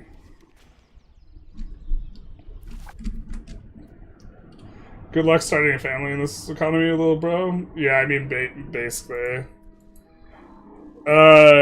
Last year, at the beginning of the year, I was like, okay, or like as the year was closing out, I was like, okay, I just have to have more growth than this, or I can't keep doing this YouTube thing. And so I was like, well, we could take a crack at Civ 7, because I think, to the extent that I'm good at something, or like, a space that feels good to me is like trying to learn games really quick and then trying to convey that information.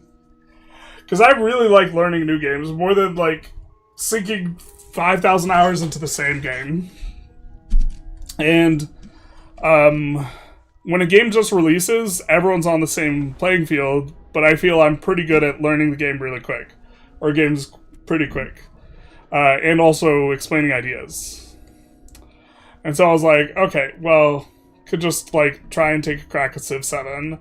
And that's what I did. And then, like, Civ 7 was, like, not working out, and so I was like, okay, it's Jover. It's Jover, bros. And then, I got the invitation to do the EU5 thing, which I was not expecting at all, and, like, didn't make very much sense to me. 3 content creators that weren't big, only 3 content creators that weren't big EU4 content creators got invited for that. And that was me, Malfurion, and was it actually just the 2 of us?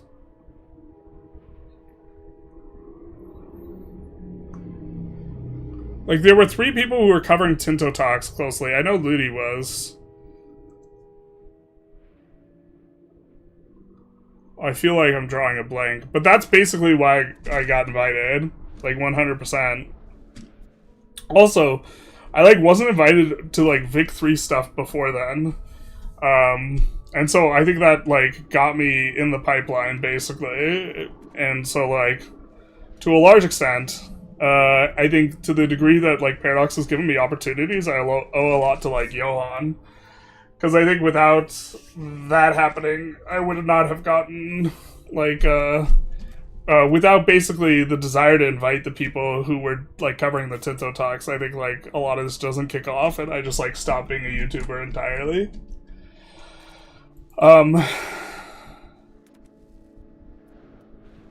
And then, like, I had, like, 1,400 hours going into release, and I did really good on release. On the subreddit for EU5, I responded to every single post for, like, 4 months straight, or very nearly every single post, as best I could, without, like, violating NDA, for people who were trying to get information on the game. And I did really well because of the Paradox creator code. In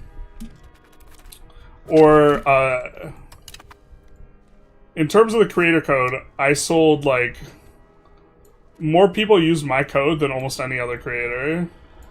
And then I tried to get a lot of information out there, and generally speaking, I also think my content appeals more to, like, the Paradox player that puts a lot of hours in, more so than the like lower hour Paradox players who like are also flipping between multiple other games, like the regulars, more so. But as it stands now, though, like I think EU5's numbers have like dipped under Vic3's, so kind of entering a similar spot, except for the fact that like it had a huge bump in November, basically, when people are using the code, and to the extent that the like channels kind of making more than it was last year, a lot of it has to do with people generously deciding to use the code. That's probably worth, no? Yeah. See, that's what we get from being able to hire characters, so that's kind of nice. But now, with this new unannounced game that I can't reveal any information on, or any sort of timeline or anything whatsoever, like, the opportunity to, like, try out new games as they come out, like, and then try and figure them out and make tutorials for it, like, I enjoy that, and so, I don't know, we'll see. It's just kind of a long ramble, actually. Have you tried Battle Brothers? I've not. Is that the one that encourages you to be multiplayer? You just need to setting to turn off nudity, no? I had this setting clicked to turn off nudity, and I still saw nudity when recording, and it, like, scared me. Do you have Endless Legend 2 or on your radar once it comes to release date? No, but I probably should. Slay the Spire is a good number for theory crafting and number crunching. You sure you want this man to release NSFW Slay the Spire spreadsheets, though? Humankind content is desperately lacking, or is that too dead to do content on? I mean, generally speaking, there's a pretty strong correlation between player counts and like how many views I get after a certain point. So like, I feel like people, I think I'm definitely not for everyone. And I feel like I kind of, like, saturate the space. Or, like, to some extent, like, I think that people who are in the EU5 community have probably been exposed to, like, at least one of my videos, just generally speaking. And if they like my stuff, they, like, watch it. If they don't, that they don't. And that's absolutely, like, what they should do. I'm not... I think, like, some people operate from the frame of, like, trying to trick people into watching their videos or this type of thing, and I'm like, by representing them not as what they are, but, like, I'm not interested in that type of thing. But, like, there's a really strong correlation, then, if I capture a certain audience that is a certain percentage of the player base, because they're into what it is that I'm doing, then there's a really strong correlation after that with the total player count. If I get, like, 5 or 10% of, like, the audience, or this type of thing. And, this is Humankind's player count.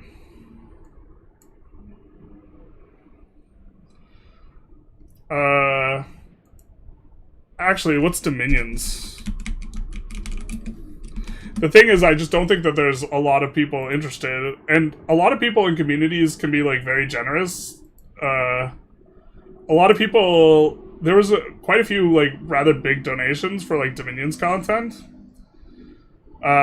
So, and I also, once I started the game, I wanted to release all the videos, but absolutely from, like, a pure channel health perspective, after, like, the first 3 videos of the Dominions game, I should have just stopped releasing Dominions videos, even though I'd recorded them all. Like, they just, like, actively were bad for the channel.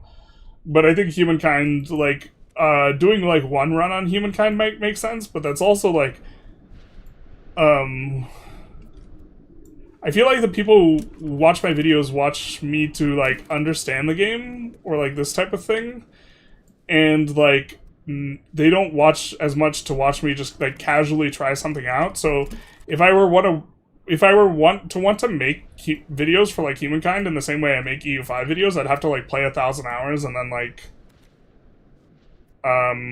try and understand the thing really well, and then there's the player count of, like, 400. So there's just not going to be a lot of people wanting to make content. I remember liking your Korea video. It made me want to try EU5 in the first place. Yeah, And, like, I grinded so hard to hit 230 whatever hours, like, in the 10-day period we had us. You can call us sweats, it's okay. Yeah. Honestly, the regulars is, like, more of... Regulars means sweats, it's just, like, poker parlance. Joined your Patreon the other day? Why you only got a single $1 tier? Because I don't really do that much on Patreon. I feel bad just, like, having a higher count. Maybe I should. Patreon also takes a pretty big chunk as well.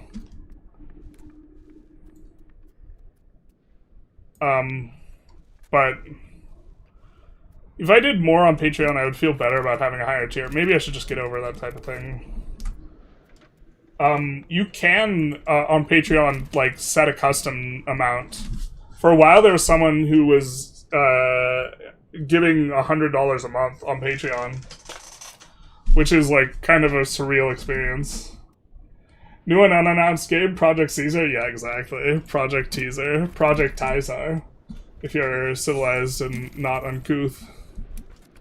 But yeah, we'll get a spy network here, and then deck on them to include them in our thing, and then in the Ghibellines and Guelphs. Maybe hire some mercs so that we can get Siena, and then also steal their market and move it more towards Florence. In theory, this is actually where we want the market, I think. I think this is the location. This is the one. I think you just appeal to someone trying to understand the game. I have quite a few hours, but it's certainly not the only game I play. I play Black Flag Remake right now. I heard that game's getting, like, absolutely slaughtered in the reviews because they have microtransactions in the remake. Brattle Brothers XCOM, but with indie graphics. You want the rural location below Siena? It's the only iron in the area. Yeah. Oh shit, call him out? Wait, who did I call out? I don't even remember throwing shade on anyone. Oh, like the content creators that, like, with deceptive... a lot of content creators do it. Like, I don't have a problem with the hype or the all caps, but doing something that, like, misleads or is, like, overly sensationalized... No. I'm one of those 400. For humankind or Dominions? Dominions almost has the same players as the humankind. Who is that an oof for? Is that an oof for Dominions or is that an oof for humankind? But, like, I don't know, like, I was really enjoying playing Dominions. I would actually want to take a crack at, like, figuring out Dominions a lot better and, like, trying to, like, solve a bunch of things and do this type of stuff for Dominions, but there's, like, just... I mean, some people were also very generous, but there's, like, that would just, like, after I did that, like, the channel would just be dead. I don't know, maybe I should just do it because I'm interested in doing it, but then, like, I also want to, like, start a family, so, like, what are you gonna do? If he sees Shiny lose hair over consecutive 95% misses, oh wait, he doesn't have hair. Hey, Mercy. Your content is very awesome, and I find myself getting good tips from you. It helps that I love spreadsheets, too. Spreadsheets are the truth. Spreadsheets are just, like, Spreadsheets, like...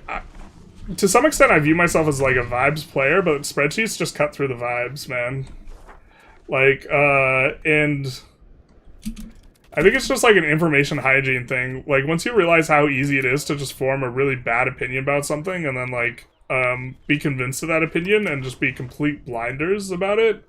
And I don't mean just, like, I mean, like, literally everyone is, like, this is just an aspect of being human. It is so easy to form the wrong opinion on something, such that, like, you just, like, should try not to have a very strong opinion on something unless you can have a way of, like, verifying it. And, like, with opinions in video games, it's all numbers, man, right?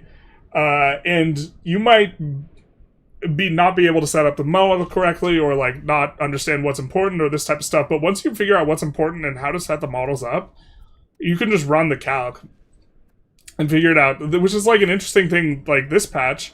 Because like calculations that people have used for like doing which army units best actually don't take into account initiative, and initiative's really strong this patch. So like the setup of those calculations breaks down, and it just says that heavy cav is better than light cav, even if you have like no general.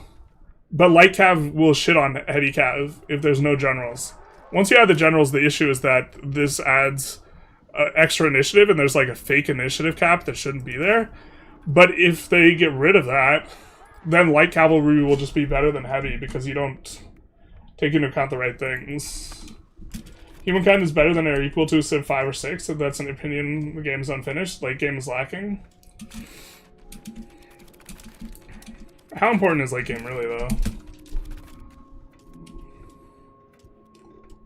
What draws me most to your channel was the god tier spreadsheet data for Vic 3, but beyond that, it's the reason views. I feel lately, it's mostly that you don't bash the game.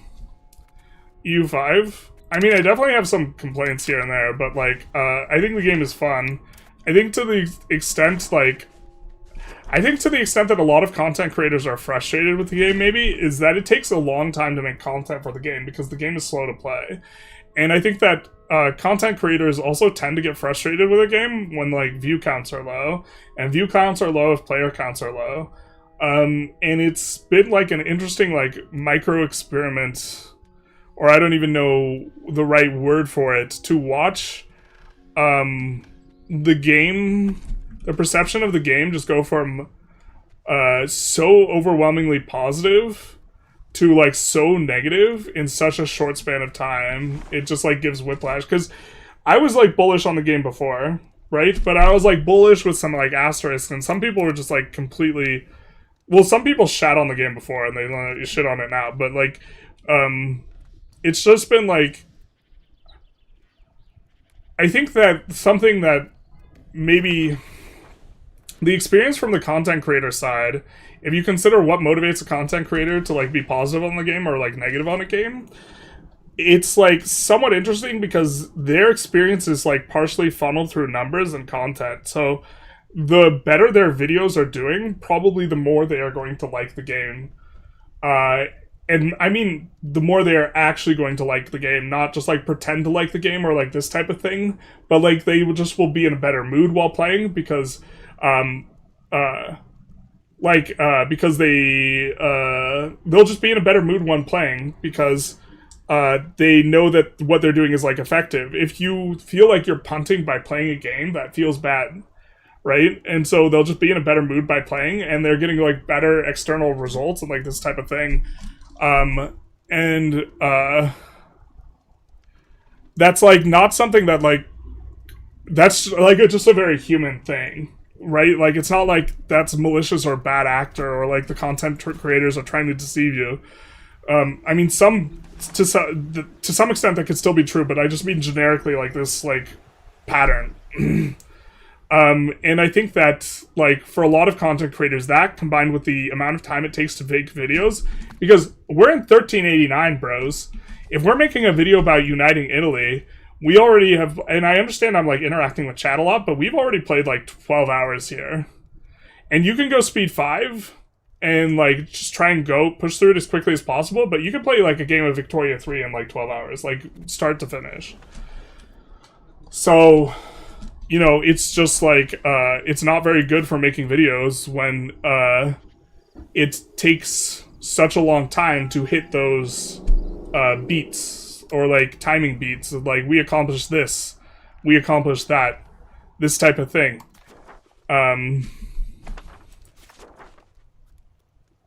I guess we dev province. And you don't put your videos behind a paywall? I mean, so like, as a matter of, and this maybe is an opinion that like doesn't help me in the grand scheme of things, but as a matter of principle, I kind of think all digital media should be free, but at the same time, like that digital media should be like funded by like voluntary contributions. And to some extent that's kind of how it works with like ads and like this type of thing, but like I also think that ads shouldn't be a thing, but like the way it works is through ads and then everything's free. And so like I'm not too interested in paywalling stuff. I'm interested in paywalling better cosmetic versions of things. Like, can you imagine a stream where, like, there's a cooler border around my cam and that's the only difference and I charge $5 for it? That I'm okay with. But that, you're just, like... you're choosing to support the channel and get a little bit of flair for it, but, like, the functionally, you're not really paying for the border, you're just supporting or whatever. Members-only stuff, that irks me almost as much as bashing the game, developers being edgy for views. Yeah, I actually have a members-only piece of content. And the reason why is, in order to make memberships, you actually have to do a membership post. So there is a membership post. I think there's one community post that only members can view. And I'm not going to tell you what it is if you... No, it's just, But, like, that attitude probably is just bad for me as a YouTuber. I don't know. I'm pretty sure I mostly started watching your Tinto Talk breakdowns because I couldn't be asked to pause through the posts and could listen while gaming. A+ audiobook quality breakdown. Thank you, thank you. I'm absolutely delighted I have managed to...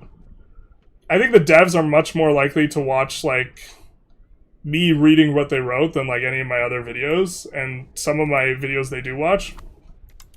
I'm delighted that I've managed to harass the devs into saying Happy Thursday and Happy Wednesday. That gives me a great sense of joy. The rest of the iron is all in the mountains in the north. Yeah, but there's some wetlands too. This is effectively iron. Right? This is iron. I think there's some in the far south, no? Yeah. Oh, there's another one here. 1 billion income screenshot for the video thumbnail. Just makes about everyone stop clicking videos about the game. Yeah, I think that, like, content creators that are relatively new, I, like, give them a pass on that type of thing, but I, like, if you didn't get to 1 billion income, I don't think you should post it in the thumbnail. And, like, I get annoyed, like, I mean, it's just, like, dishonest.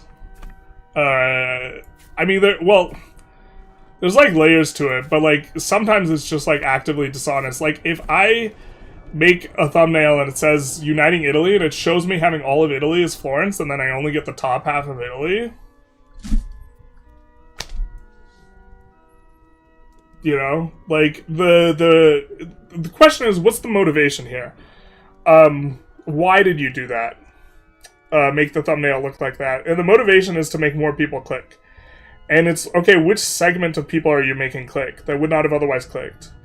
And for a large portion of the people who are clicking who would not have otherwise clicked, those people are interested in the fact that you got all of it. And so you are giving them an impression, and they are engaging in an action in that impression that they would not otherwise do had they not had that impression. And it's like, information-wise, it's deceptive. Now, if you have all of Italy, except for one little province here, or one little location, and it makes the thumbnail look like shit, then the reason they're not clicking is because it doesn't look as nice. And so, like, editing something to make it, like, look nicer is, like, different. And so, like, there's a little bit of, like, nuance, or, like, this type of thing. Like, if you get all of France, but, like, there's that, and it, like, just doesn't look right, like, that's, like, a little bit different in my opinion. But, like, if the theme of the thumbnail is, like, a specific accomplishment, and then you didn't get that accomplishment...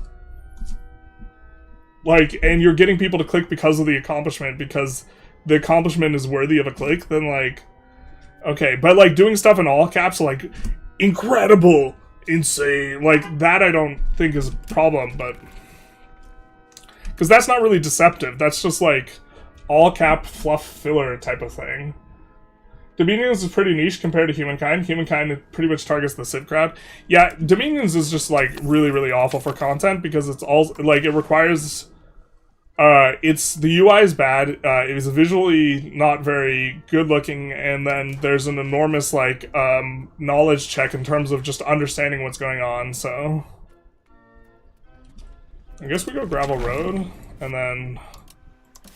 maybe finish some of our roads that we don't have from the capital.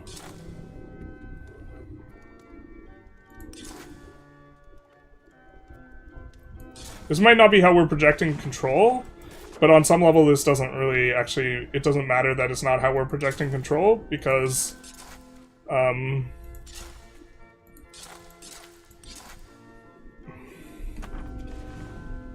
it doesn't matter that that's how we're projecting control, because we're establishing a road everywhere for the dev bonus. Ah, we got so much bonus from our cabinet guys. Maybe take a crack at Total War 40k on release. I might. I'm generally, I don't want to try and like enter the arena and figure out a game that's already figured out, as much as like I kind of want to take cracks at games that just released and try and like form a model of like evaluating the game, and then like spend a few hundred hours and then just like peace out. Is, I think in terms of my enjoyment, like I think that I enjoy things more when I'm doing it like that. Are we supposed to get a... Well, we're getting a war with Venice that I think we're gonna like anyways. I don't think we necessarily need a CB. We can click this.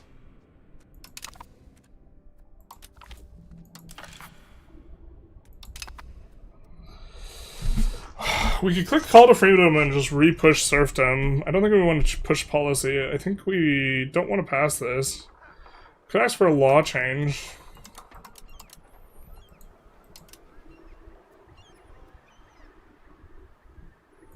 We could swatch this to versus the Politia.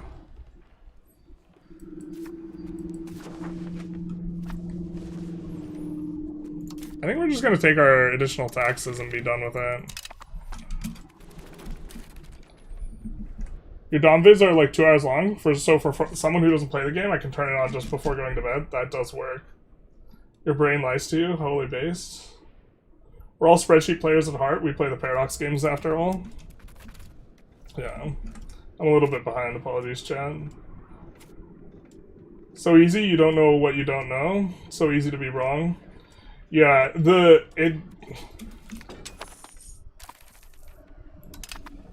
I hear...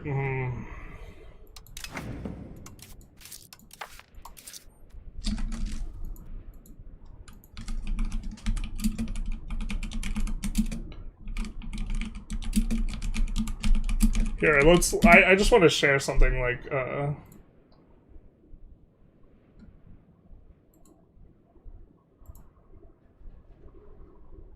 study that is... Oh, well, it's fucking being weird. Okay, there's a study. It's done by Gregory Burns. It's followed up to... Anyone who's taken psychology courses at the time thing, it's followed up to this study by Osh. And so, here. Let's get the paint out for a second. Gregory Burns. And the Osh study is regarding conformity. Okay? And... what they did is that they had a couple lines, or I think it was 3 lines, and you would have to determine whether line A and line C were the same length. And you were in a group with 19 other people doing the same thing, except they weren't doing the same thing. They were what's known as fake people. When you want to do a study regarding how you interact in social scenarios, often you will have fake people in your psychology study. There's actually a technical name, I just forgot what it was. It's like,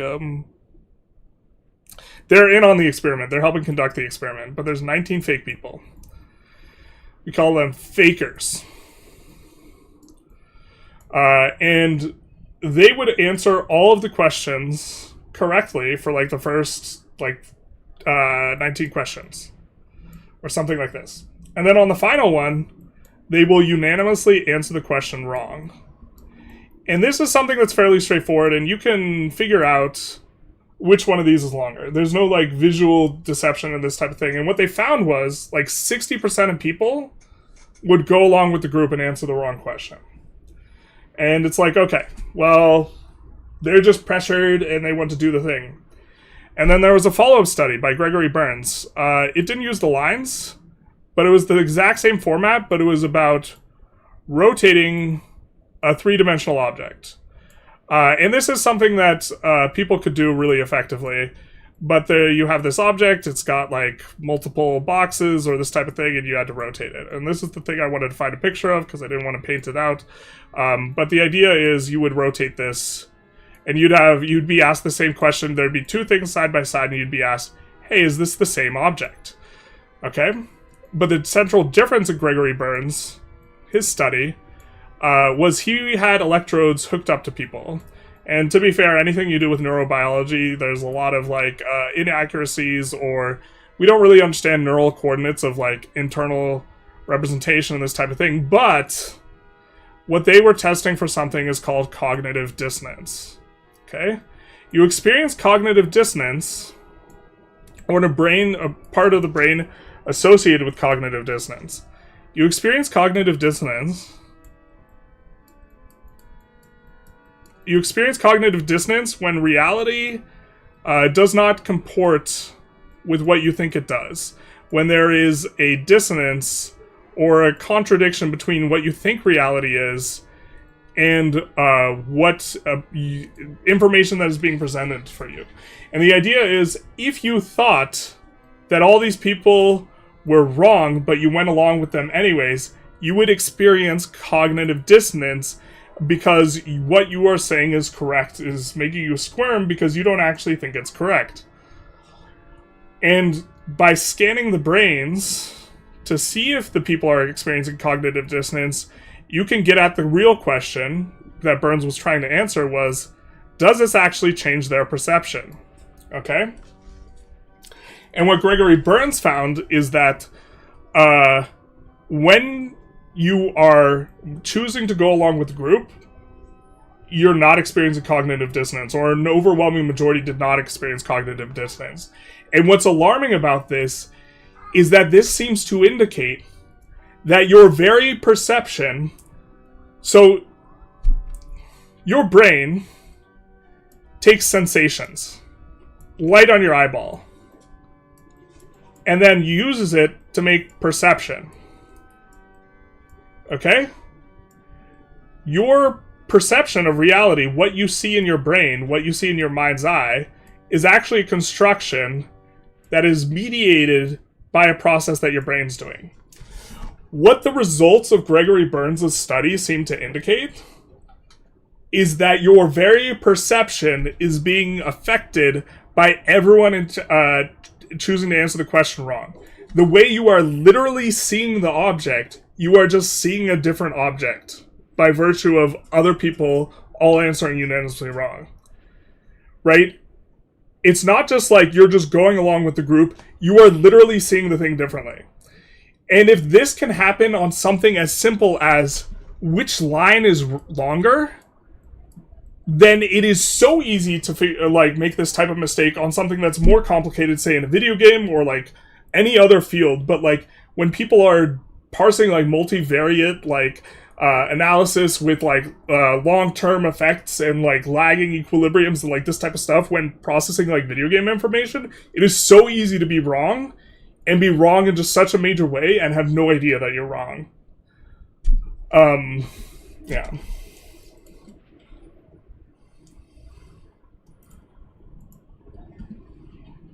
Now we're behind on chat. Perfect. Was we being born rich and just enjoying hobbies rather than trying to monetize is the ideal life? Yeah. Yeah, but like also like, I don't know. I don't want to I hate saying it because it like feels like somehow pretentious or performative to say, but like I don't want to deceive my viewers regarding like what I'm trying to put out there. If they don't want to watch my stuff, I don't want to like trick them into watching my stuff. Oh, we need to delete forts. Castles are awful. That's right. Oh, we don't have a fort in the capital? I think we could be okay with a fort in the capital, to be honest, though. Actually, I think we'll keep that one around, too. Has he formed Italy yet? Not like this.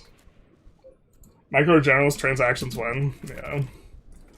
I can't wait to see the next journalist gaming camp border. I've been saving all month. I've been saving up for the membership all month. Real supporters will get it. 1.3 a good spot to hop in again. So in terms of spot within the next 2 months is probably going to be the best spot to hop in on. I think that if there was an aspect of the game that you didn't like before, I don't think that the gameplay patterns have... I think that the game's improved, and I think this is my favorite patch, but like I don't think that the gameplay patterns have fundamentally shifted such that you're going to have a way better time than you did before. But I also think the game was worth playing before. If you bounced off the game after 10 hours, I think you give the game a longer chance. If after a couple hundred hours you decided you didn't like the game, then you're probably not going to be in the camp where coming back now is like the good idea. I can confirm I absolutely push for Happy Thursdays on Dev Diaries. Yes! Let's go! I have like a montage of like every Happy Thursday. Or I think I did every Happy Wednesday. I think I did both. It took me so long to put together that montage, and then it did so bad in views. I was just like, I had a good time doing it though, I guess. I'm probably not going to do it this year, but... 1.3 is an incremental update to the game, but depending on what stopped you in the first place, might not fix the issue. Yeah. Just lying to get people to click. Yeah, like... Okay, so, like... Making videos is a surreal experience that completely divorces you from, like, what's actually, like... You just see the number, and, like, your brain cannot comprehend that the number of, like... Your brain can't properly translate that like every integer is someone like watching the video, like some actual person that you could meet and you could shake their hand and this type of stuff. Your brain filters that out. Your brain just presents you with a number and you just compare the numbers to other numbers, right? And so it is easy to filter out the fact that whenever someone's clicking, someone is investing their time in watching something of yours, and this helps you. But like, I don't want to waste a half hour of someone's time watching a tutorial for something that they think that they're getting and then they get something out. I don't want to waste someone's time like that for a fraction of a cent. I mean, I don't want to waste their time in general, but like the amount that you get from one view is really low. And that's like oversimplifying it because one view tends to lead to more views. Like you tend to like have some like virality aspect, but like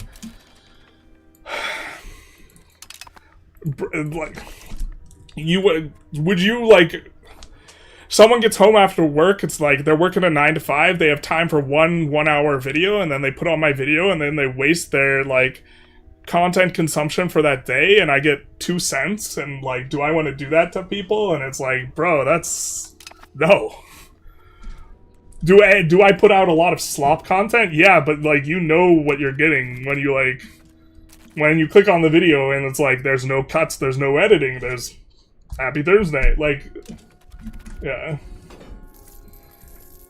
Any advice for the Navy? Playing as Portugal, went all light ships. 16, super expensive, got creamed. Light ships functionally are not for fighting. In regards to which ships actually kill stuff, galleys kill stuff in inland seas. I haven't tested it enough. I don't know if they're good enough in inland seas to even justify, and heavies are the real deal.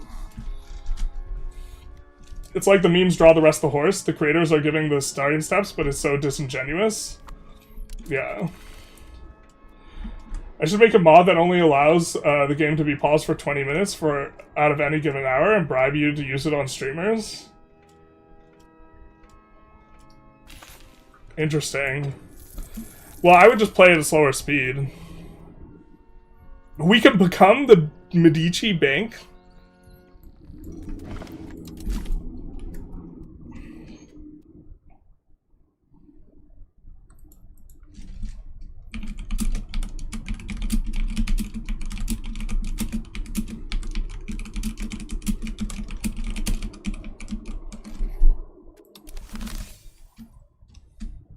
I remember there was a lot of shit of people console commanding EU4 vids. It was so obvious.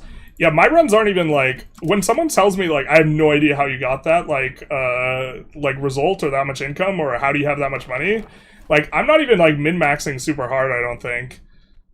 Banking time, and then I banked all over the place. just in case we want to do something a little bit different, we have the timestamp or whatever. But I don't do challenge runs, man. I'm never.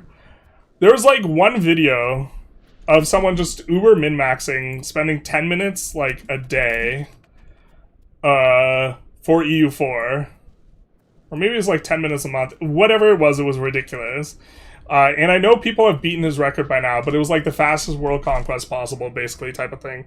And like, I am so disinterested in trying to play like that. But like, if you take the ideas that are correct and you decide you want to min-max, then like, you should be able to do better than I do in any of my runs. Because like, I'm just trying to understand the thing. I'm not trying to do challenge runs. You know? I have an issue with EU5. I stopped playing after 1600 because it's boring. Feels like a chore. Any one to feel the same. I honestly usually stop playing in the mid 1500s, early 1500s. If I'm just like playing purely for it's fun to play this long a period of time, yeah, I'm with you. I hate when food videos don't feature the food eaten in the video, but some AI or stock version of it. It's terrible. Need consumer protections type of shit. There's some consumer protections regarding food advertisements having to actually, like, be the food or whatever.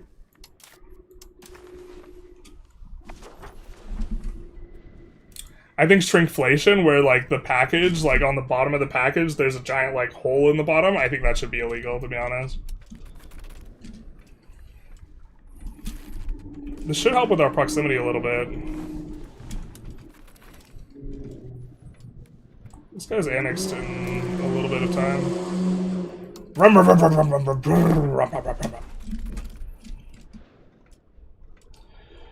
I think their mouth to be open and huge with the hands on the cheek is something. Oh, I don't have a problem with that.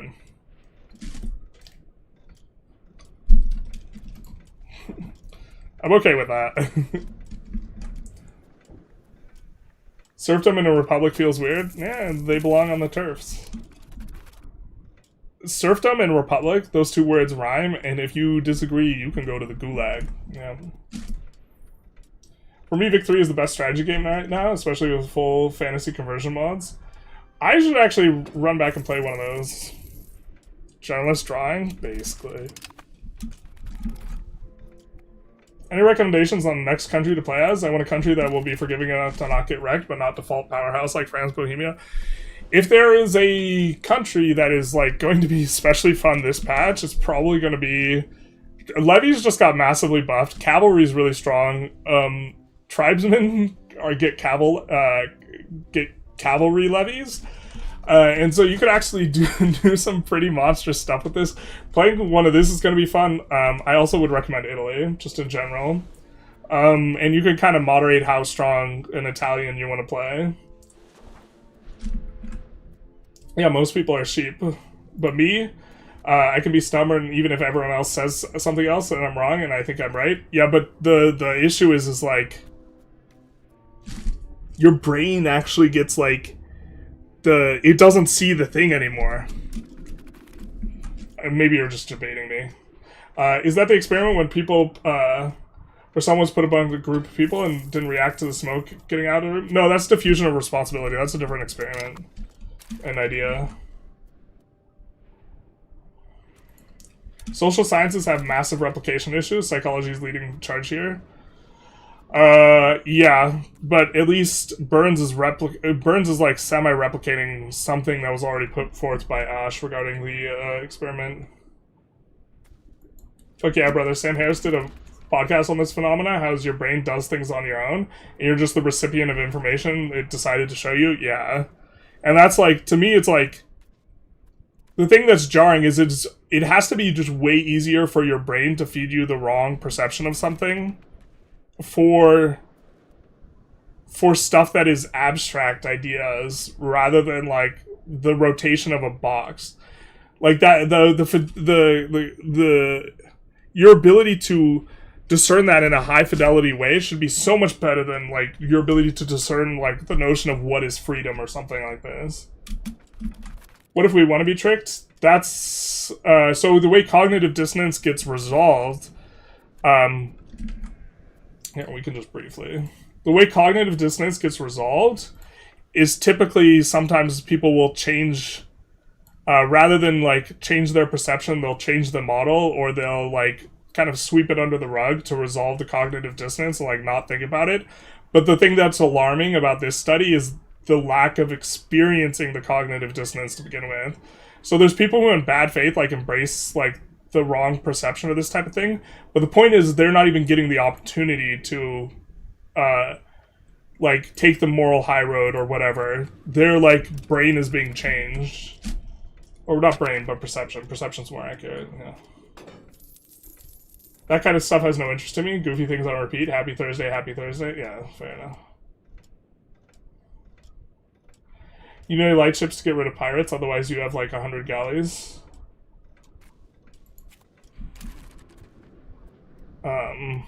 Yeah, the galleys allegedly just got buffed. The thing is like, it's like kind of not worth it to take close naval exchanges, so it's hard to get the like reference experiences unless you're explicitly testing of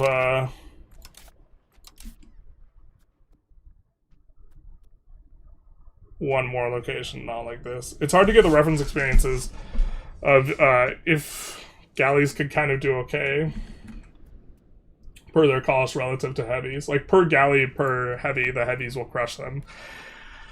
Galleys are a lot cheaper.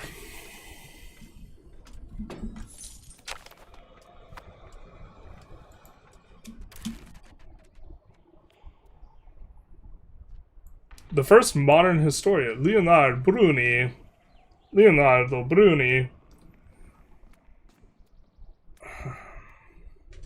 Do we want to pay for an innovative push of 10? Probably. It's probably a good deal. Japan has a law, something that forces companies to show a one-to-one image on packaging to the thing inside the package. Yeah, like, so some of these consumer protections I'm a really big fan of. The consumer protections that are, like, dictate to a company what they can do, I'm not a fan of this. Like, mandating that all frozen pizza needs to have tomatoes, which is, like, a law in the US. I don't know if it still is, but, like, it was an example of, like, this type of thing. I think that's stupid and frivolous. But mandating that they don't deceive the consumer, to me, is, like, important. Because there's an asymmetry. In theory, you get good economic outcomes, like, per, like, how economics works if everyone has perfect information. But there's an asymmetry in terms of how easy it is for a corporation who has people who their job is just to figure out how to deceive consumers, how good their information can be, and the consumer who not only has to think about what french fries they're going to eat, but all the other different things that they consume. In addition to, it's not their job to figure out like what the most efficient consumption is or whether the product's being deceptive or this type of thing.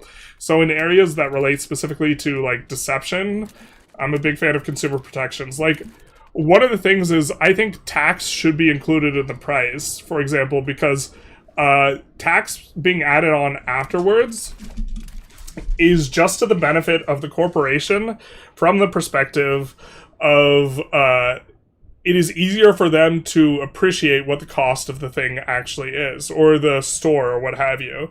And all other things equal, if there's just like an equal situation, maybe it should be up to them. But the fact is the store has people who's like, it's their job to do pricing and understand how much people are spending in this type of stuff. And there's an asymmetry of information regarding the people who are making the decisions regarding pricing versus like the consumer. And so in instances where that's happening, information should be more favorable to the consumer.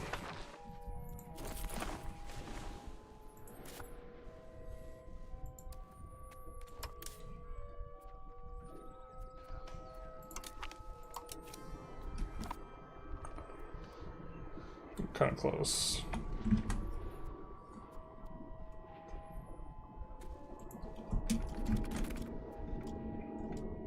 What about Irish tribes? Do they have tribesmen? I don't know if they get special levies.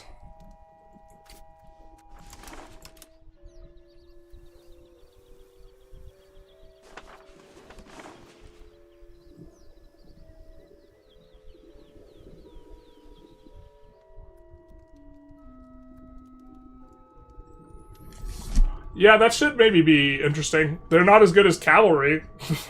So your levies get raised into something that's worse, but... Not gonna lie, I think psychology is a pseudoscience. I mean, they use the scientific method. Like...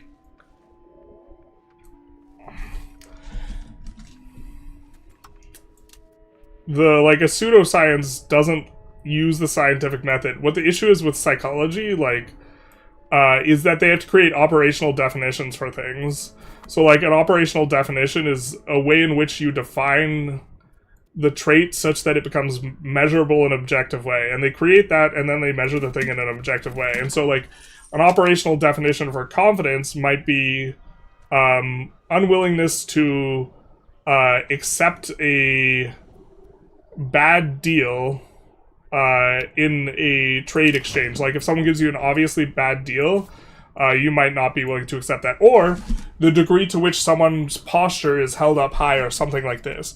You could create a bunch of different... Or your willingness to talk first in an interaction. You could do all manner of things that are supposed to convey confidence, but the point is you find a measurable behavior, and then you will create that measurable behavior as an operational definition for the thing that you say you're trying to measure as it relates to, like, personality or what people are doing or this type of thing.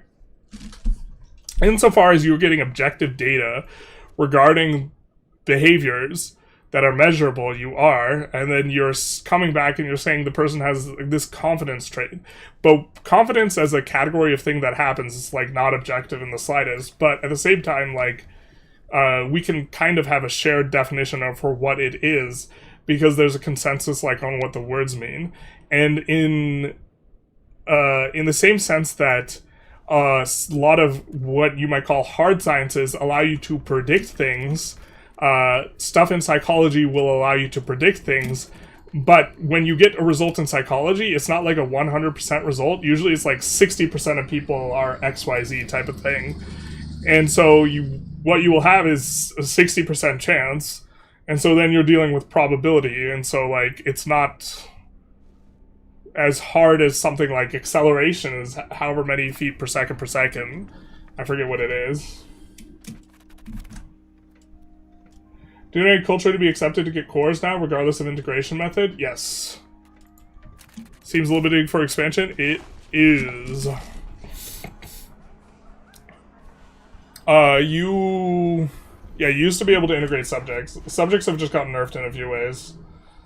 Protestant Sweden run? Probably not anytime soon. Question: I've seen a few YouTubers cap out legitimacy, just capping provide benefits other than listed effects. You get to avoid disasters too. There's no disasters for either theocracies or republics. The disasters for monarchy are not that bad, and it's probably not worth paying, but you do get to avoid disasters. You also get some nice little benefit in that if you want to spend on something that requires this, you can do it at any point in time. So for us, if we wanted to slot in a privilege, we would actually have to pay for a while and then get up there. But not really, because we have this new cleric button that we're not clicking because we don't have anything to spend it on. We will click that button though. Hell yeah, brother. We're planning on turning these guys into a country, so won't actually get too much out of that.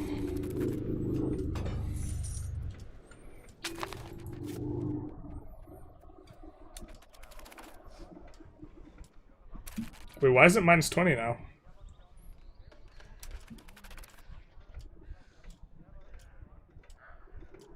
Why did it get so much worse? Our current strength, did it go down that much? It was 27 before. We've been adding military. What gives? When we merked up before, it went up. I guess I don't know exactly what's going on there. Tax is included in price in the developed world. Yeah. I mean, this is an example. I think both tax plus store price should be shown, but, like, both up front. I mean, I think that you should just show the price the consumer pays.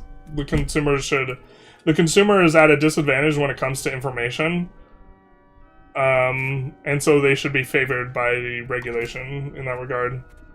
Now, if corporations somehow couldn't gather information, I wouldn't think the same way, but they can. In Sweden, it's included in the price on the shelf. Yeah, not in the U.S. Not having taxes on the price is ludicrous from a European perspective, by the way. Yeah, Europe has a lot better consumer protections. I know what the scientific method is. I'm a biomed student, and the science has fallen hard. I mean, but, like, a pseudoscience, they don't... You're calling psychology a pseudoscience. Pseudosciences don't use the scientific method to come to conclusions. It's like, vibes and anecdotes.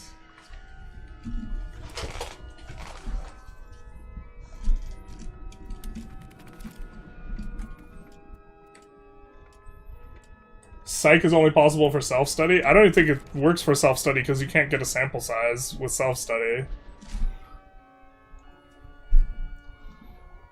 Yeah, I mean, I just disagree, my guy. It's not, like, gonna be hard in the sense that, like, physics is going to produce the same result every single time. But, reality is uncertain. Human beings change or are different than each other. Or, like, really just both. And so, like, if you think that psychology can't help you understand humans better in a way that is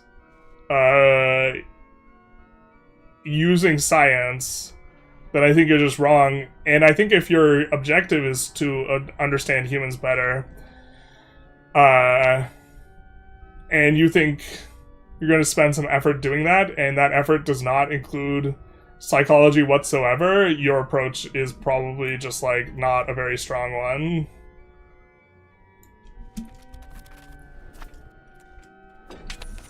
Like, as fun as it is to deride, like, the humanities. That's bait? Damn it. I do wonder, once the population is sufficiently aware of the initial obscure human psychological fact, does it cease to be effective? Probably depends on what the psychological fact is. We're also going to be mega big once we get this guy. Philosophers often seem like they choose their calling as the way they can get work that involves zero physical work. Sure, you have to think about a thing, but you could also spout nonsense.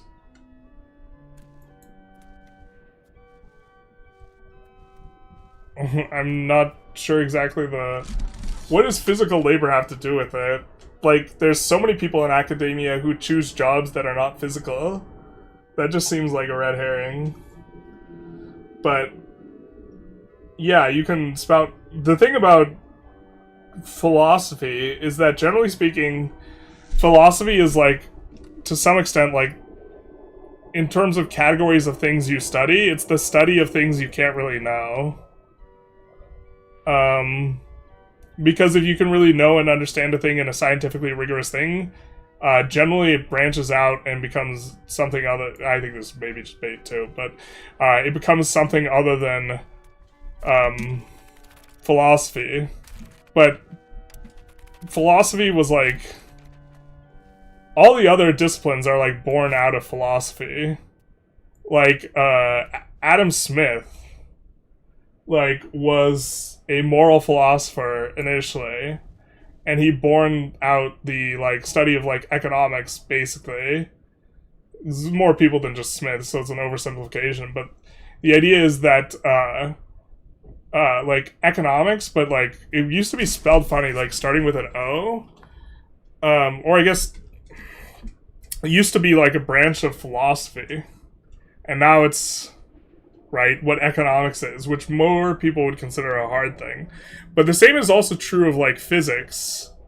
Physics used to just be part of, like, philosophy, and all the other sciences did too. And then they branch out once they become their, like, own discipline, that where things can be, like, determined in a, like, rigorous type of way.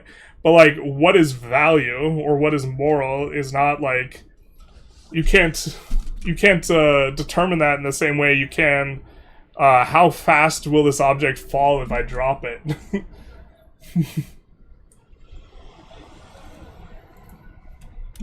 Chiropractors? Chiropractors are not doctors. Chiropractic is pseudoscience. I remember when there was...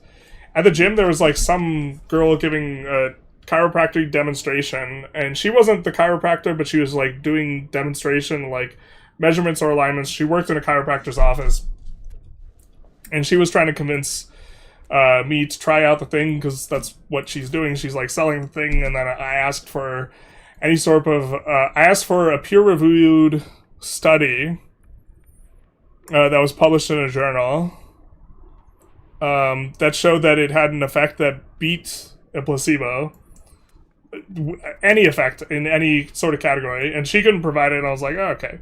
But she called up the chiropractor that she worked for, and like I asked the same thing. I was like, hey, is there any peer-reviewed study that shows that it's better than a placebo? And he couldn't provide me with one either. Just anything. Any study whatsoever. Just one. I enjoyed that. To be fair, placebos are extraordinarily effective though, and like acupuncture and chiropractic, like it is effective because placebos are effective, but like placebos are effective. But I think the chiropractor stuff like carries like pretty significant risks as well on top of that, so. To be fair, psychological studies are so small they are vibes. I mean, it depends on your sample size. It's gotta be bait, yeah.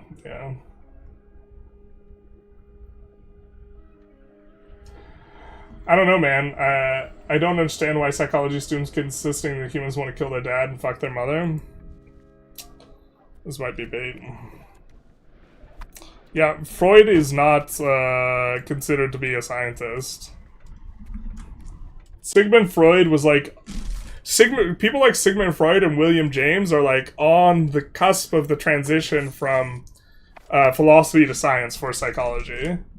But they were not like properly applying like a scientific method. Freud just like smoked a cigar and ripped a bunch of coke and like made stuff up. You're very eloquently spoken on all sorts of topics. Are you educated in psychology? This feels like reverse bait. I have enough like credits. I was a psychology major at one point in time. I have enough credits to like get an AA in psychology if I like did one art class or something, some gen ed thing. So I've taken a lot of psychology courses, but I've read a lot of books that reference psychological studies.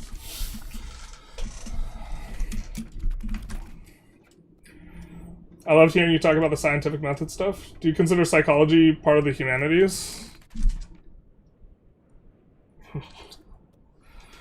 I actually don't know the categorization. I know at the university I attended, they were in the same building. But the humanities are like non-hard science stuff, right? So it probably doesn't belong with the humanities. Sociology either. Sociology seems closer, but sociology has less experimental, just by the nature of the thing that you're studying like more broad groups of individuals. Most sociology studies are like correlative studies rather than like experimental design. Which is like, correlational stuff is just a lot. Like you can go to a website called Spurious Correlations. Maybe we show this real quick. But like,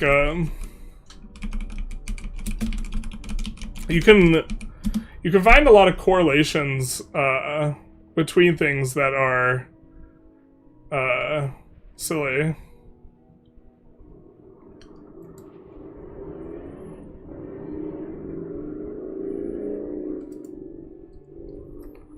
Maybe we can find.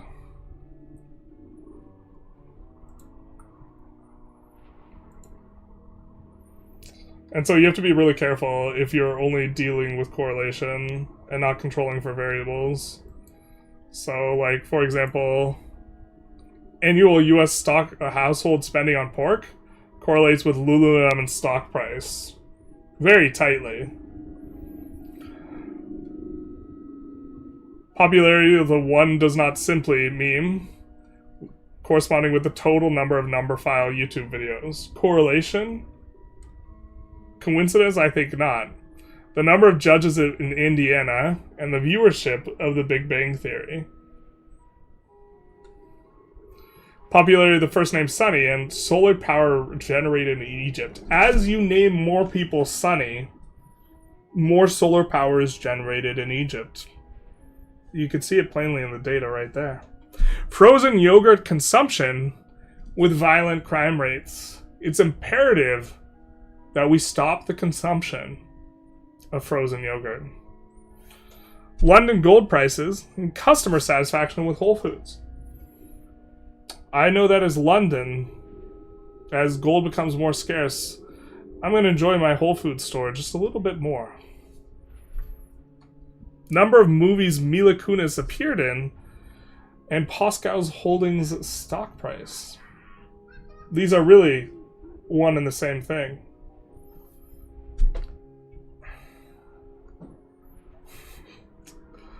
Google searches for tummy ache and associate's degrees awarded in Parks and Recreation. This one actually just might be a somewhat of a population going up usually causes everything to go up is a bit of a thing, but so when you find a correlation, it doesn't necessarily mean that there's a causal element in there.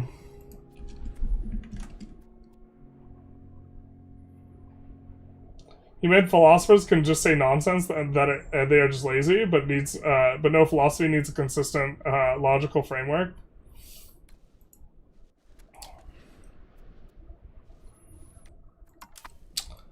Yeah, I mean, a lot of the people in academic philosophy I met, I consider rigorous. Some of them I consider frivolous, though.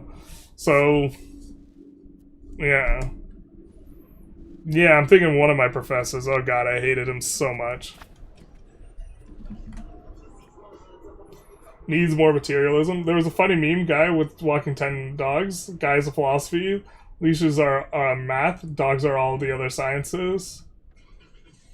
That sounds kind of about right, yeah. Like, as soon as something, you get to the point where you can quantify it and, like, measure it and, like, this type of thing, then, like, it stops being philosophy, kind of. What I think philosophy should do that it doesn't is it should fold the other sciences back into its analysis a lot more. Instead, philosophy, like, just tries to brute force think its way through things. When I think philosophy should be trying to...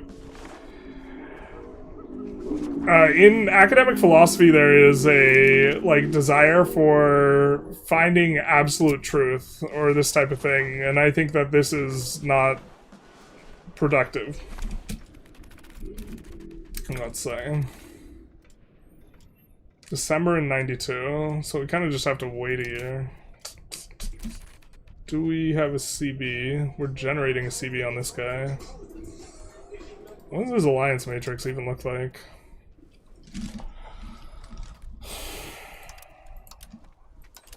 Well, that's a proper rumble, huh?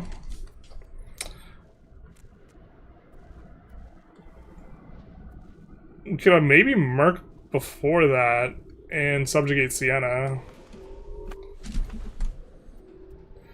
Economy is less of a hard science than psychology. Yeah, so in economics, there's probably less experimental design on average, I would assume. I don't really know. Came to the channel for Tinto Talk content, stayed for questions like what is value? It's tough. It's tough. In terms of monetary value, I think that a lot of people think that monetary, like what value is versus what value should be are like two different questions. What value is basically like what people are willing to pay for something.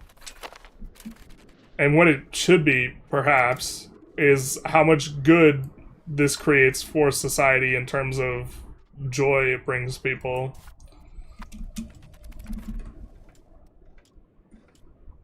Yeah, mention the chiropractors when you're talking about pseudoscience. You're behind on chat. I am indeed behind on chat. This is classic.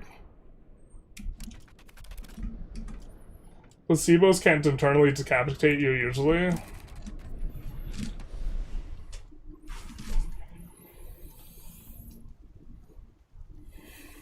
The placebo effect, I don't like to say the placebo effect can't do some XYZ thing, because the placebo effect is like... The placebo effect's fucking wild in terms of effects it can have. Like...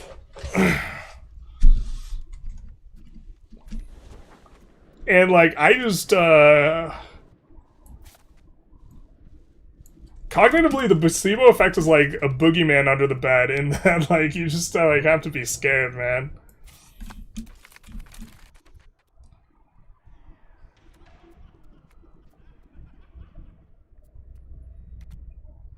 The efficiency's useless to us, but do we spend money for... Oh wait, what does this even cost us? Lose 5 prestige or get all positive modifiers. What is this event, dog?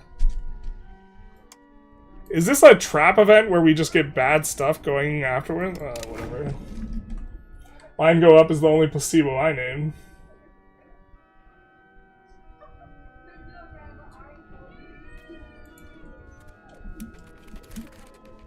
Placebo is not strong except for short-term pain. Most placebo is just regression to the mean.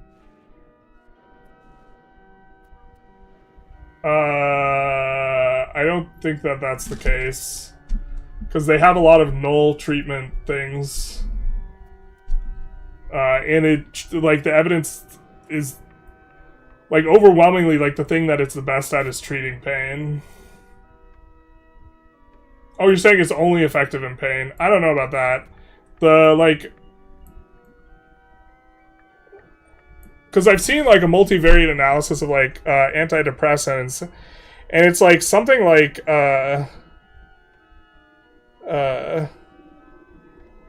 forget which it is between the split, but it's, like, roughly 25%, 25%, 50%, where 25% is just the actual efficacy of the drug, and then I forget which one's placebo between the 50% and people just tending to get better naturally, but they do studies where they control for, where they measure how big the placebo effect is, and whether it's a quarter or half of the effect, regarding, like, depression specifically, that's still an enormous effect for a placebo. Sigmund Freud is widely recognized in pop cultures and many historians as the father of modern psychology. Yeah, pop culture. According to the internet, yeah, I dislike Freud, ergo I dislike psychology. I mean, I think you're just like, I think that this is bait. This is bait, or you're, like... psychologists generally don't like Freud. In terms of, like, a place to look for answers. Because Freud didn't, like, do experiments. There are, like, psychiatrists, which is not a psychologist, who are interested in Freud's psychoanalytic method as a means of doing psychiatry, but that's a different thing. Psychologists are the scientists. Psychiatrists are the people whose couch you lay on.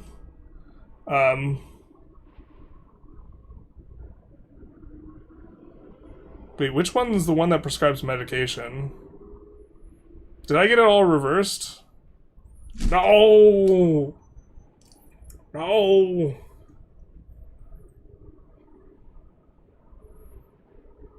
No, psychiatrists prescribe medication. Right? The point is, the people doing the studies don't like Freud.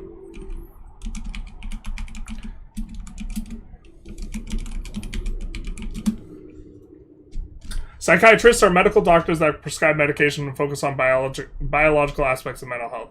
Psychologists provide therapy. Okay, I take it all back. My bad. The point I'm making still stands, though. The people who are conducting studies generally don't like Freud. And, like, to the degree which Freud has a contemporary following, it's mostly in people who are interested in psychoanalysis as a, like, intervention. And psychoanalysis is just, like... If you look at, like, the studies, it just, as a therapeutic intervention, it seems pretty shit. In terms of methodology. Like, cognitive behavioral therapy, or CBT, don't Google that, tends to look a little bit better or quite a lot better, as well as like talk therapy and like other various like therapies. Like people like Jung as well. There's a lot of psychology that's very grounded in hard science. It's ridiculous to call it a pseudoscience. Yeah. My son is also named Sonny. Yogurt is triggering. Yeah, we're a little behind. Sociology catching strays. I mean, I think sociology just has less experimental design. And it has to, because you can't do experimental design with what you're doing, but you're looking more at correlation stuff.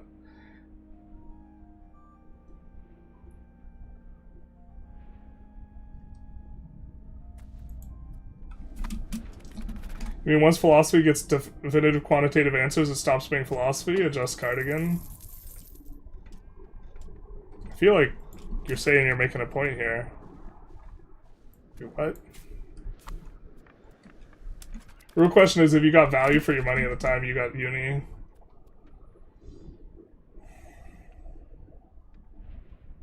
Yeah. Can't really experiment in economy in an isolated setting to exclude other variables. Yeah. You can do models, though. You can construct models and then see what the model will say about what will happen. So you try and... So, like, in economics, that's what you would do. And, like, it would be, like, one of the more rigorous ways of doing stuff. So you can observe what's happening, use what's happening to construct a model... and then use the model to predict what you think is going to happen in the future, and then compare what actually happens in the future with the model, and then through iterative analysis, make the model better and better and better. So, like, and through that, you get a predictive tool in the form of a model, but it's not derived from, like, experimental method. It's, like, it's comparing your projections versus what actually happens, and trying to create something that is going to project things accurately. But, like, that's still giving you predictive power, which is the main benefit of, like, the experimental method, right? For everything outside of short-term psychological effects, placebo effect is near zero. Regression that means the real thing happened in 99% of cases. 99% seems high. I don't have, like, an enormous amount of study of, like, of this, but also excluding all short-term psychological effects is, like, that's a big exclusion. Because we're, like, a placebo effect is a psychological thing. So, like...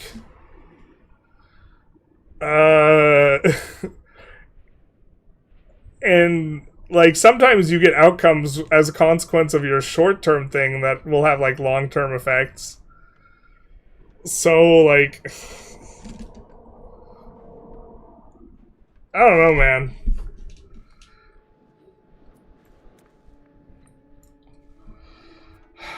I've seen studies that seem to indicate that placebo does some really wonky stuff, so I don't want to just say placebo can't do XYZ thing. It's exceptional at treating pain specifically.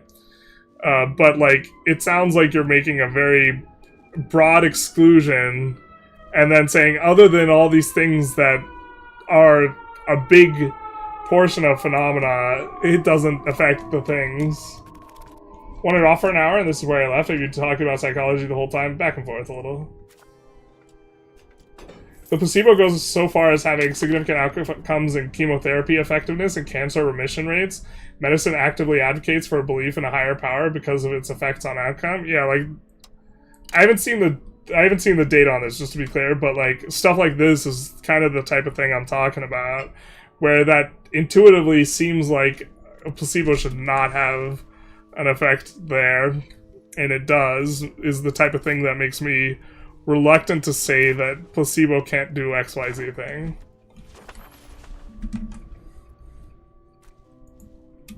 Got reversed. Yeah, it's like getting swerved, but, like, good. You sit on therapist's couch. Therapist, that's the one. That's the one. That's the one.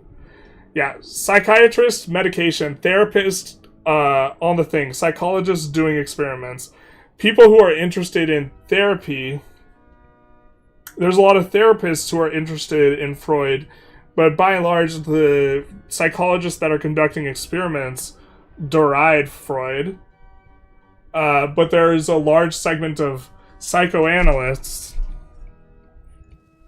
But I think that a lot of them are not starting out as psychology people interested in the science and then they become psychoanalysts. It's people who start out liking Freud and then they become psychologists so that they can become psychoanalysts.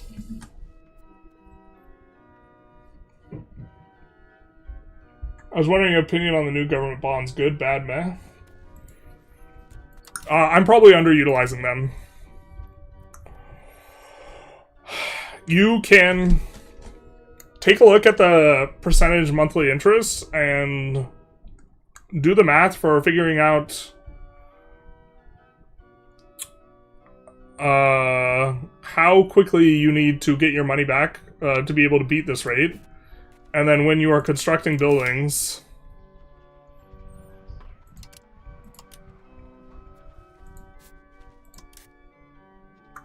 figure out how quickly you can get your return. And basically any time where your return is faster than the thing, you probably should take government bonds and invest in the thing. But also as a tool to be able to hire mercs. Wasn't there so many people hating on how dumb Freud's statements are that they joined the field just to push past his unfalsifiable or outright wrong claims? I'm not sure. What's your academic career degree? Philosophy. I think, probably. Technically, I have not opened my diploma. I was emailed something from the university in a diploma-shaped envelope, but it's actually Schrodinger's degree. It's either a philosophy degree, not a philosophy degree, or both.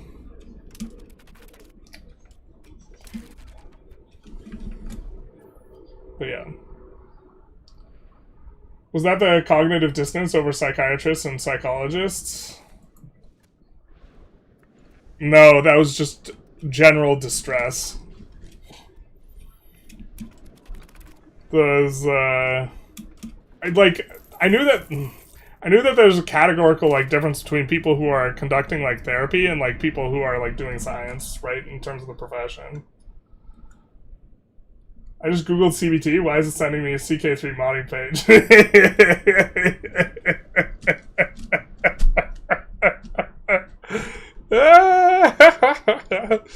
Yep, that's what you get.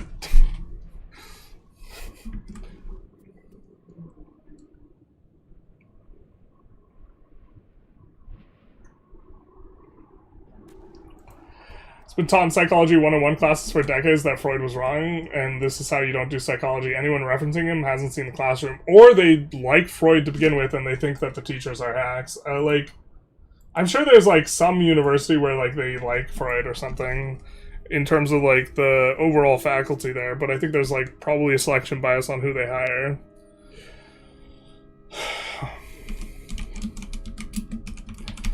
We're talking about the placebo effect.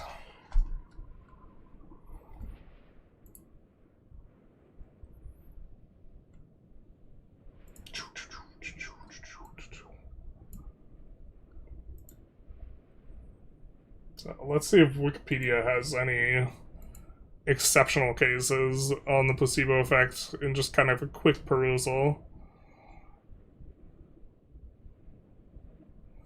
Improvements that patients experience after being treated with placebo can also be due to regression to the mean, statistical effect, etc., where they're likely to just get better naturally, basically. So you have to specifically test... you have to test against a null treatment, the placebo effect.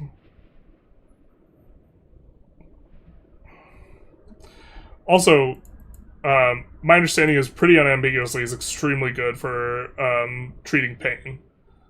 Placebo is really, really effective.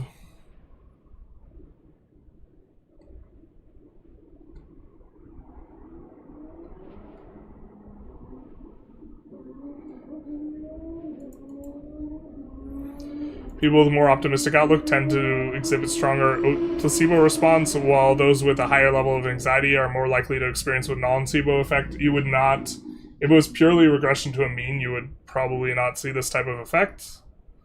But they're probably studying pain, which, like, when you exclude the thing they're really good at affecting, then, like, yeah, it's gonna be a thing. Or less of a thing. 82% of the response to antidepressants was accounted for by placebos, so this is probably... We referenced this statistic, and we said around 25%, 25%, 50%. I'm expecting that, you know, 3/4 of this is placebo/regression to the mean. Although 82%, not quite the number I remembered. However, the authors expressed doubts and used methods to interpretation of the results, especially the 0.5 cutoff point for effect size. Complete reanalysis and recalculation based on the same FDA found that the study had important flaws in calculations. Womp womp. Replication! Alright. Although a large percentage of the placebo response was due to the expectancy, this was not true for the active drug. Ah, so the people who get better...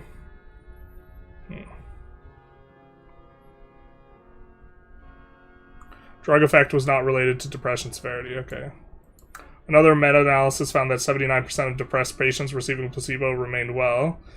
12 weeks after the initial 6 to 8 week, compared to 93% of those receiving antidepressants. Continuation phase. In the continuation phase, however, patients on placebo repeatedly relapse significantly more often than patients on antidepressants. We have the nocebo.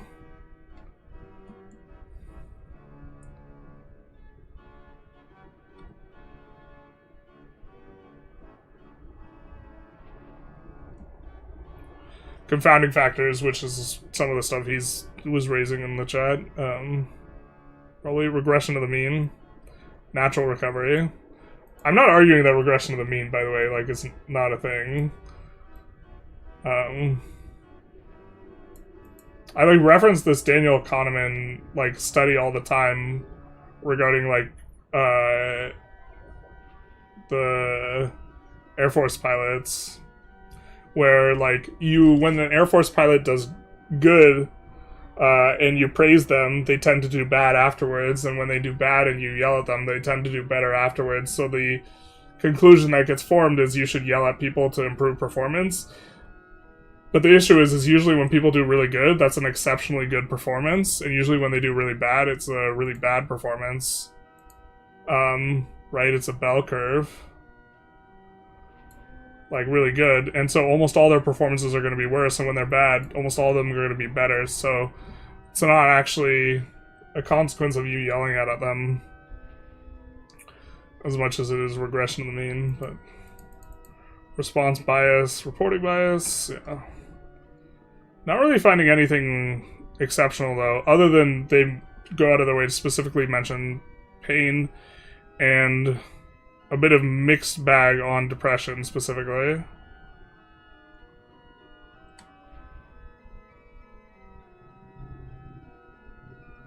But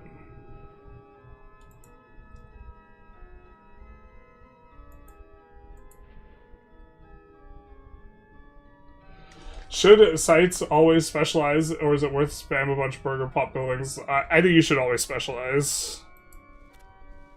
Just in the long term, eventually you hit the point where having a bunch of low building counts is actually going to hurt your tax base more than it helps it, even if they're profitable. But in theory, you can close the lower ones, and you actually maintain the promotions. So after a certain point, it actually makes sense to build buildings that are currently closed. Like, if we have this Potter's Guild and we close it, and then we add more Potter's Guilds, each Potter's Guild is going to create a bunch of promotions.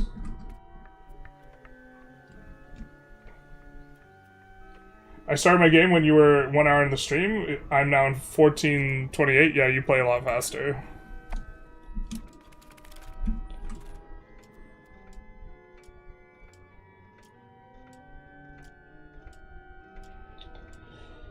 Have you heard of Path of Exile? Yes.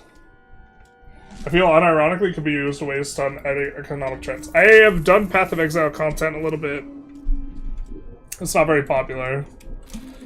And I don't want to get lost in the sauce of Path of Exile. What do you mean that sociology doesn't have a lot of experimental? What are the Lord of the Flies then? Well, generally speaking, if you can make an experiment for it, it's like almost considered psychology then. Like, because you're studying, with sociology, you're studying like long, big trends for like across entire society, and like, you can't just like run an experiment on all of society by like, you can't have a control group, like, where like, you can like have a case study or something, but like, you can't do a control group very easily when you're studying all of society.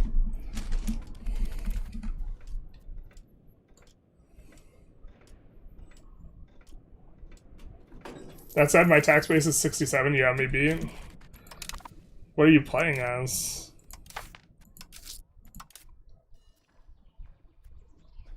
Yeah, it's not huge.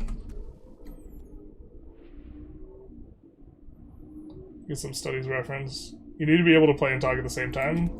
It's too early to only do 20 years in almost 6 hours. Not like this. I'm currently working on that. I just get I get so nervous about like missing something. So what we should do is actually just being max speed, but while I read, because there's like plenty of stuff to like zoom by, but then we get a pop-up and etc.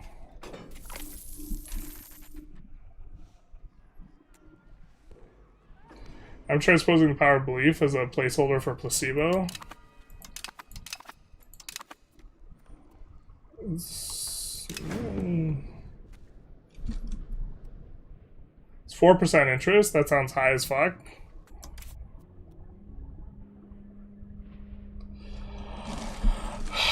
I mean, how long does it take 4% interest to double your money?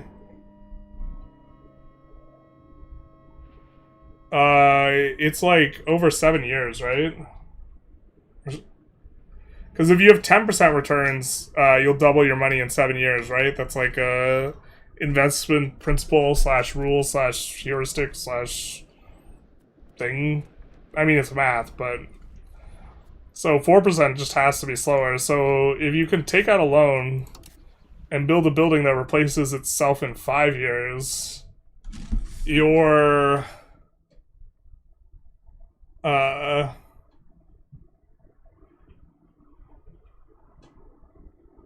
going to have more money at the end than had you just waited and not invested in the thing, right? Bonds Meta seems to take out every possible bond the minute you get banking and use it to get a head start. No, I'm with this. There's weird, like, tack-on effects, though. Like, if we build Tailor's Guilds here, it pushes down the value of our other Tailor's Guilds. But here, like, we don't get the return fast enough, right? So 13 years, I don't know if it's worth it for like 13 years. But like, I think that conceptually this is how you should be thinking through the thing. How do you feel about, what if the loan rate's lower than the Merc rate? So loans actually might be okay now. For a long time you don't do them because you hate losing out on crown power, but the negative crown power you have to take into account you're going to get less trade income. So it's kind of like a math thing. How do you feel about Mercs? I think there's... The changes, I think, didn't really nerf them, and they just made them hyper tedious, so I'm kind of a little bit annoyed. I feel that we are finally at a spot where they're super interesting and fun, but kind of annoying to hire. I think they're really annoying to hire. They just made it so the AI doesn't hire them as much. So they just made the AI weaker. Like, this change, along with, like, the AI urbanizes less change, I kind of don't like, because they just make the AI worse. Because players didn't like the play pattern. And maybe it was weird that the AI like hired too many mercs, but like the mercs are still good. Like I think that the things, I think they didn't need to buff mercs in the first place. I feel like I was the only person saying that mercs are like kind of okay. You just make their bonuses actually apply to them. There's the same guy, Frederick Cruz, who pivoted his whole career to destroying Freud BS. Liking Freud is like playing Smoke on the Water in a guitar shop. This is kind of cheap right now. We're gonna go for it. I don't know if we keep this alum thing around, but we already handed out the urban right. Maybe it's worth. Urbanization is just so strong right now. I took Psych 100 in uni, and they teach Freud, but more of a history thing, and basically doing a disclaimer before heading over his theories. Yeah, like, I think Jung is a little bit similar, and Jung's way more popular, I think, contemporarily than Freud. Because Jung is a little... I mean, this is, like, frivolous to say, but Jung is like Freud without the cocaine. I don't know. I don't think very much of Jung either. So I'm really curious once we annex these guys, if that's going to be enough.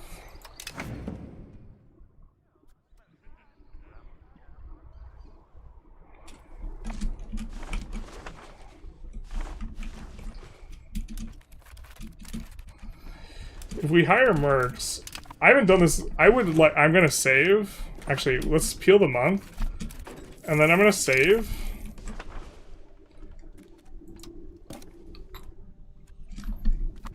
And try and see if hiring a merc lets us do this.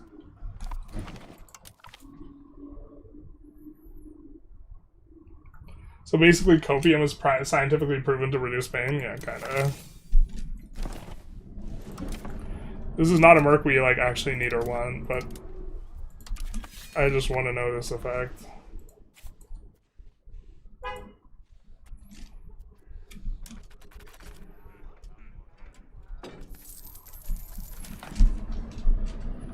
No movement.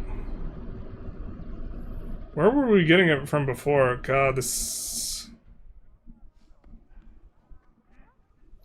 Is this from being in the HRE? Oh, as soon as we leave the HRE, they'll be down.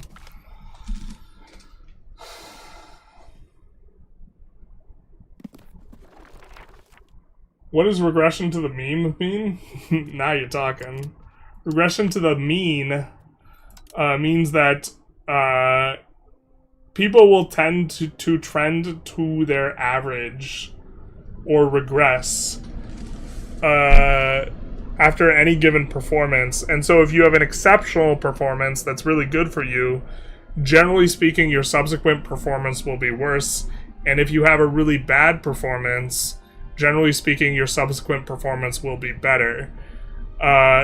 It is a cognitive bias of humans, just generally speaking, to not appreciate regression to the mean.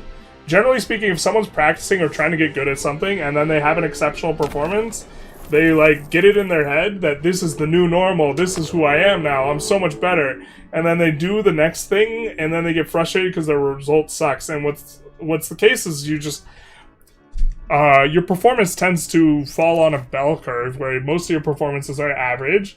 And some are really good, and some are really bad. And when you do one of the really bad ones, generally speaking, your subsequent performance is worse because most of your results tend to be average. So, like, this is a standard distribution curve. If this is your performance, most of it's in the middle. Some's really good, some's really bad. This would be an example of a weird distribution that performance tends not to be like this, where a majority of them are good, and some of them are bad. If this is what your performance curve looked like, you would not have regression to the mean, or at least, if you have your, like, you would still have regression to the mean, it's just your mean would look different. Your mean would be, like, over here, which is, like, yeah, but, the point is usually... Actually, if you had an exceptional performance, you repeating that exceptional performance would be fairly probable if you had like this. But you repeating an exceptional performance with a standard distribution curve is kind of just unlikely.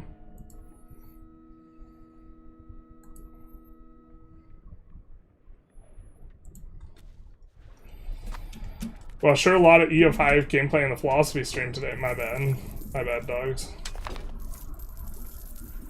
This is why it takes 1 hour per in-game year. No. My bad, dogs. We'll focus up on the game. Actually, I just need to not read chat as much.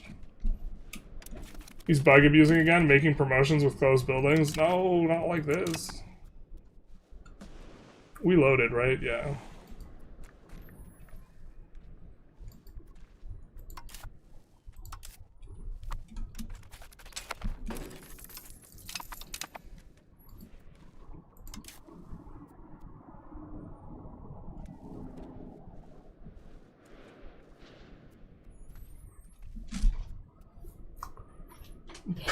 The balance of power is shifted.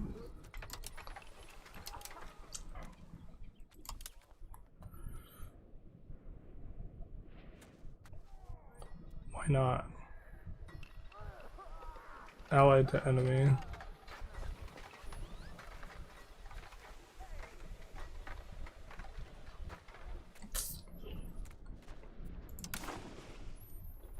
Bro, Venice, how are you allied to 2 people on the opposite side? What is this nonsense? Let's form Tuscany.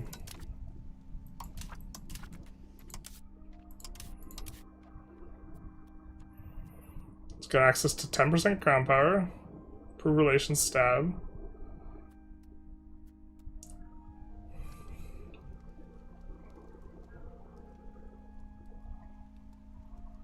Oh, what if this overcomes? I don't know the flat migration rate. Currently, by reducing flat migration rate, these make migration just not happen. But in theory, if you got enough of it to overcome that modifier, you actually could get migration again. I just don't know what the flat number is. Alright, we formed Tuscany though. Hot diggity damn. And let's assimilate these pops to Tuscan.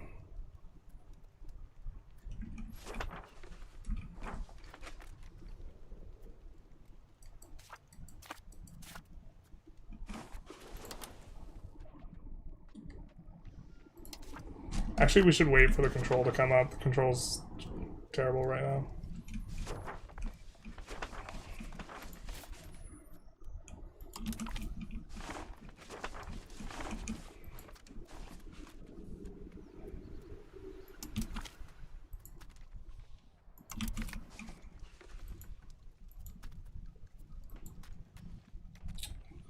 Yuck.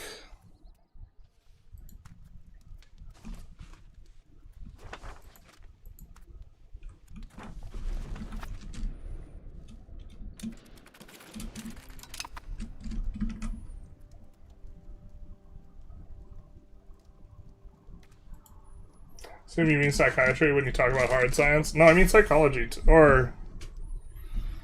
No, yeah. Psychiatry would be a hard science. Psychology would not. Generally in terms of... Well, like... Does it involve objects? Physical objects? Or does it involve people's... well, biology involves people. Biology considered a hard science? I assume it is. Yeah.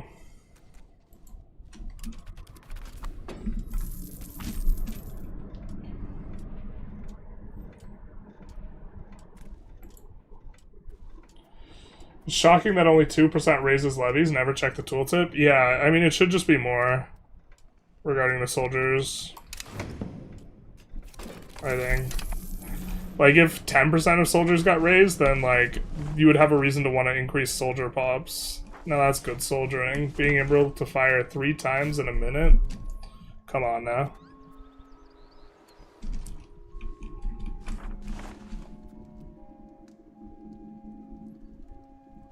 Here we can do paper. The ROI is fucking awful.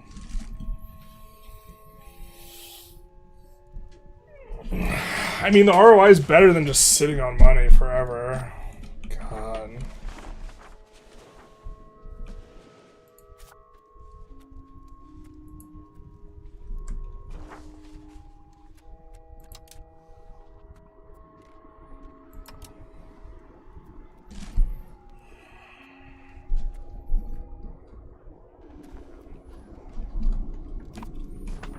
we do something about Venice?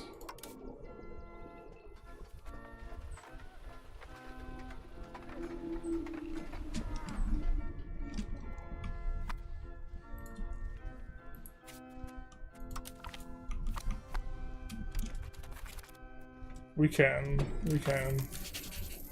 Alright, we have a bunch of room.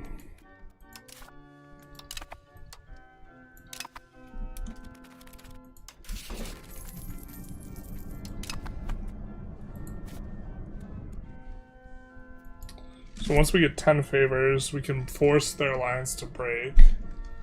And then not have to fight such a big thing without... Oh, now you want to fight Papal Thing.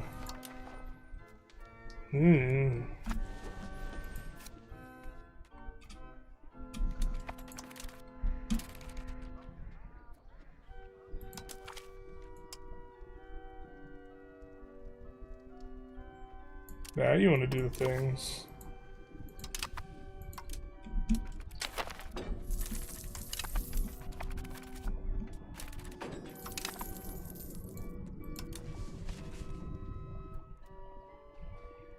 Oh, what is this? They doubled the cost. I didn't see this in a patch note anywhere. When did this happen? Now we can't send them gold to get the rest of the way. No. No.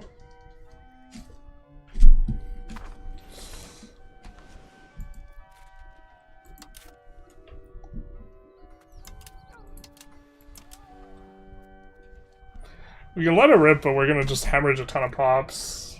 As opposed to just, like, not having Milan in the conflict. Or even having them on our side.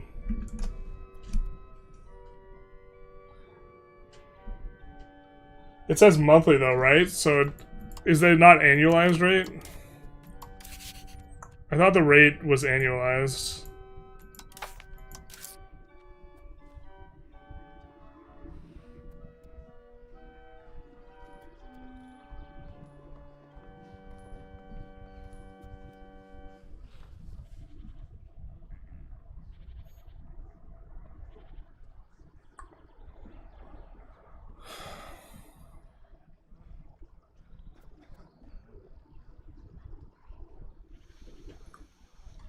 $60 months. I mean, I can borrow it just to see. 60 times 102.78 raised to the... Sorry. 127 times 102 raised to the whatever. To the 60th power. That doesn't look like 2% 60 times. 127 times 0.7 times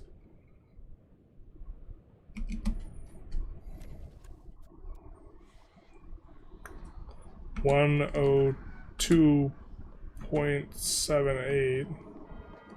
Sorry, 1.0278 raised to the 60th power. Yeah, the math seems to indicate if that's monthly, we would have to repay 661. So it's just worded poorly. We have to pay every month this rate, but it's an annualized rate.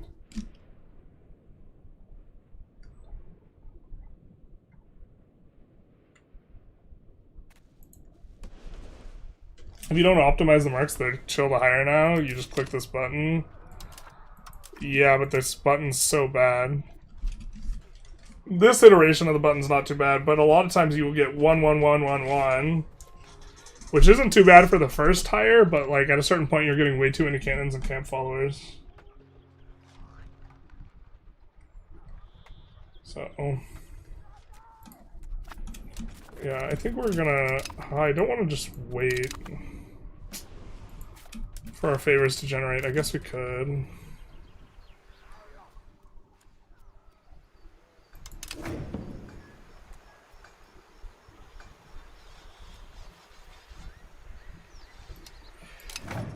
You just get so rewarded constantly by not paying for government power. So many events give you a choice between losing government power and X. The game is just so presupposed on you paying for the government power.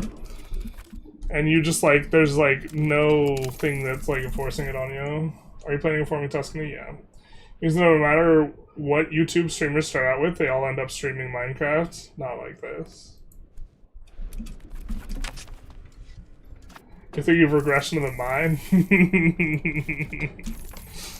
That was a good one. That's good. That's good. Regression to the meme. Why are we generating favors so freaking fast? Oh, because we haven't hit the generation cap. We're not generating it from ally. We're generating it from the interaction. We owe them this, they owe us that, and so soon I think we hit the cap, and then we start generating them slowly. God, what's frustrating is we would have sent them the max gift had we known. Or wait for it to build up and then send the max gift. Maybe we could still send a gift? Can't do it again.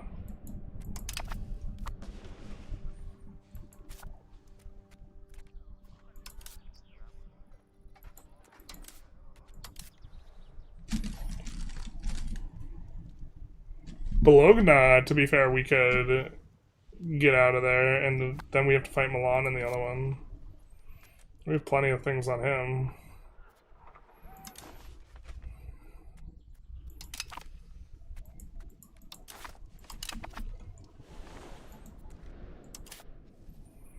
And we'll just chalk that up to cook some silly Billy buttons.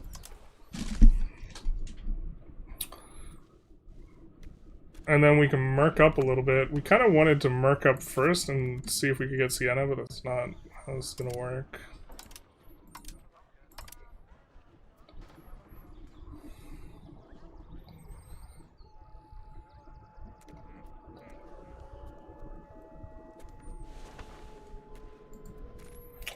Yeah, let's just deck the war.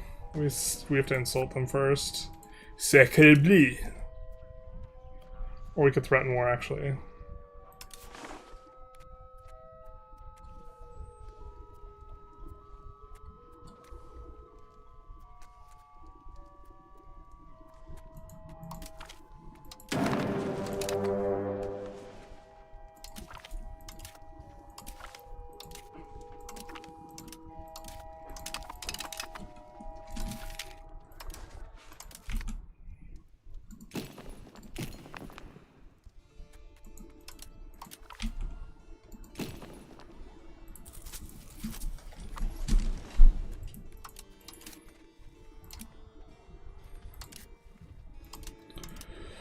Find ourselves a big-ish Merc army. We go one camp follower. Go grab both the horsemen. We prefer more horsemen, but I think we'll go with the... well, we'll go with just a bunch of high initiative guys. I think this is fine.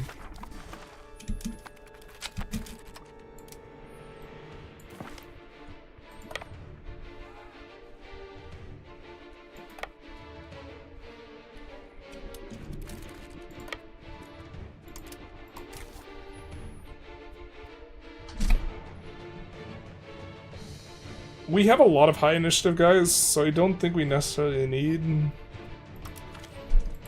Diplo, something like this. Chad is bullying journalists and playing the game. I know. I'm just trying to vibe. You can read chat, just don't pause the game for half an hour to answer some crazy tangential question.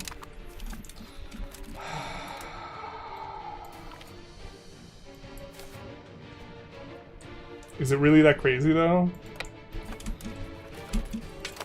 Isn't craziness in the eye of the beholder? Alright.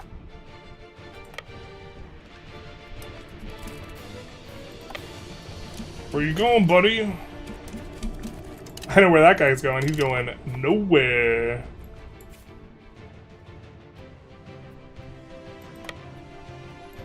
We're gonna need another Merc stack.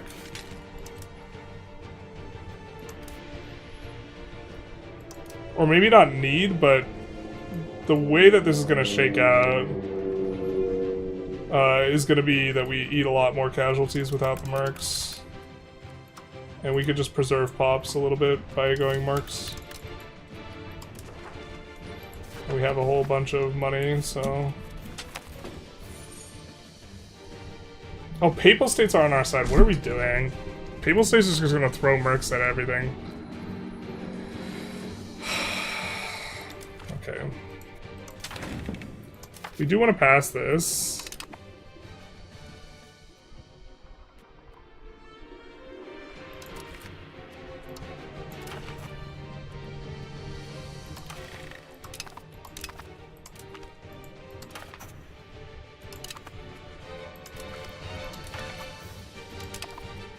Alright, I think we go with this.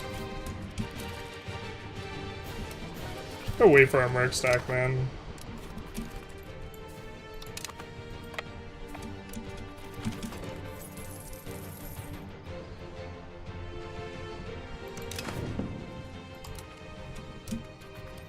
We'll slow down the game a little bit.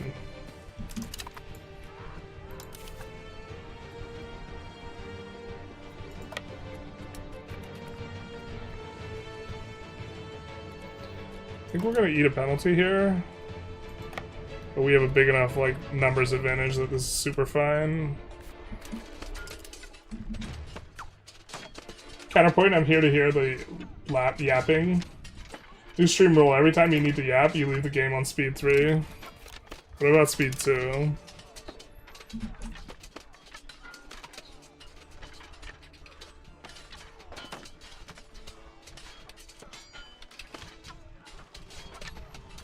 How could biology not be a hard science? Because humans are squishy. Come on, bro. Try and keep up.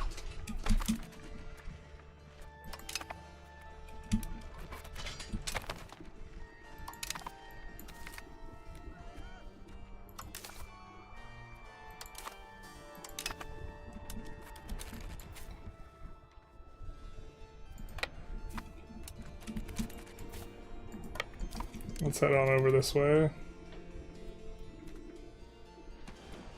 It's really nice that we're like allied to everyone, so we're not going to generate a lot of antagonism. But I think that we don't want to take stuff from Milan, but we maybe want to bust up Milan.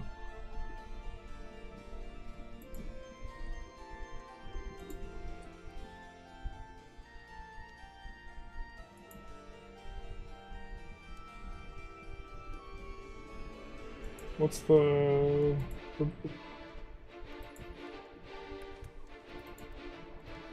Hey, Cardin, thank you for the $20 tip. Much appreciated, my guy. Just want to give back for all the insight on EU5 you've provided. Much love. Thank you so very much. Much appreciated. Also, through the best method from me is the tip link. I think it's on both YouTube and the Twitch.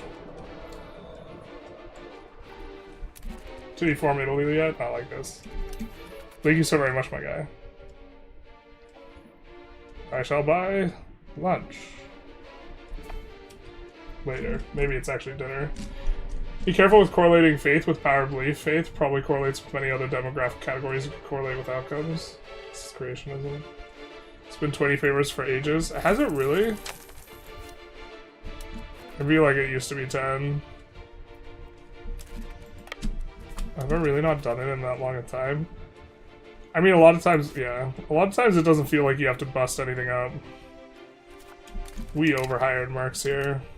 That's my bad. I'd rather, well, I was gonna say I'd rather overhire than underhire, but I think I would actually rather underhire because you could always just hire more later.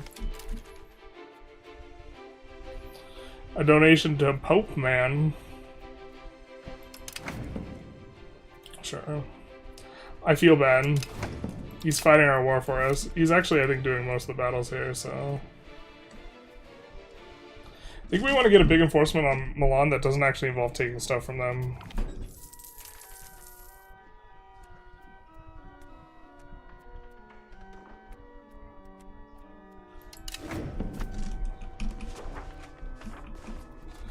Oh, my kingdom for my urban rights actually working.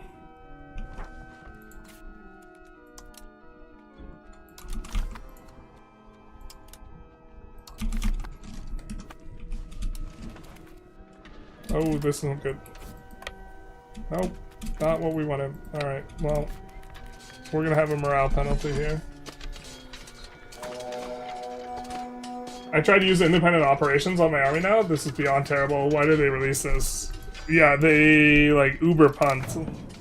I don't know why they... Like, it's, like, worse than what the AI does. I don't even know what's going on when they do AI independent operations, but it is... I don't know. But it's also... My sample size is small. Like, when I did it, they just, like, zipped back and forth until they ran out of food. Like, between two provinces. I was like, this is probably not optimal. Okay.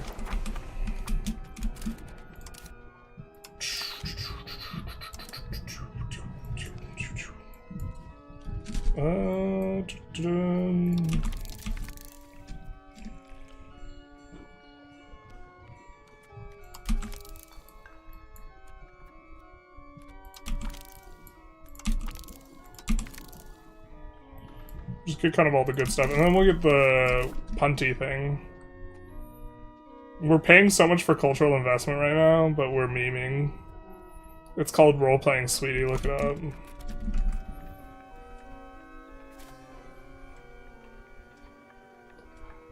They run around dying slyly. Starts a siege, leaves 60% done. Yeah. That sounds about right. We finish it, and this increases our influence. Our cultural influence increased by 2, guys. I need you to know that that really doesn't affect anything. Alright, thank you. Why does the historical institution in New World appear in Sevilla and not Lisbon? Can I refund the game? I mean, when'd you buy it? Good night, all. Good night, time's ticking. Good night.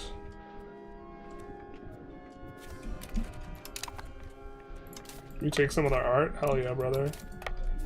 Maybe our justification for selling art to people is that we're max spending on art right now.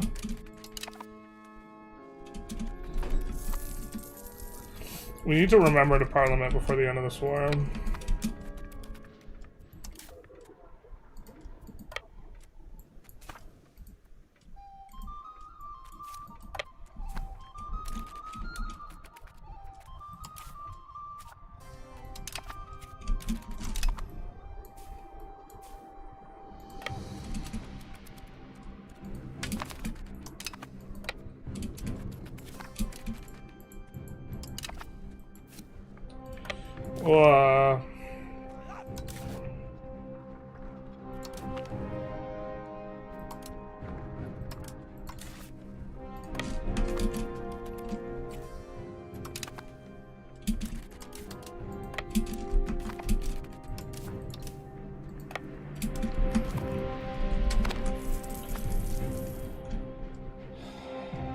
Serious lack of vehicles and mob cars. That is true. What dinner, bro? Make sure it's a good one? I'm not sure. Thought about ordering Hawaiian earlier this week. Maybe I order Hawaiian? I think I'm supposed to make, like, rice and beans, though. That's probably actually supposed to be the play.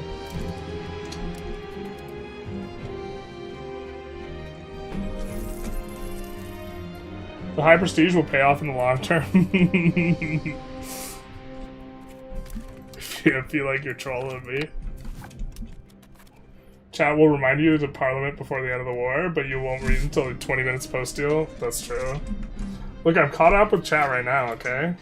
Mainly by skimming over the discussion between 2 people.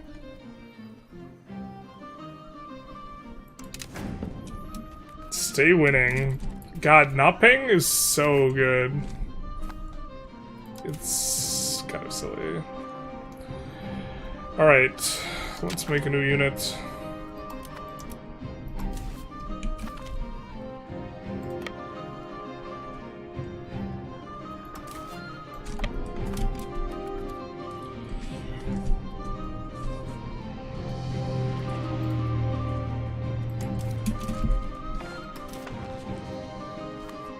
He's on the right side.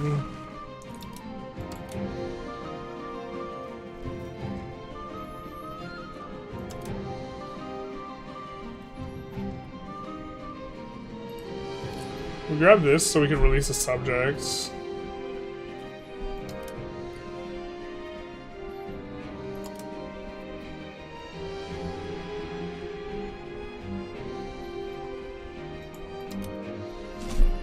And then I guess the next thing we grab is just money. And then if we can still take more, we release stuff from them. In general, I have max legitimacy, stab, and prestige permamax. I'm pretty sure that that's just incorrect.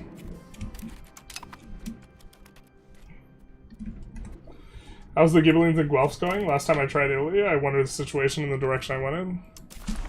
I had trouble. Well, we've been flipping people out of the Ghibellines somewhat aggressively, and we're about to flip Venice.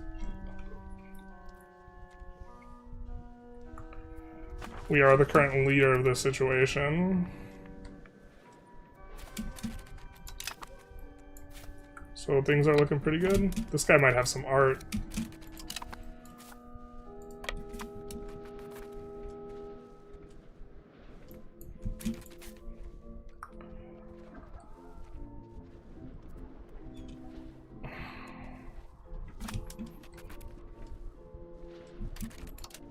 Yeah, we so didn't need to mark up so much. We had like one big war. Okay, we've eaten a couple months, so we can go ahead and do the parliament. Actually, let's...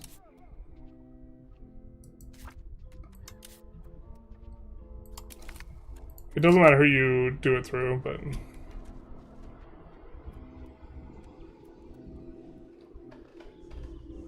Yeah, not paying is just so insanely good.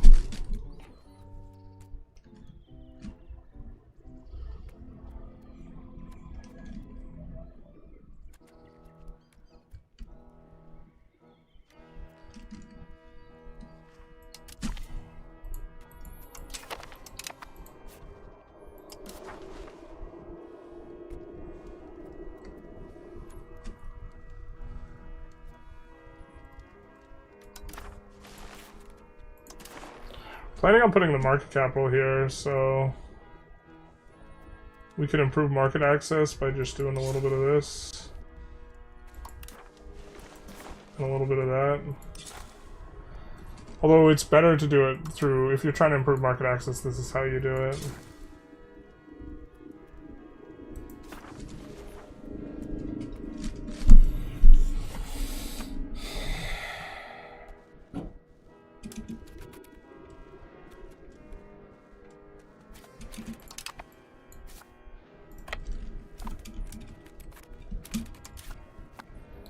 Yeah, we should have just picked a different parliament, or just checked like how few roads there were to construct.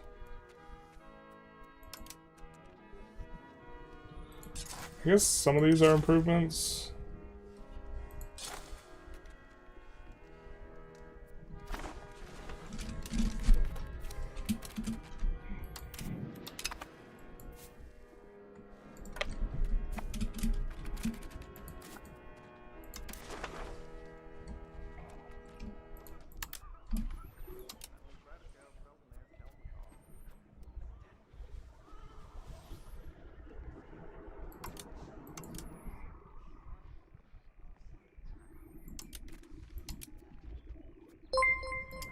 Humiliate's probably okay.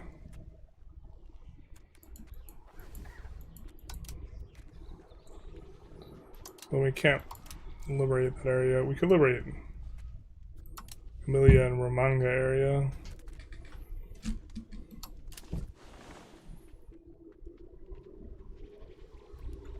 And then let's go dip endeavors. Choices are so sad, there's no major playstyle between them, so you just always want the best buffs.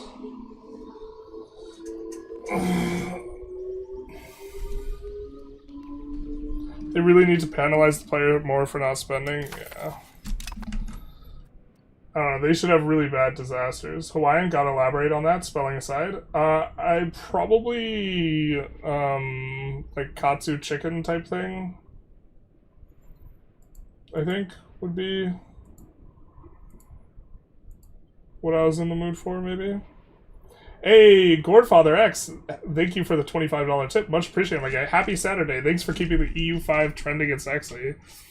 We're working on it. By sexy, you mean scintillating. By scintillating, you mean spreadsheets. Is this the analysis? Thank you so very much. Much appreciated, my guy. Now we're definitely leaning towards getting the Hawaiian. Hard to disagree as game mates. Make it fun for the player. I fully get the desire to make it rough for the players, but make issues so I see mass adoption. EU5 is actually having fun. The thing is when I have a decision, I want to either not have that decision or have that decision feel like a trade-off. This doesn't feel like a trade-off, because I feel like I should just never pay for it. Get yourself some tonkatsu. Tonkatsu is pork, right?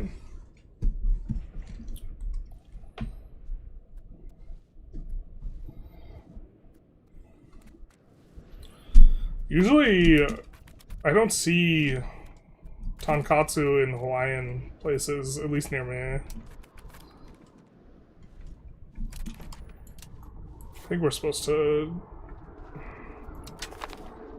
The thing is, I don't want to lose progress on this siege, but I think that we can just go searching for more stuff.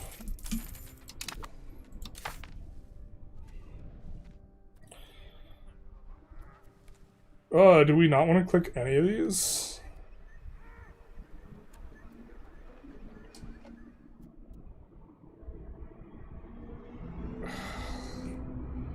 This is such a bad trade-off, I feel like.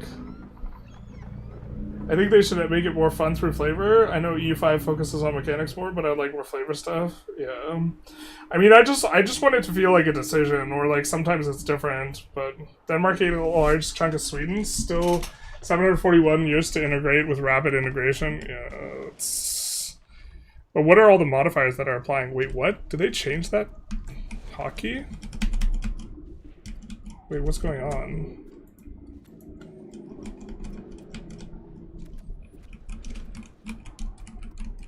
Is our keyboard dead?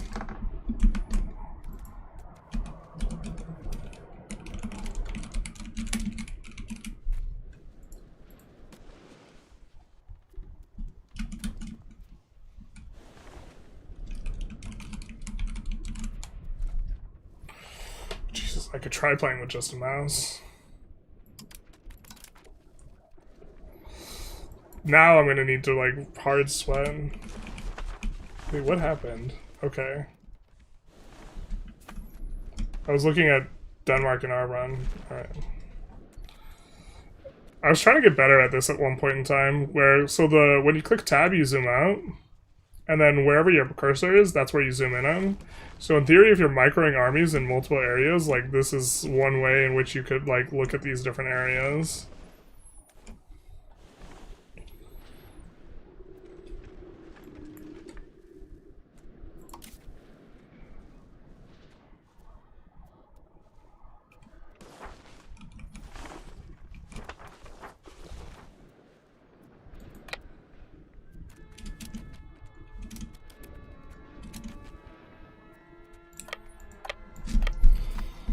Dova. You gotta watch the food a little bit here. Is your C key just broken? Our C key is broken. Or it's not broken, it's like inconsistent now. So it doesn't work like 30% of the time or something.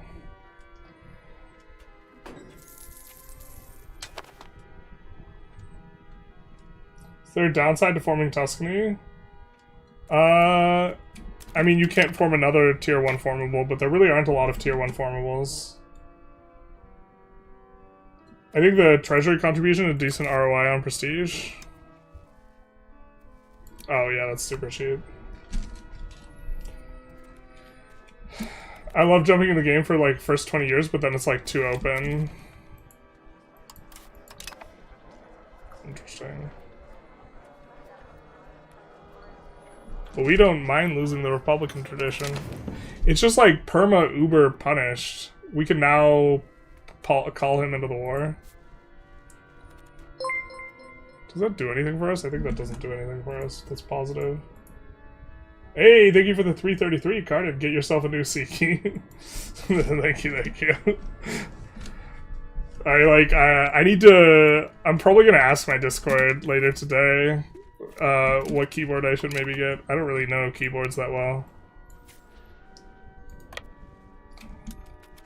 Oh, if we can go this route, I want to go this route. It is winter. I think we saw the winter icons, so we can't go through the top.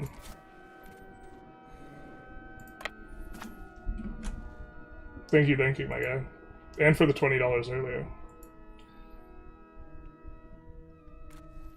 I finally understand the not paying legitimacy monarchy stuff. So you have plus 10 stab, plus no estate has more crown power than you, no disaster.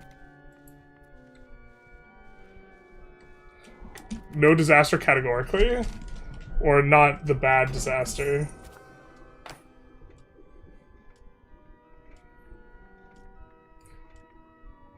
I took a screenshot of the integration if you want to check the mods, the modifiers. Do you ping me?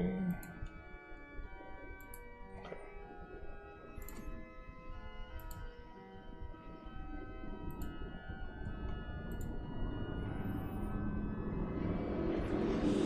Yeah, the rural settlements giving... Oh, yeah, there's just, like, infinite rural settlements. 169 in rural settlements just, like, super cucks you. What's the base rate? Reigned in junior diplomacy. That might go away. I don't know how that is. Oh, you also have a cultural tradition versus influence. It'll get way better in the next stage. Everyone gets a massive bonus to tradition in the age 1, and if you don't have a university spammed, it'll get much better. It'll be like a third the speed, or a third the speed, yeah. All key soft stuck? That might have been it.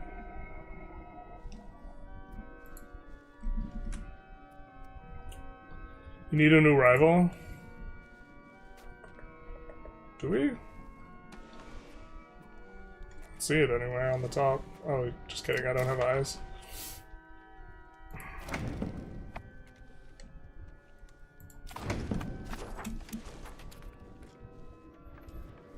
mean, at this point... Bulgaria's tier 1? Oh no, wait, for a second I thought you said Serbia. Serbia's tier 2, right? So you could go Bulgaria into Serbia. Middle click died yesterday. I didn't realize how much of it I used to order a new one today. Yeah, I mean, I think it's funny my C key broke, and it's like confirm in EU5. I was like, yeah, that makes sense, it's a key to break. Zamiro thinks war enthusiasm mechanic makes no sense. I, however, do know keyboards. What keyboard should I get?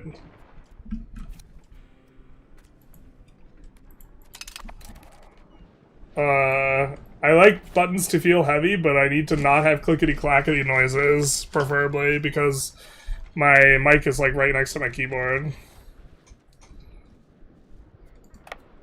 So we can't have clickety-clackety, where's the smackety?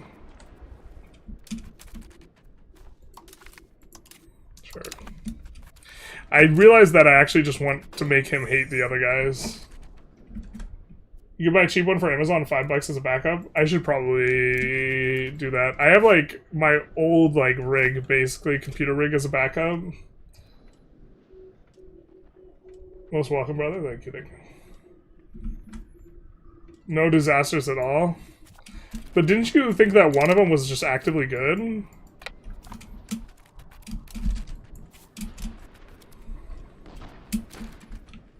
If it's actively good, you should never turn it off, right?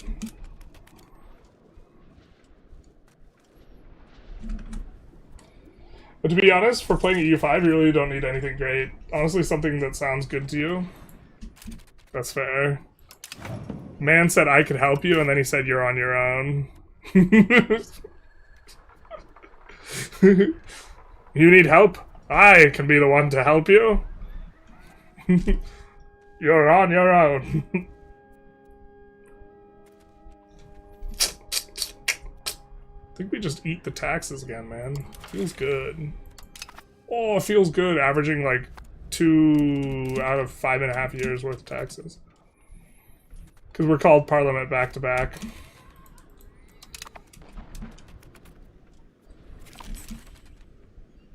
Oh baby, we're stealing the art.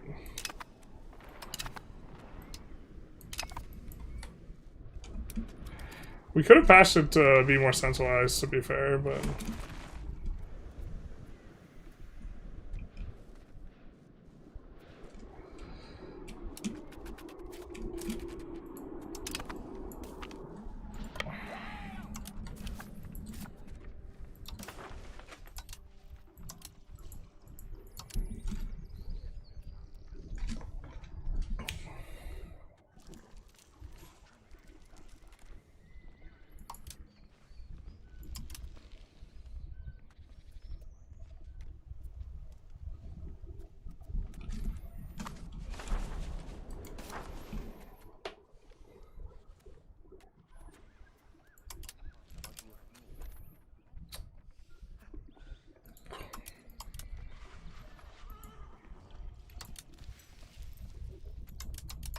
Yeah, we can't ask for that. I was like, why is it letting us ask for that?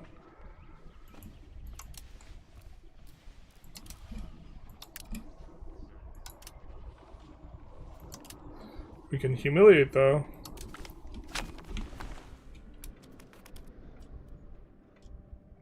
Or we should have... Okay, we still have peace access. Cool, cool, cool, cool.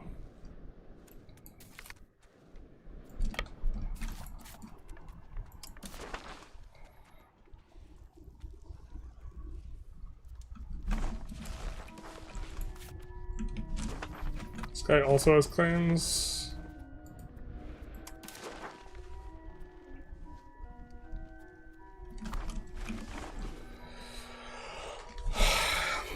Do we prefer Cremona as a releasable? I think we want this as a releasable because it allows us to connect to our other land. And that we want to take most of our anti worth of non-Milanese stuff.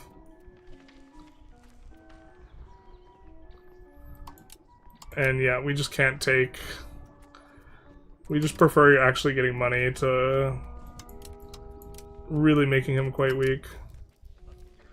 Return a bunch to Montferrat, but we don't care about that.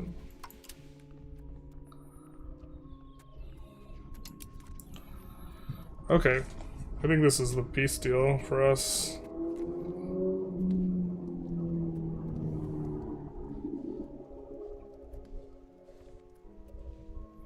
Oh, we maybe want to make him a 2-province miner.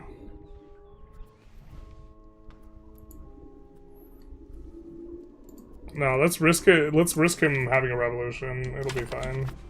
Unless it's not. And then, what's this? Transfer, please. No! Don't keep it for yourself. That's rude. Sienna, give it to me. It's like with a dog. Drop it. Okay.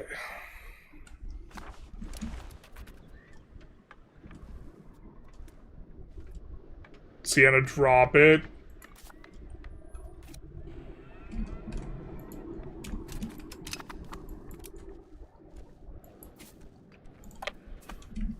Not like this.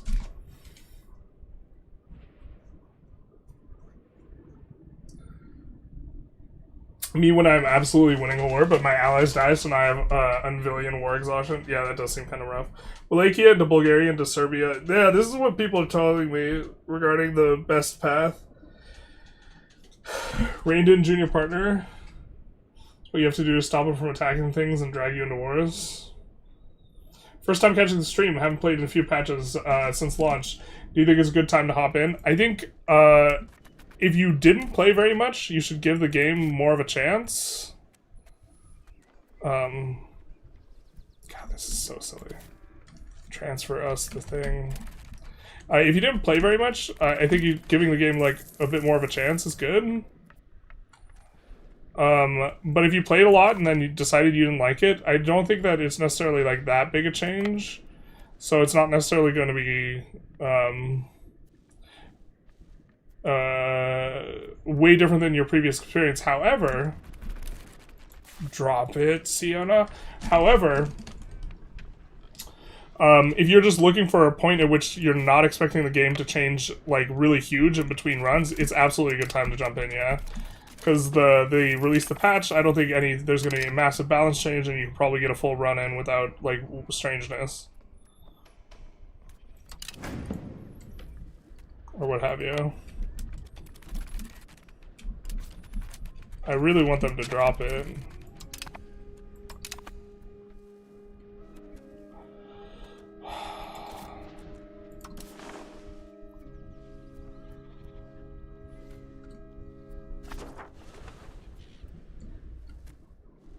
Sienna, stop it.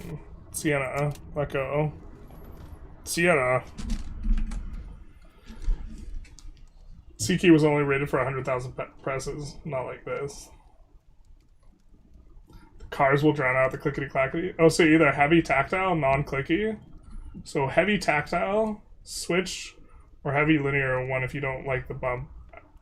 Linear. I like the bump, so I want heavy tactile. Got it. So we'll write that down.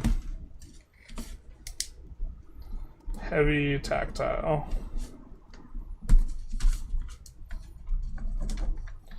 Oh, now my pen's broken.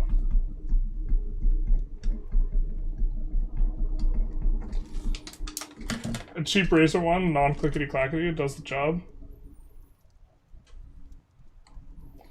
Just caught up watching 2x speed, now it feels like you're slow. Can you talk at twice the speed? I can try. I've trained for this. If you're not gonna piece him out by taking something, Sienna,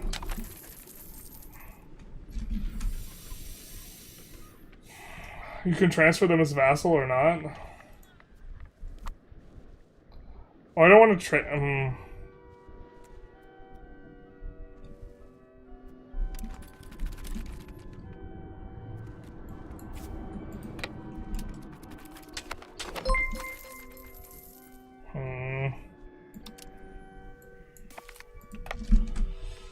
Sienna's making everything bad. Cardan for a new pen. Thank you for the $3. Much appreciated. I actually need to buy I left when I was visiting one of my friends in Nevada. I left like my nice pen. I need to replace it and get a new nice pen. I'll see if I can write that down as well. I'm using like a disposable pen right now, and like I don't know. I really like. I don't spend money on a lot of things for like, oh, I want this nice thing, but like having a nice pen feels good. It's like the way if you like write down your ideas in a journal or like a notebook or like this type of thing, like feeling like you care about the entire endeavor and like the pen being a representation of that. In terms of things that I want to have like nice versions of, it's like pretty high on the list. Thank you, bud. Let's revoke trade monopolies, burger estate privilege.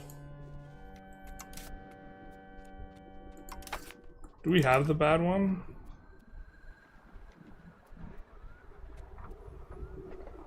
Or we have a bad one. We should have revoked this. Next time they're at like 0 satisfaction, maybe we revoke that. Have you not visualized Sienna yet? I'm trying.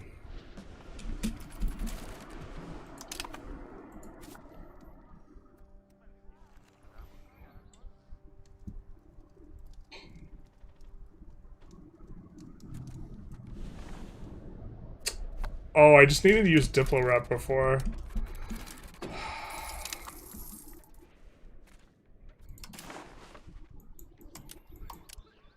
I like want these provinces, like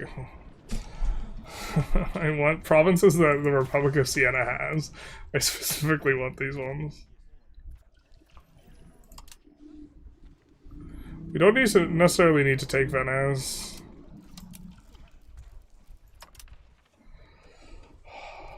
I mean, we could take stuff across the way or whatever, I guess. It feels bad, but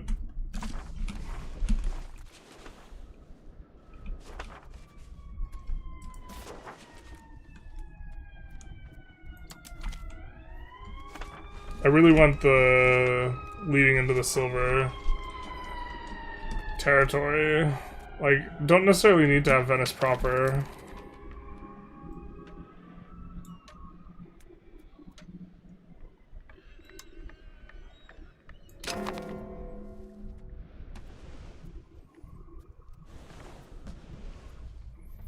Now we're not going to be at peace for a hot minute. Use the war map mode. I don't want some clickety clackety to drown out my stream. My friend's name is Sienna. I'm going to say that to her. I thought you were only one acceptance reason off. Look at the prestige. We were, but then now we're not. Prestige equilibrium of 70, so nice. Is ballpoint or I like rollerball. Just like feels very liquidy. Specifically, like the last pen I had was a cross rollerball that had like an opening mechanism where you would pull it apart, and it was really heavy, and I liked it. Lamy Safari 2000, Type A, B, C. Spent a lot on pens. Yeah, I'm like Yep,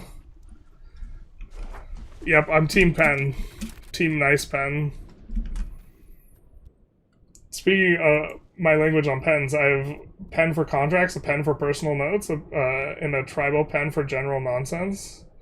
Nice, nice, nice. I only had like a couple cross pens, but I don't know where the other one is. But I might try and investigate a little bit more. This guy, you know what? Also, like, the people don't hold on to, like, occupations. I feel like holding on to occupation is something that was generally pretty rare, and now, at the point in time where it's, like, actually obnoxious, they're doing it. You hate to see it.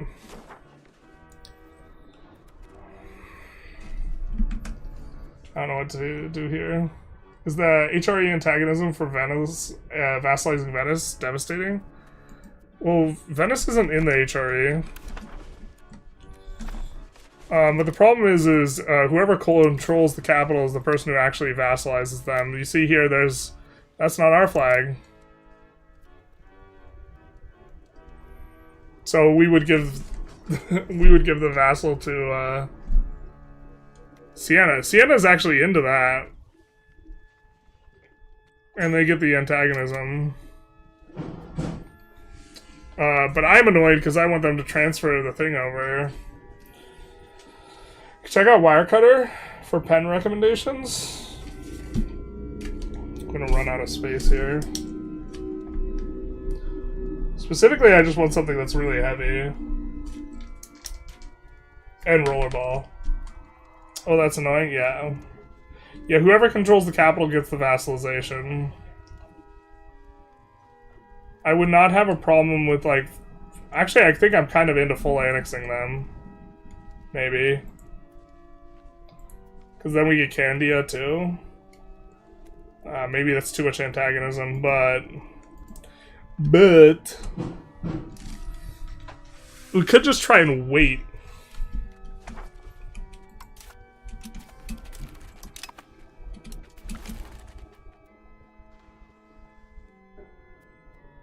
Terrible. We just continue to patronize the arts. I know it's patronage, okay?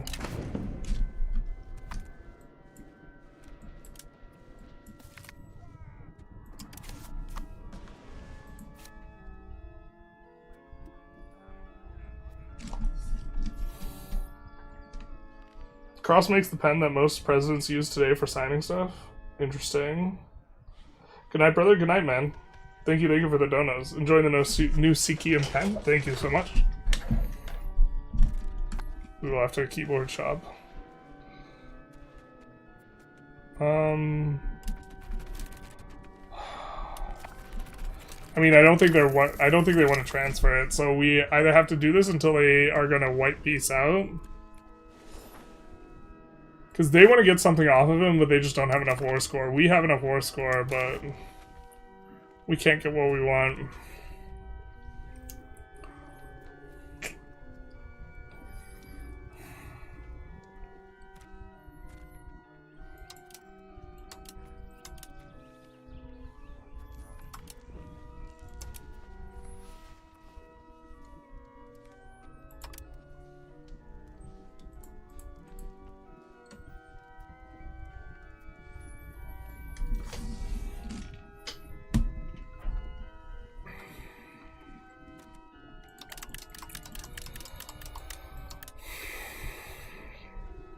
It's not the worst war for us.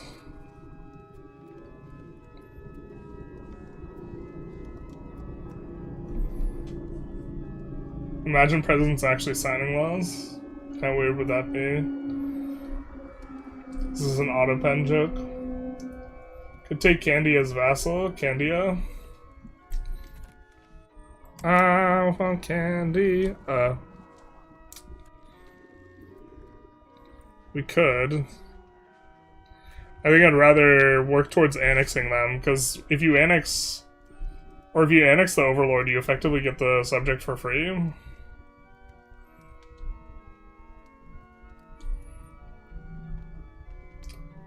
But we can't take all the provinces we want. I guess this is maybe the solution here. We could release this as a subject eventually. It's not too bad. It's about Trump not signing the housing bill? Oh, okay, yeah, fair. To be fair, we can actually just... We can sit on this for a while because this Geneva war...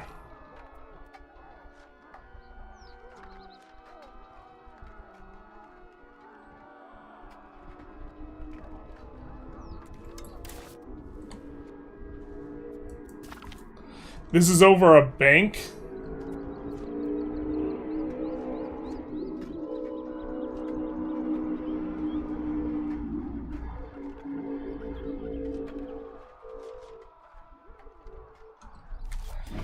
I'm actually confused as to what exactly is going on.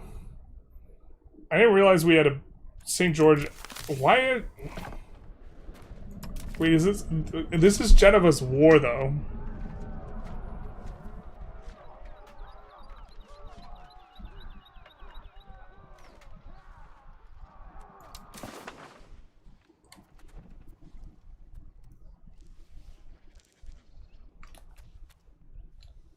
So the war leader is our vassal that we could rein in?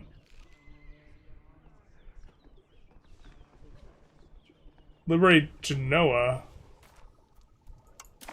I'm so confused.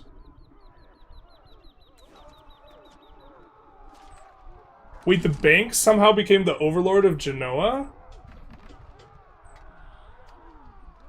And this is an independence war? War goal, liberate Genoa. But we're the defender in this war goal. Why is it liberate Geneva? God, these stupid banks, man. They're trying to become not a subject of Geneva. Their war goal is liberate Geneva. Must be the province. Got it. They're trying to become independent. Holy banking indeed. But this just gives it's... Normally they would get their own land for the liberate, but now they just get defender ticking because these, like, this entire thing is not designed for banks.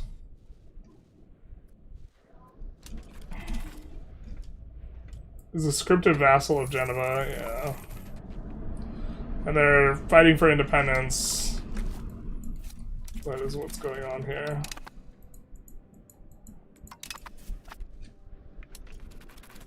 Sienna, let my people go.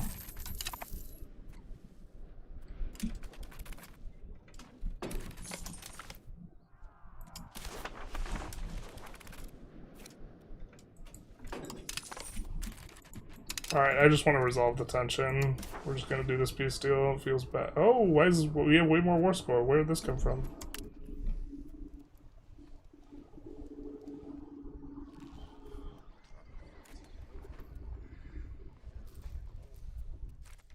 What do they switch?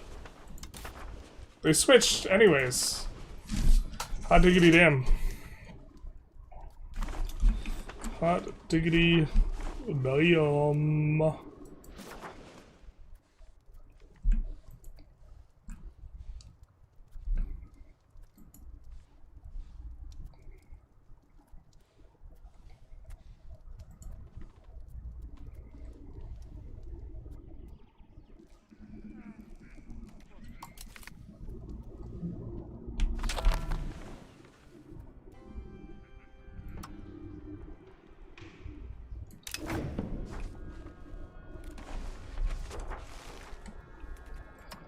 And then we'll swap this guy over to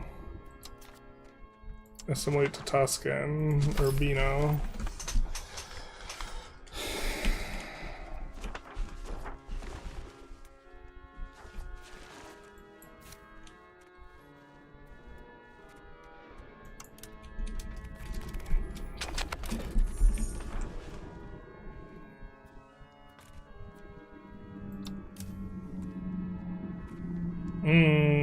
Maybe I'm supposed to integrate actually instead.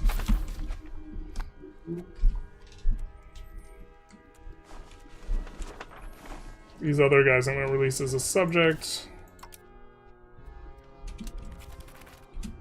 But once we're not at war, we should be able to get Siena for free now. Perfect.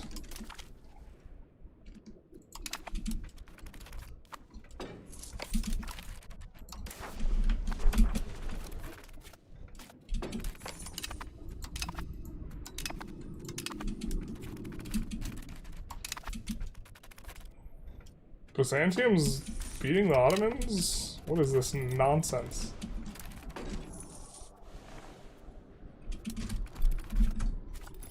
If you flip a certain culture, do you keep the advances from that culture? If you flip to another? No, you do not keep advances if you culture flip. Negative. You keep techs if you flip countries, but not culture flips.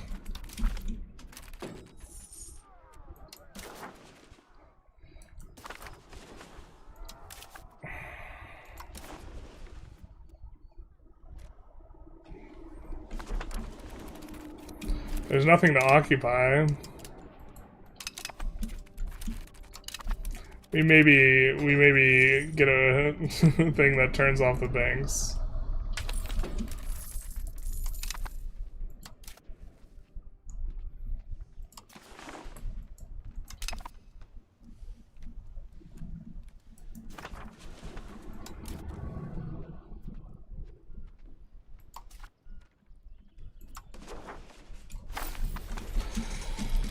Should help. Pula is fallen. Not silly, grabbing our provinces.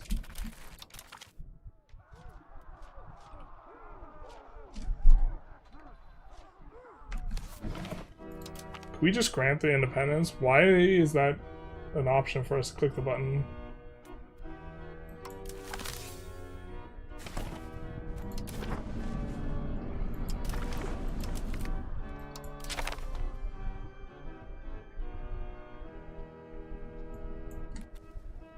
Why can we grant independence in that war? Oh, it's just a UI thing? What is this? The... Okay. Finally.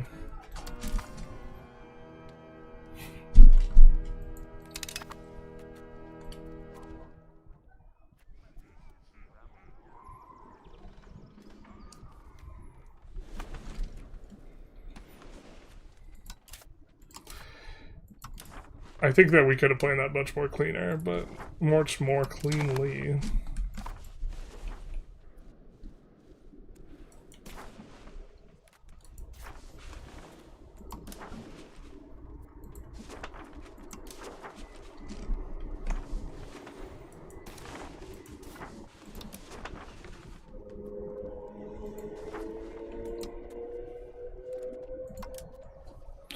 Find the most qualified woman, because we won't be able to use her anywhere. Alright, well. Let's put Mr. Barty in charge.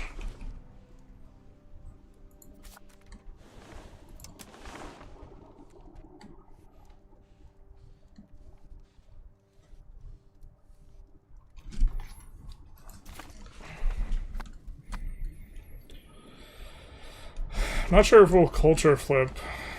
We maybe do, because he's also going to get after some Slovene and some Croats. I mean, we could accept Venetian. He'll flip him Venetian. I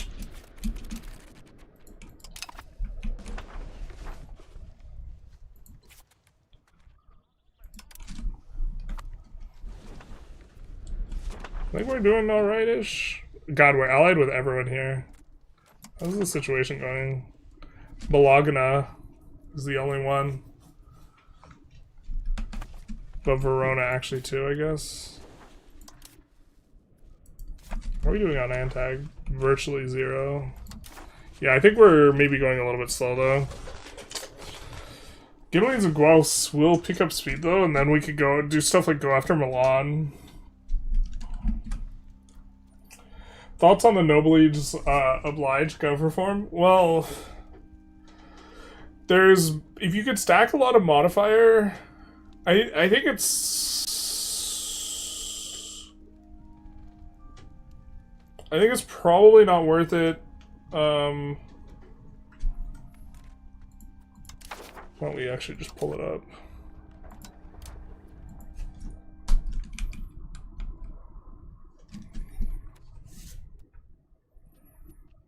Okay, you gotta be aristocracy, innovative, fine enough.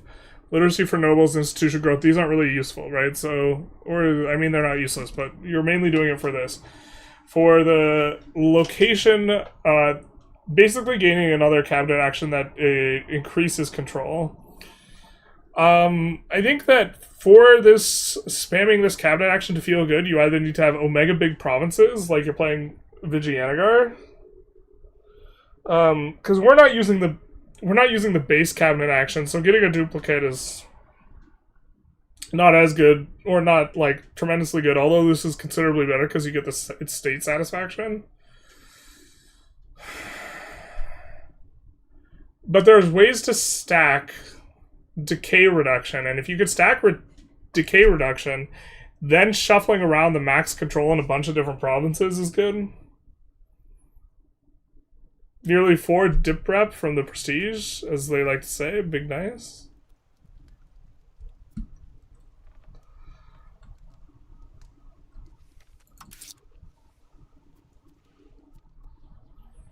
It's kind of expensive. Maybe you're onto something though. Specifically before 1437, where you get the hegemons and everything starts being expensive. I 100% use it for the institution spread because 1.3.8 had slow spread. You could do stuff with having subjects and being proactive about that, and having them give you institution spread, and also by asking for fleet basing rights.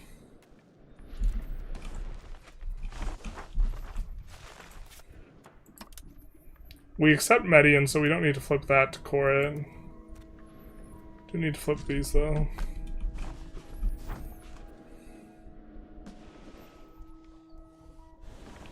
We accept 1 million too. I mean, how expensive is accepting these guys? 0.25? We should actually just accept them and then convert them.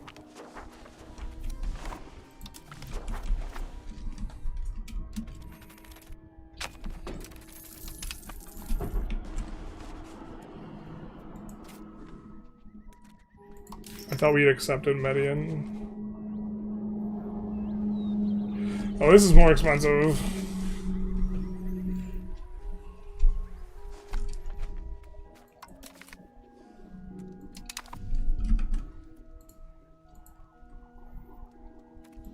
Selling art? Wow, this is silly. Yeah, that's why we haven't really done it.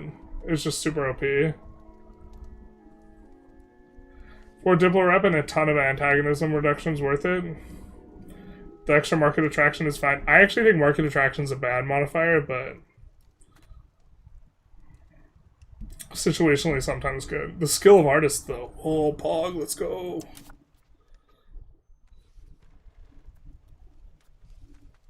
Where's our flat improvements coming from? Works of art, in part. So it takes a while, but you start accumulating works of art.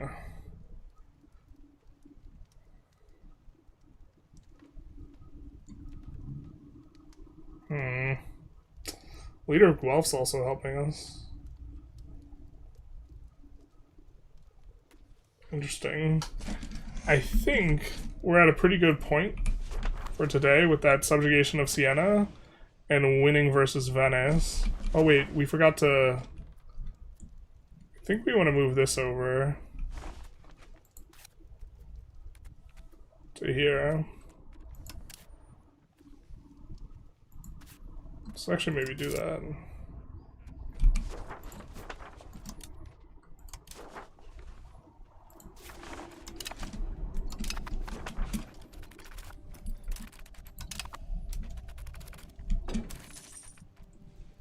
Bro, what is this?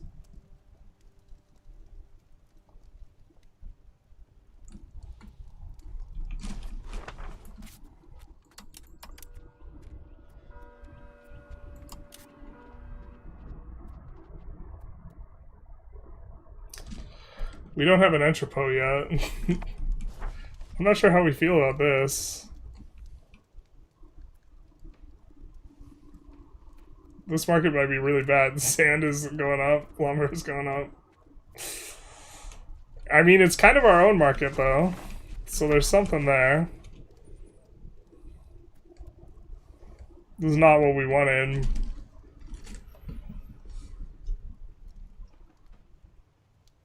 We're gonna run out of food. There's no chance we don't run out of food. Holy shit. We don't get any of the Venice market. What is this?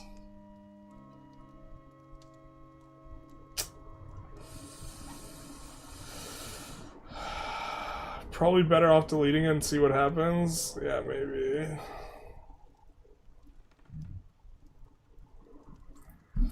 Oh god, why?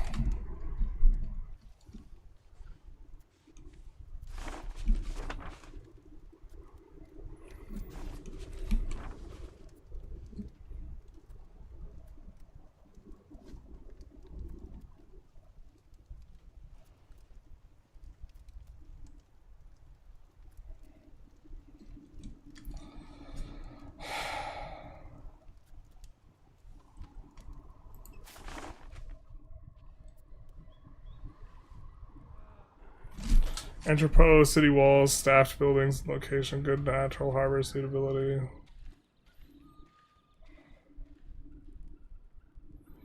City development, okay.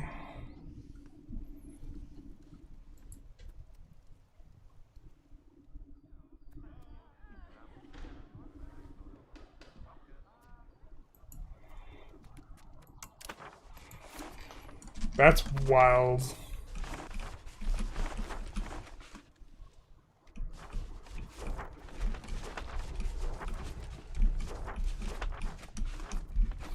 I mean, maybe we're actually small enough that we can make this work.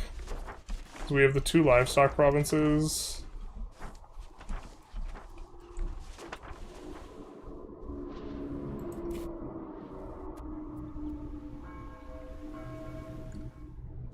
Or Siena does.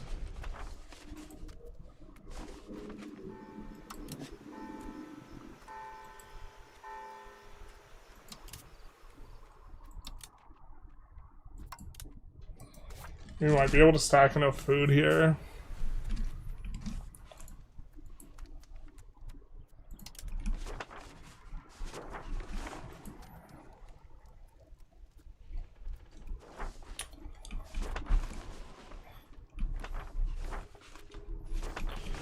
The fact that wool doesn't provide food now is also, like, painful. I feel like that, like, change really cucked some areas really hard in terms of food access. Because we would have, like, a smattering of food, but... Just eat cake? Not like this. Zena has insane market pull. Yeah. I throw it in Pisa because of the unique building.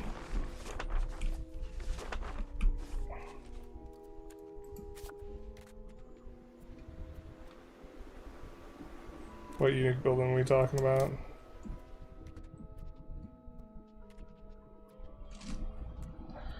He does have the city rights, city walls, which give extra market attraction. We could give out the privilege, but I don't want to give out the privilege long term.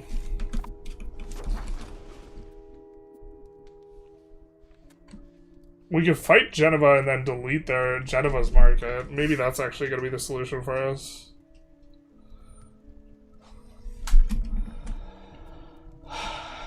How do you grow wool without getting food? You just throw out the carcass, I guess. Porto Pisano.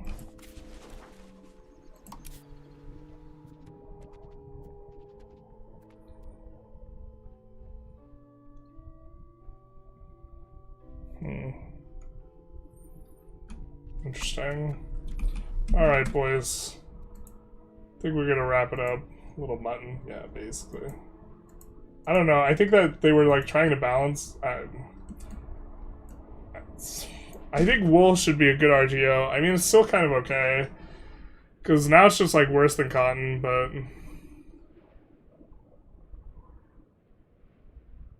Let's see if anyone's playing EU5. Journalist Gaming is. Nobody very big.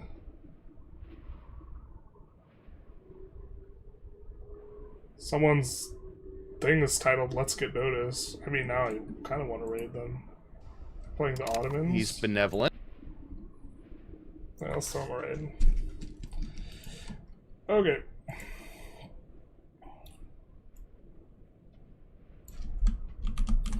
Plus, Ottomans is kind of fun to watch. You do a lot of conquering and stuff. Forward villages for food, last resort. Not like this. Wild game. I think we could maybe fix it. I think maybe that's also a good like title for next stream is Food Apocalypse or something like that.